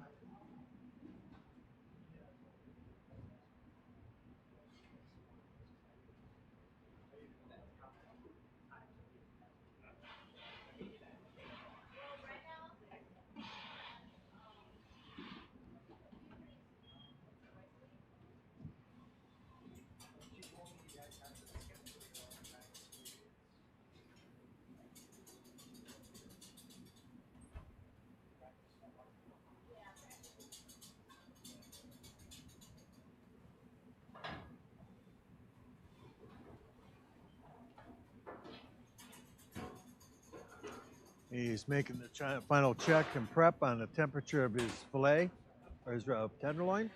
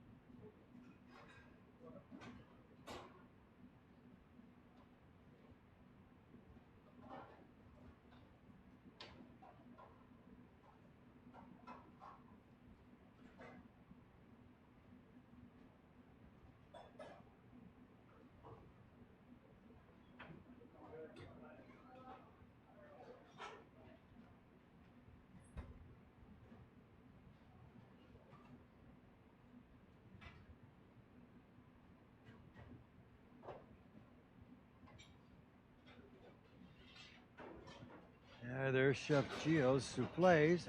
Oh, they do look like this. I'm sorry, Chef Louise's souffles. I'm sorry. Oh, look at that. Look at that beautiful jump we got going there. Wow.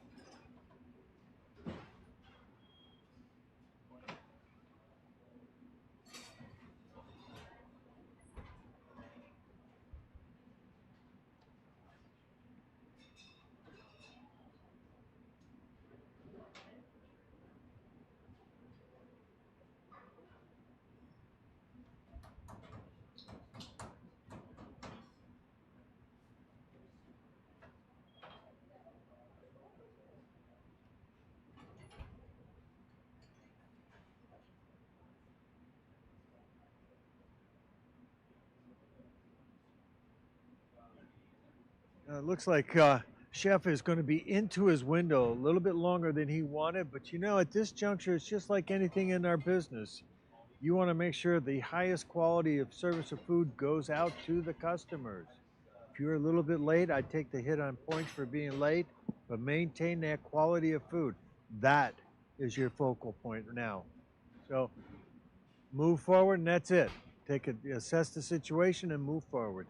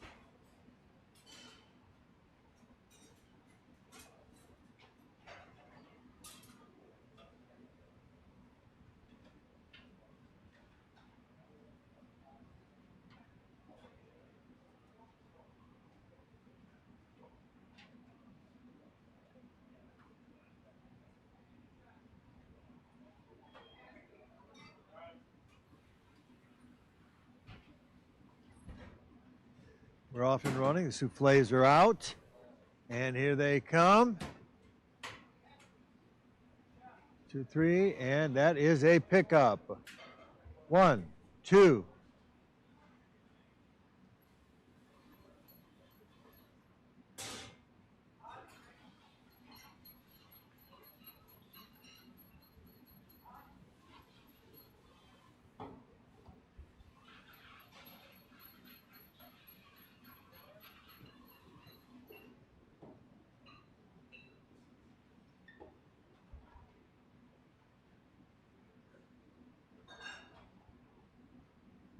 All right, there we go. Now, this is where the consommé comes into play, and he is already dishing that up. Yes, he'll lose a couple points for the timing of his service of this, but it's worth it as long as you maintain the quality. It's worth it to make a hit for a point or two. Welcome. Good, how are you today?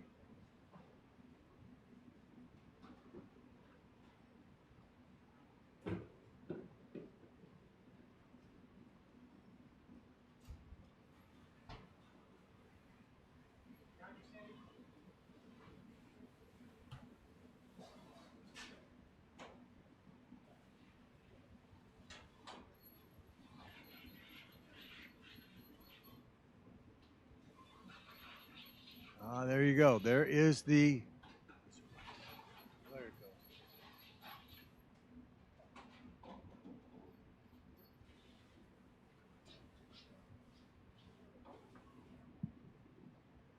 Okay, the little plushes now. Oh, we have got 1, 2, 3, 4.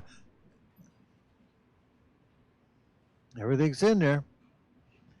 Quenelles, the rice, asparagus, the plushes. We are rolling on that course. Boom. All right. We are now 13 minutes into our window, and we got 2 courses out. So now that we got a little breathing room, we'll be able to get the other 2 courses. We'll be all set.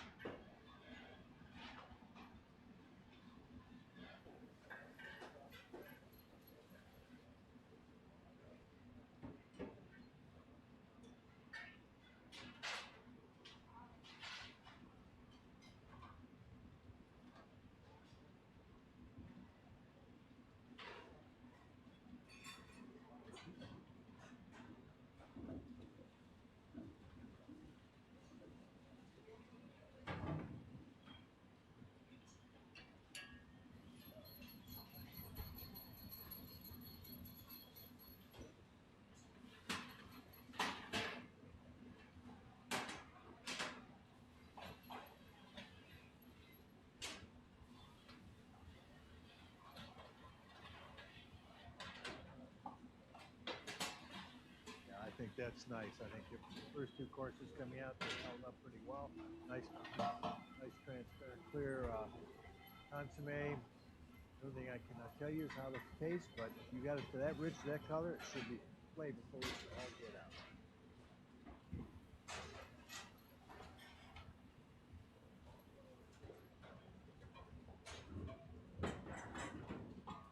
Okay, next course getting ready for is the filet of sole Newburg. Again, this is a shallow poached Dover sole. Nice rich Newburg lobster flavored sauce. The garnish of lobster over the top, and the judges are looking for just the simplicity of this process.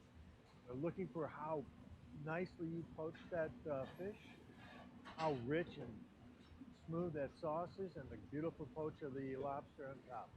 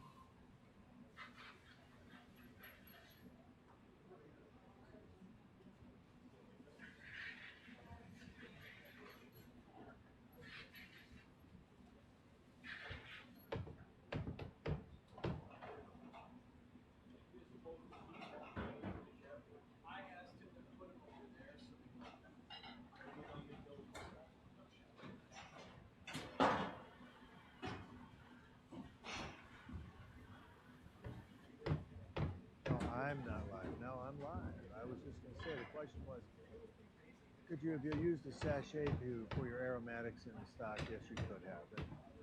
But it apparently didn't affect the service because they found it. But like I said, an onion came up. It would eliminate that process of having to clean that off. So if it was contained.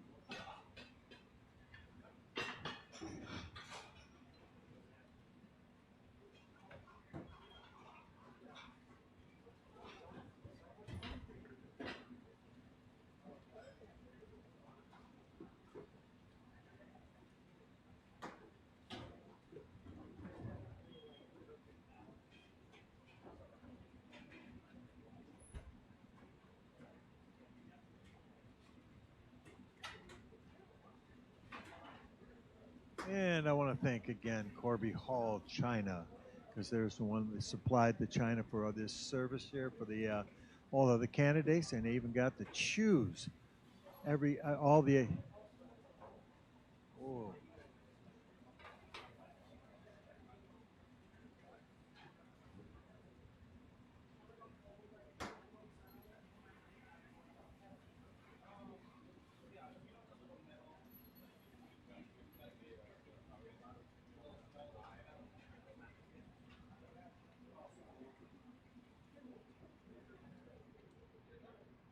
Now, when you're poaching a product, it's always very, very important that when you add the salt that you coat the complete product with the sauce to help retain the moisture and the heat.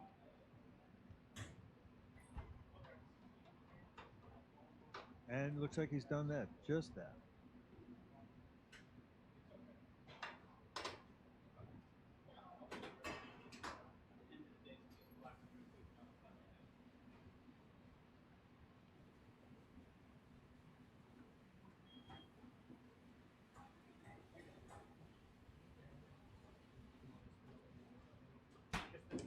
The one thing, the question that came up is, let's just say you wanted to add a little additional garnish to this. The specifics of classical cooking is, you're following a recipe and you have to follow it to the letter. Not put your own personal touches on it. Follow it to the letter.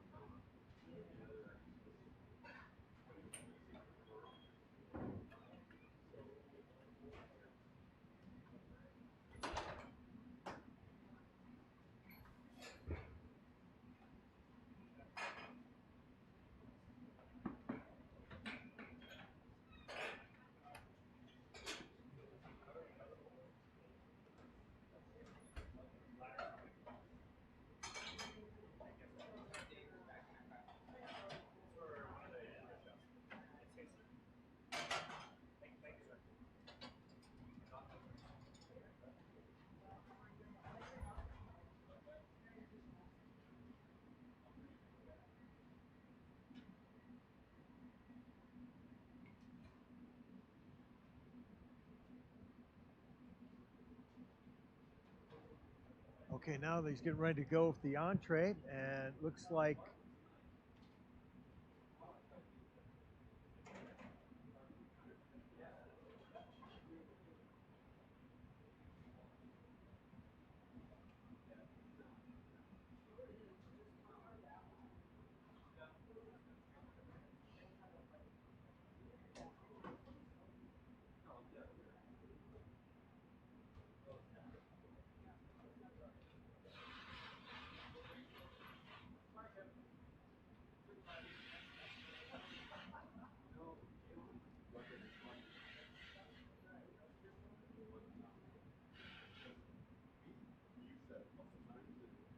this is the Russian service setup.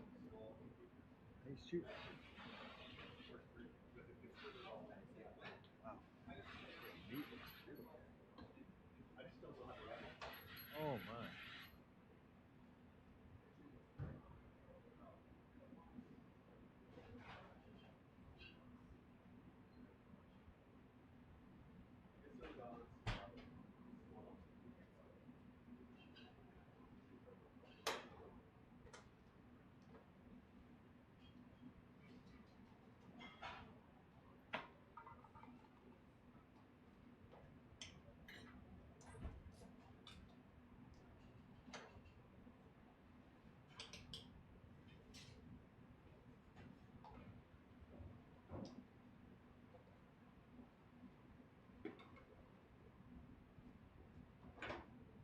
Well, I have to say that looks absolutely gorgeous. I love the plate. Thank you, Corby Hall, China. There you go with the potato. Served it over the spoon. Very nicely done.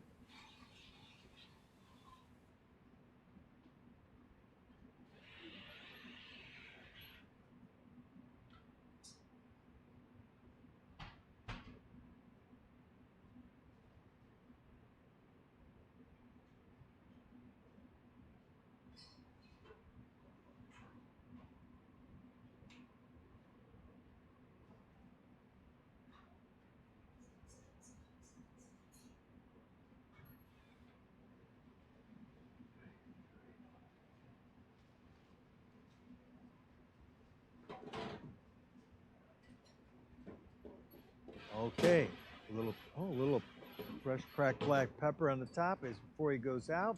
Still has ample time on his time window.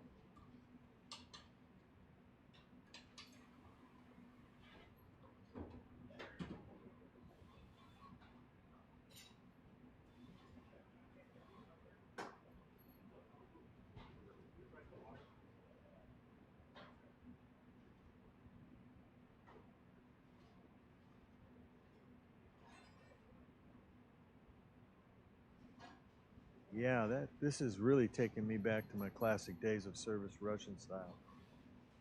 Because we used to have one restaurant that everything went out on silver, everything. Nothing left the kitchen unplayed at all, ever.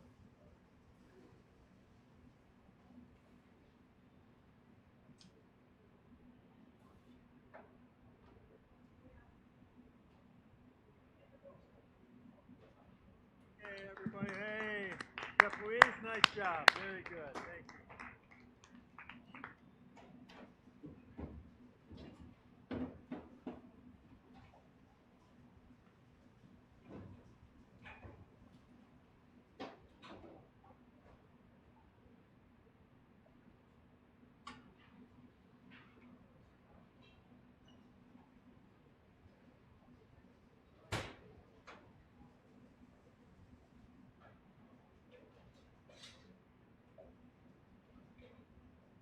That looks absolutely stunning. Very nicely done. Thank you.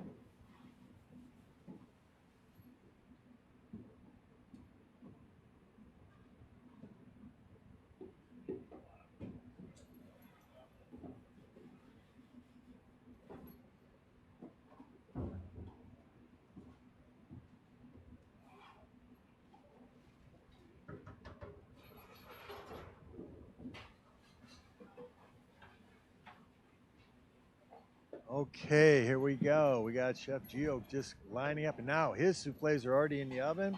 He's got approximately 11 minutes before his window opens. This ought to be interesting. Let's watch this. I got to tell you, of the all three of them have just really performed. Yeah, as soon as.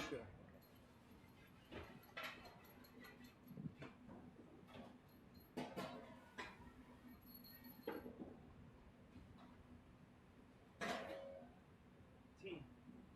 Hi. I need a chair. Hold over here, go inside the judges area. Can you grab some of those things? Send them more towards the direction, maybe a bit slowly that way. It might they need those out of the way because of the amount of place there.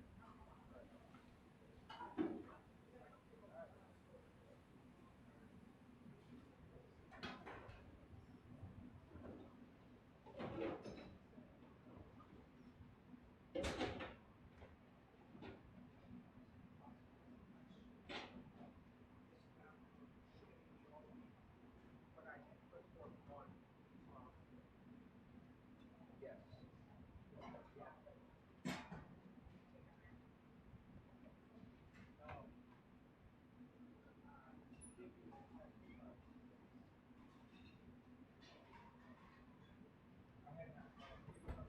I was at the bottom.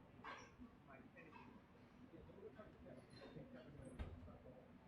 Okay, which is fine. I knew where I was at the bottom. Let me no problem. I'll go there. I mean, I told them. You asked me first.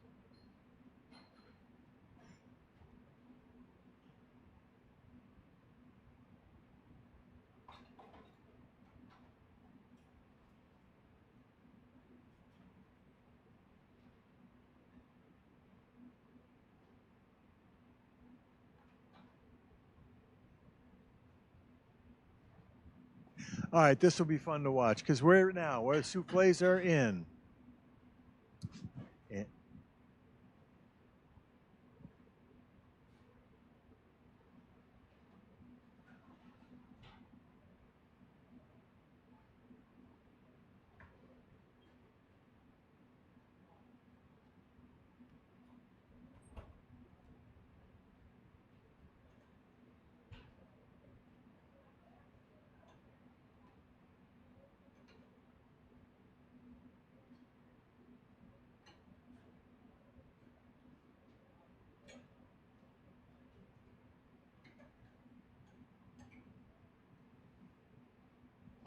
now it's always a little hurried to get this first two courses out.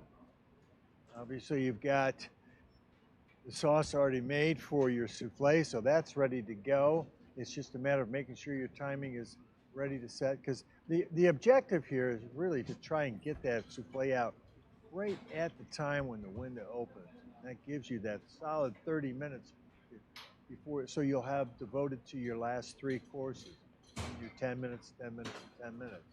So that's the kind of the game plan here. Obviously, sometimes they go a little awry and you have to make up for time, but that's all right. In this case, he looks like he's in pretty good shape. So one, he's got the sauce ready to go. Second thing, the soup should be ready to go. It's just a matter of making sure that your garnitures are all set, ready to go. Temp bowls are ready to go. Serviceware is ready, which it looks as though they're set up there for that too.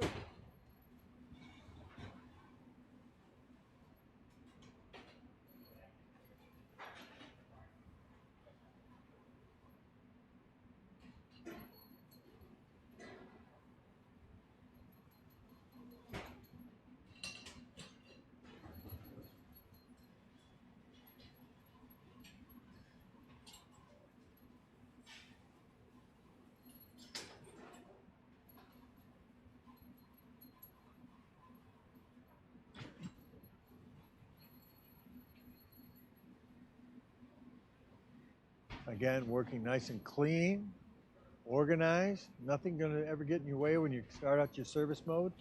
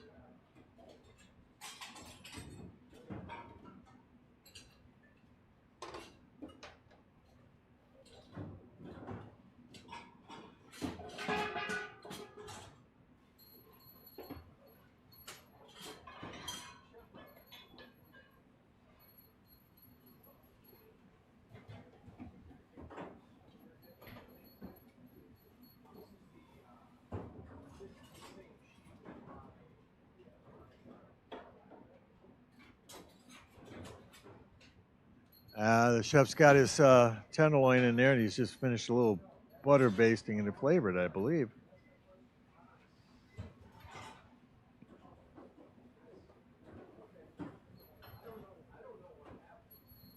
Yep, that's it. Now that pulls out.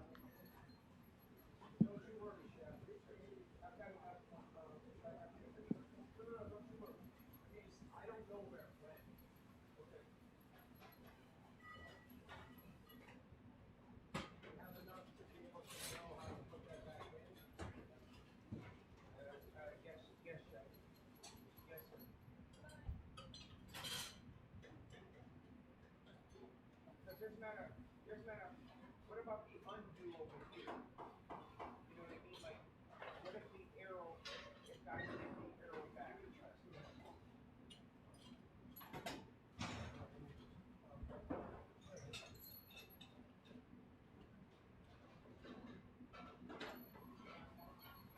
Okay, yes.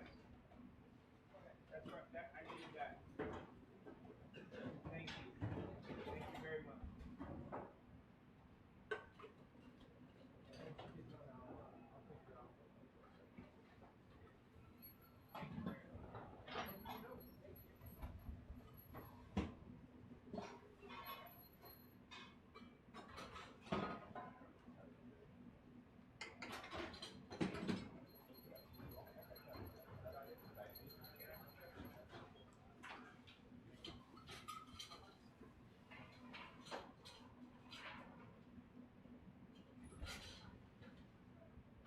That would be the sauce for the souffles, which is a Mornay sauce.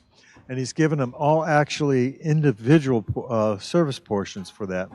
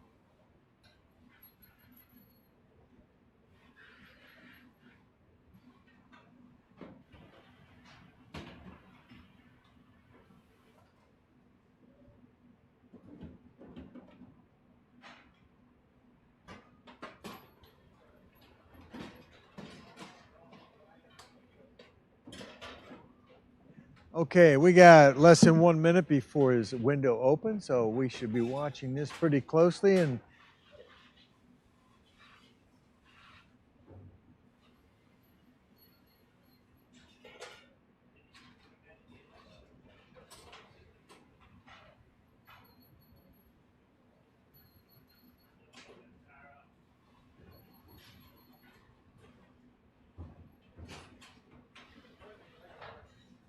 oh, look at that. There you go. Whoa, yeah. We got an applause coming from the audience for those.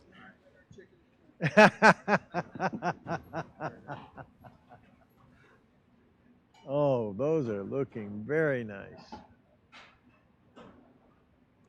Okay, his window has just opened up, so he's got time yet. So there's no rush. So he's got time. I'd say he can afford to spend about 3 or 4 more minutes.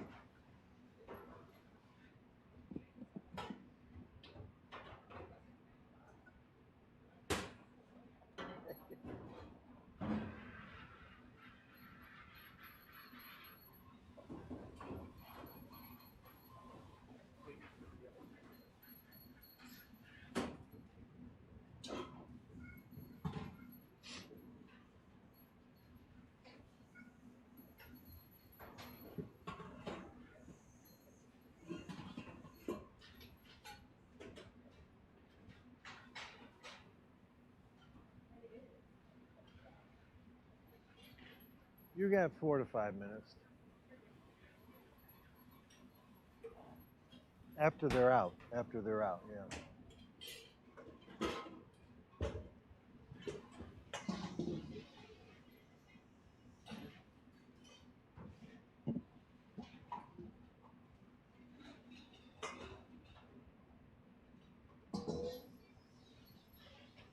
This is a time where you kind of get anxious, but you want to make sure you give it the right amount of time to make sure, because you can make up a couple minutes here and there down the road, but make sure that first course makes the biggest impression on the judges. And here we go. 1, 2, 3. Here we go. He's got it. This is good. You're only 2 minutes into your window now.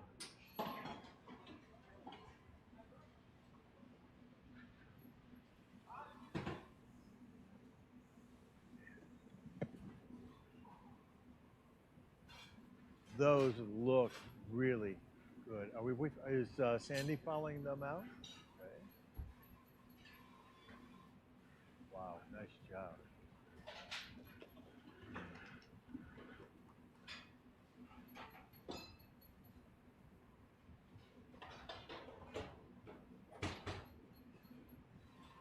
Now, this is where, keep an eye, they're holding up beautifully. They are holding up beautifully. Get that.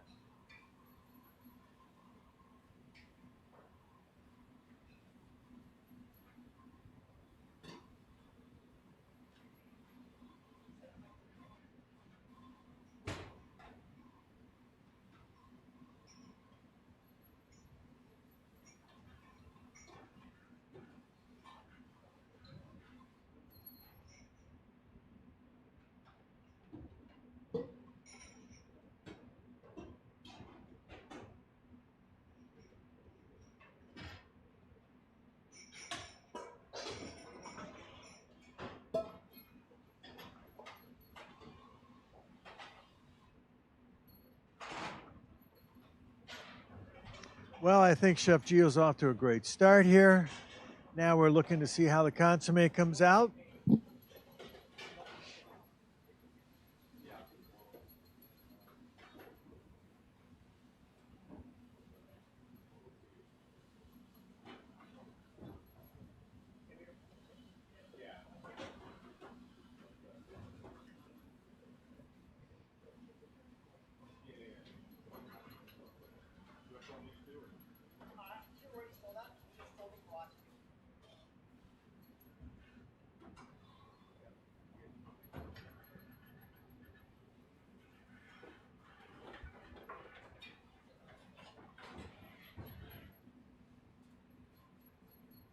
Oh.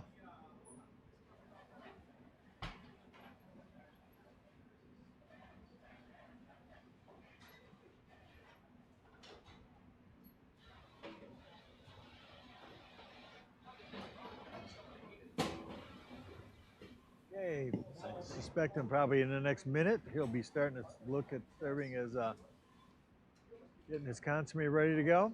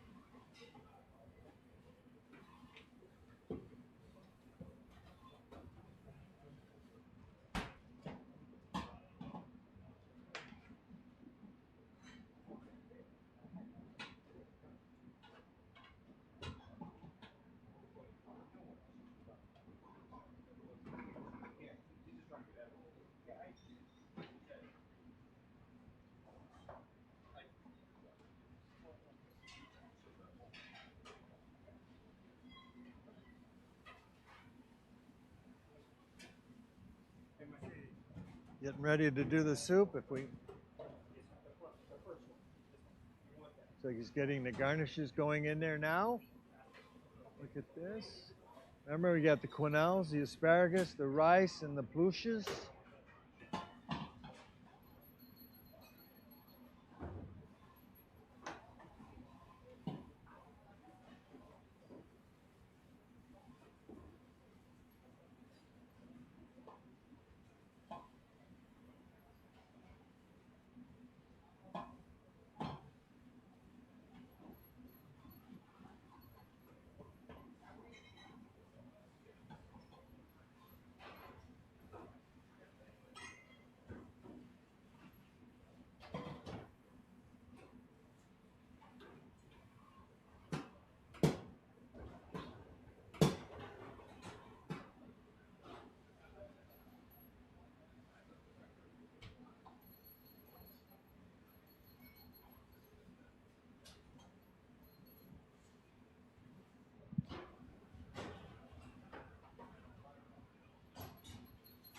Okay, there it goes, and we're getting ready for the first course service, or second course service. Where comes the consomme? One. Look at this, look at the steam coming off of that one.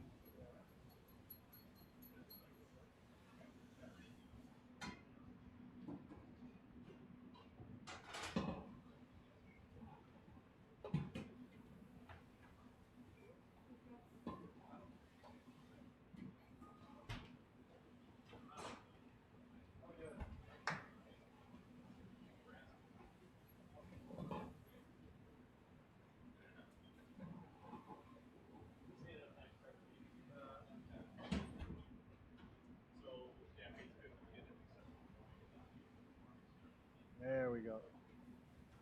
Oh yeah, matter of fact, on the second tray sheet. There we go. 1, 2, 3, 4. We're out.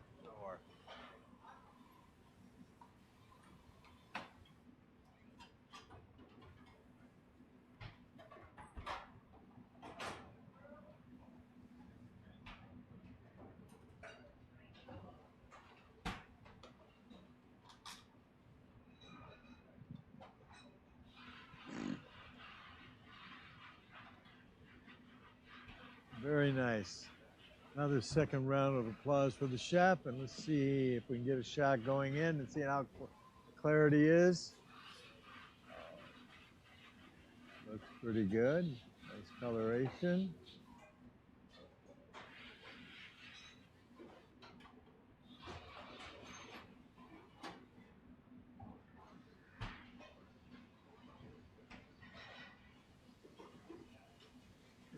Look at those souffles holding up very nice there. Okay, now we got 2 out, 2 to go. Next up will be the filet of sole Newburgh.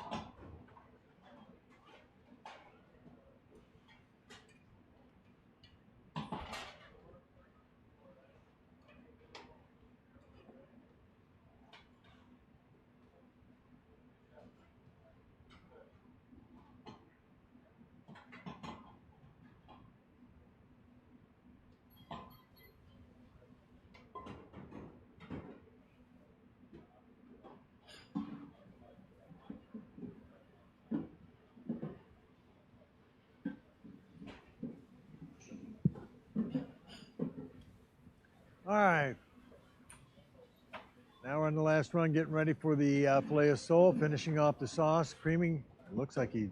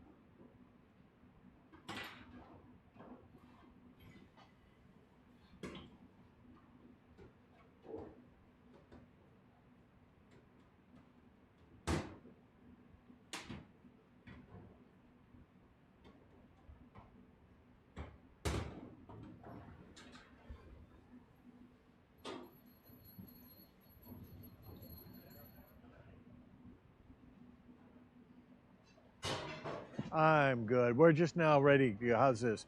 We're setting up the third course rather, and we're putting on the fish, and she's just dabbing the bottom so that the moisture from that doesn't leak onto the plate. Just a little touch, nice little touch to make sure that it doesn't affect that finish on the sauce. And good afternoon, Chef Chris. Hey, Chef Kevin, how you doing? I came to join you because there's a change in the format today. This is going to be the last thing that the candidates do today. So the window for them to get their basket got changed. So this will be the end of the broadcast after they're done plating up. So I thought I'd join you before it was too late. Thank you. Yeah. I appreciate that. Yeah, you're welcome. Yeah. Oh, so outstanding. yeah, well, let's wait till they finish plating up, and then we'll carry that. Yeah, we'll carry it over. We'll talk about tomorrow and we'll lead up into tomorrow. So okay. yeah, Okay, now we're getting the lobster going on top. Now we're looking for the final nappe of the sauce and the service. Yeah, one thing about those lobsters, they're very, very particular about if they wanted a female lobster or a male lobster and how alive it was. All made a big difference. It should be up. They can't hear me? Is it up? Yeah, it's up. They should be able to hear me. You're good. And so, you know, I actually, you know, they kind of handpicked the lobsters they wanted because it's a crucial part of this dish. And so, you know, you got to have a live lobster to do that. Once it. Oh, yes. And we found out earlier from Chef Andrini how important that lobster is, because it directs you if you got a male to one way, and it directs you to go an opposite way if you got a female. Oh, there you go. Nice little coating on there. That looks very good. Very, very good. Yeah. A nice nappe, nice shine, not too thick. Oh. You like that word, nappe? I do like the word okay. nappe. I don't like the fact that I'm out here when that lobster and Dover sole is in there. Well, I can arrange you to, maybe you want to be in the tasting room. Maybe I should be in the tasting room. Oh, does that look good? Yeah. Oh, and he's right on time, too. So he's looking good. Last course to come out, obviously. Yeah, this is, it's so critical, the timing part of it, that, you know, the window of opportunity is so small, and you have to hit that window or you're penalized severely. Isn't it fun seeing the classics? Look at that consomme. Oh, the consomme. Yeah. Oh, the souffle. Oh, right on start. Yeah. Boom, boom, boom. I saw you were looking at them in the oven, watching them, and that's really neat. You can see them through the window.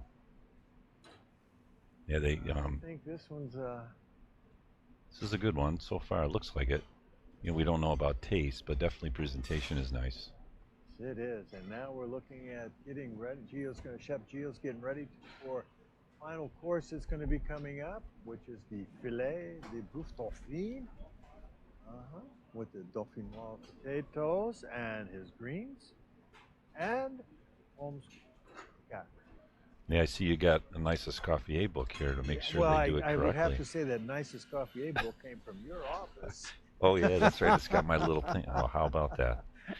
It was a nice introduction when we were talking about Escoffier, so I could showcase and talk to him about where all these recipes came from. Yeah. And you literally have one of these recipes has almost 6 different recipes that coincide to make the particular dish. Yeah, Escoffier was, you know, last night Chef Dan Hugler was talking about these dishes, and he would just flip to this page, and then the sauce fruit is on, and he has that book memorized.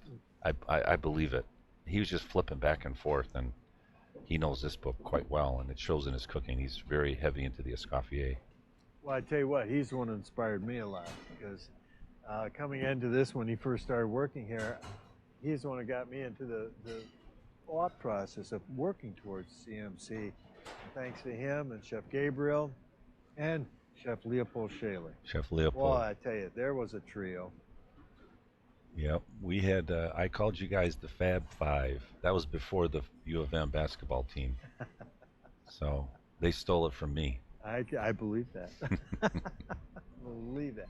The Fab Five. The Fab Five, yep, that's what I called you guys. So it's so nice to have them practicing these classical dishes. A lot of people don't know about Escoffier or about the French cuisine and how it all started and the history. And I'm glad that the CMCs are, and AMCO, you know, both ACF and AMCO are honoring the tradition of the classics. Well, there's so many solid cooking foundations in Escoffier's cooking. Yeah. And it translates from 135 years ago, it translates to today so easily. Isn't that amazing how after all these years they're still relevant? Oh, it is amazing. And yet the particular, what I have noticed that if you try to shortcut any recipe it never comes out the same, or can't even come close, actually. You know, a lot of people say, well, the French, they use too much cream and too much butter. Well, some recipes maybe, but look at the consomme today. Very healthy, you know. Absolutely. And if you look in this book, you can find 50 different consommes. Yes.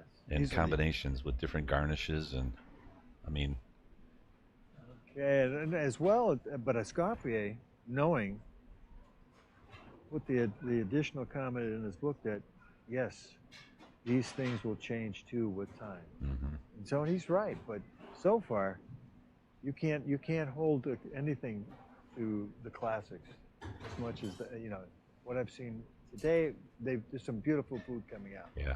But the foundation of cooking from the classics just can't be beat. And one of the other things is that the ingredients, when they were given to them in their mystery basket, they were unbelievable. I mean, the Dover soles were brought directly from Europe over to here, never frozen. The beef tenderloin came what we call in the shell, or actually still attached to the backbone that they had to separate to show knife skill. And it was a prime cut. I don't know if you had a chance to get a side view of those. Oh. Unbelievable quality. And then what interested me was when they were deboning them, they took the tenderloin out, then they had the chain, right? And some of them ground that chain they had to fortify the consomme, so they were using total utilization, which the judges are watching for stuff like that. So I was very pleased. Then they were browning the bones and using that as well. It smelled great in the kitchen. Yes. Especially that bone for coming in off the shell of the tenderloin. Yeah. Made it a little bit smaller, a little easier, because you had the shank bone up front, which would have taken a lot longer to get that to release the flavors. These were much better to work with. Yeah, they're so efficient, and I have to give credit to our students. I mean, it's seamless. They're I'm in the kitchen and I'm watching, and the chef will say, I need this, I need star anise, I need fennel seeds, and the student, without even breaking, not even to just automatically, boom, they're there, they get it in their back. Sense of urgency and organized, and you can see it in the work. Just look at how they work together. One's cleaning the plates, one's bringing them. That has been a spectacle, basically, all 4 days, watching the harmony between the apprentice and the chef. But that's a great communication skill the chef has to have. But it's also nice to see that the student has that kind of a strong base of knowledge to be able to coincide with that to support the chef. Yeah, well, we're very proud of them, and looks like we're starting to get ready for plate up here, chef. So it looks like it's got this haricot vert going on there. Yep, haricot vert. Yep. And that looks like the sauce. Yep. Now again, remember, we're going to go with 2 individual plates and then follow it with the service Russian style, which it looks as though the haricot vert are going into a separate. Yeah, it's in a coupe dish. Yep. Yes. I see a lot of butter in the pan. Can never go wrong. A little butter. Well, the other thing that is so amazing is the timing, how they can actually time things to finish exactly when they need them to. That is, it's just something that's built into skill them. level that It's built into them. Judges are looking for. It's a DNA thing. I really believe it. They point. really know. Very well because put. And how they choose, like, I was interested in, okay, they got the sole, they got the tenderloin, and what would they do first? What was their first task, right? And they all did the beef first. I'm thinking, well, why?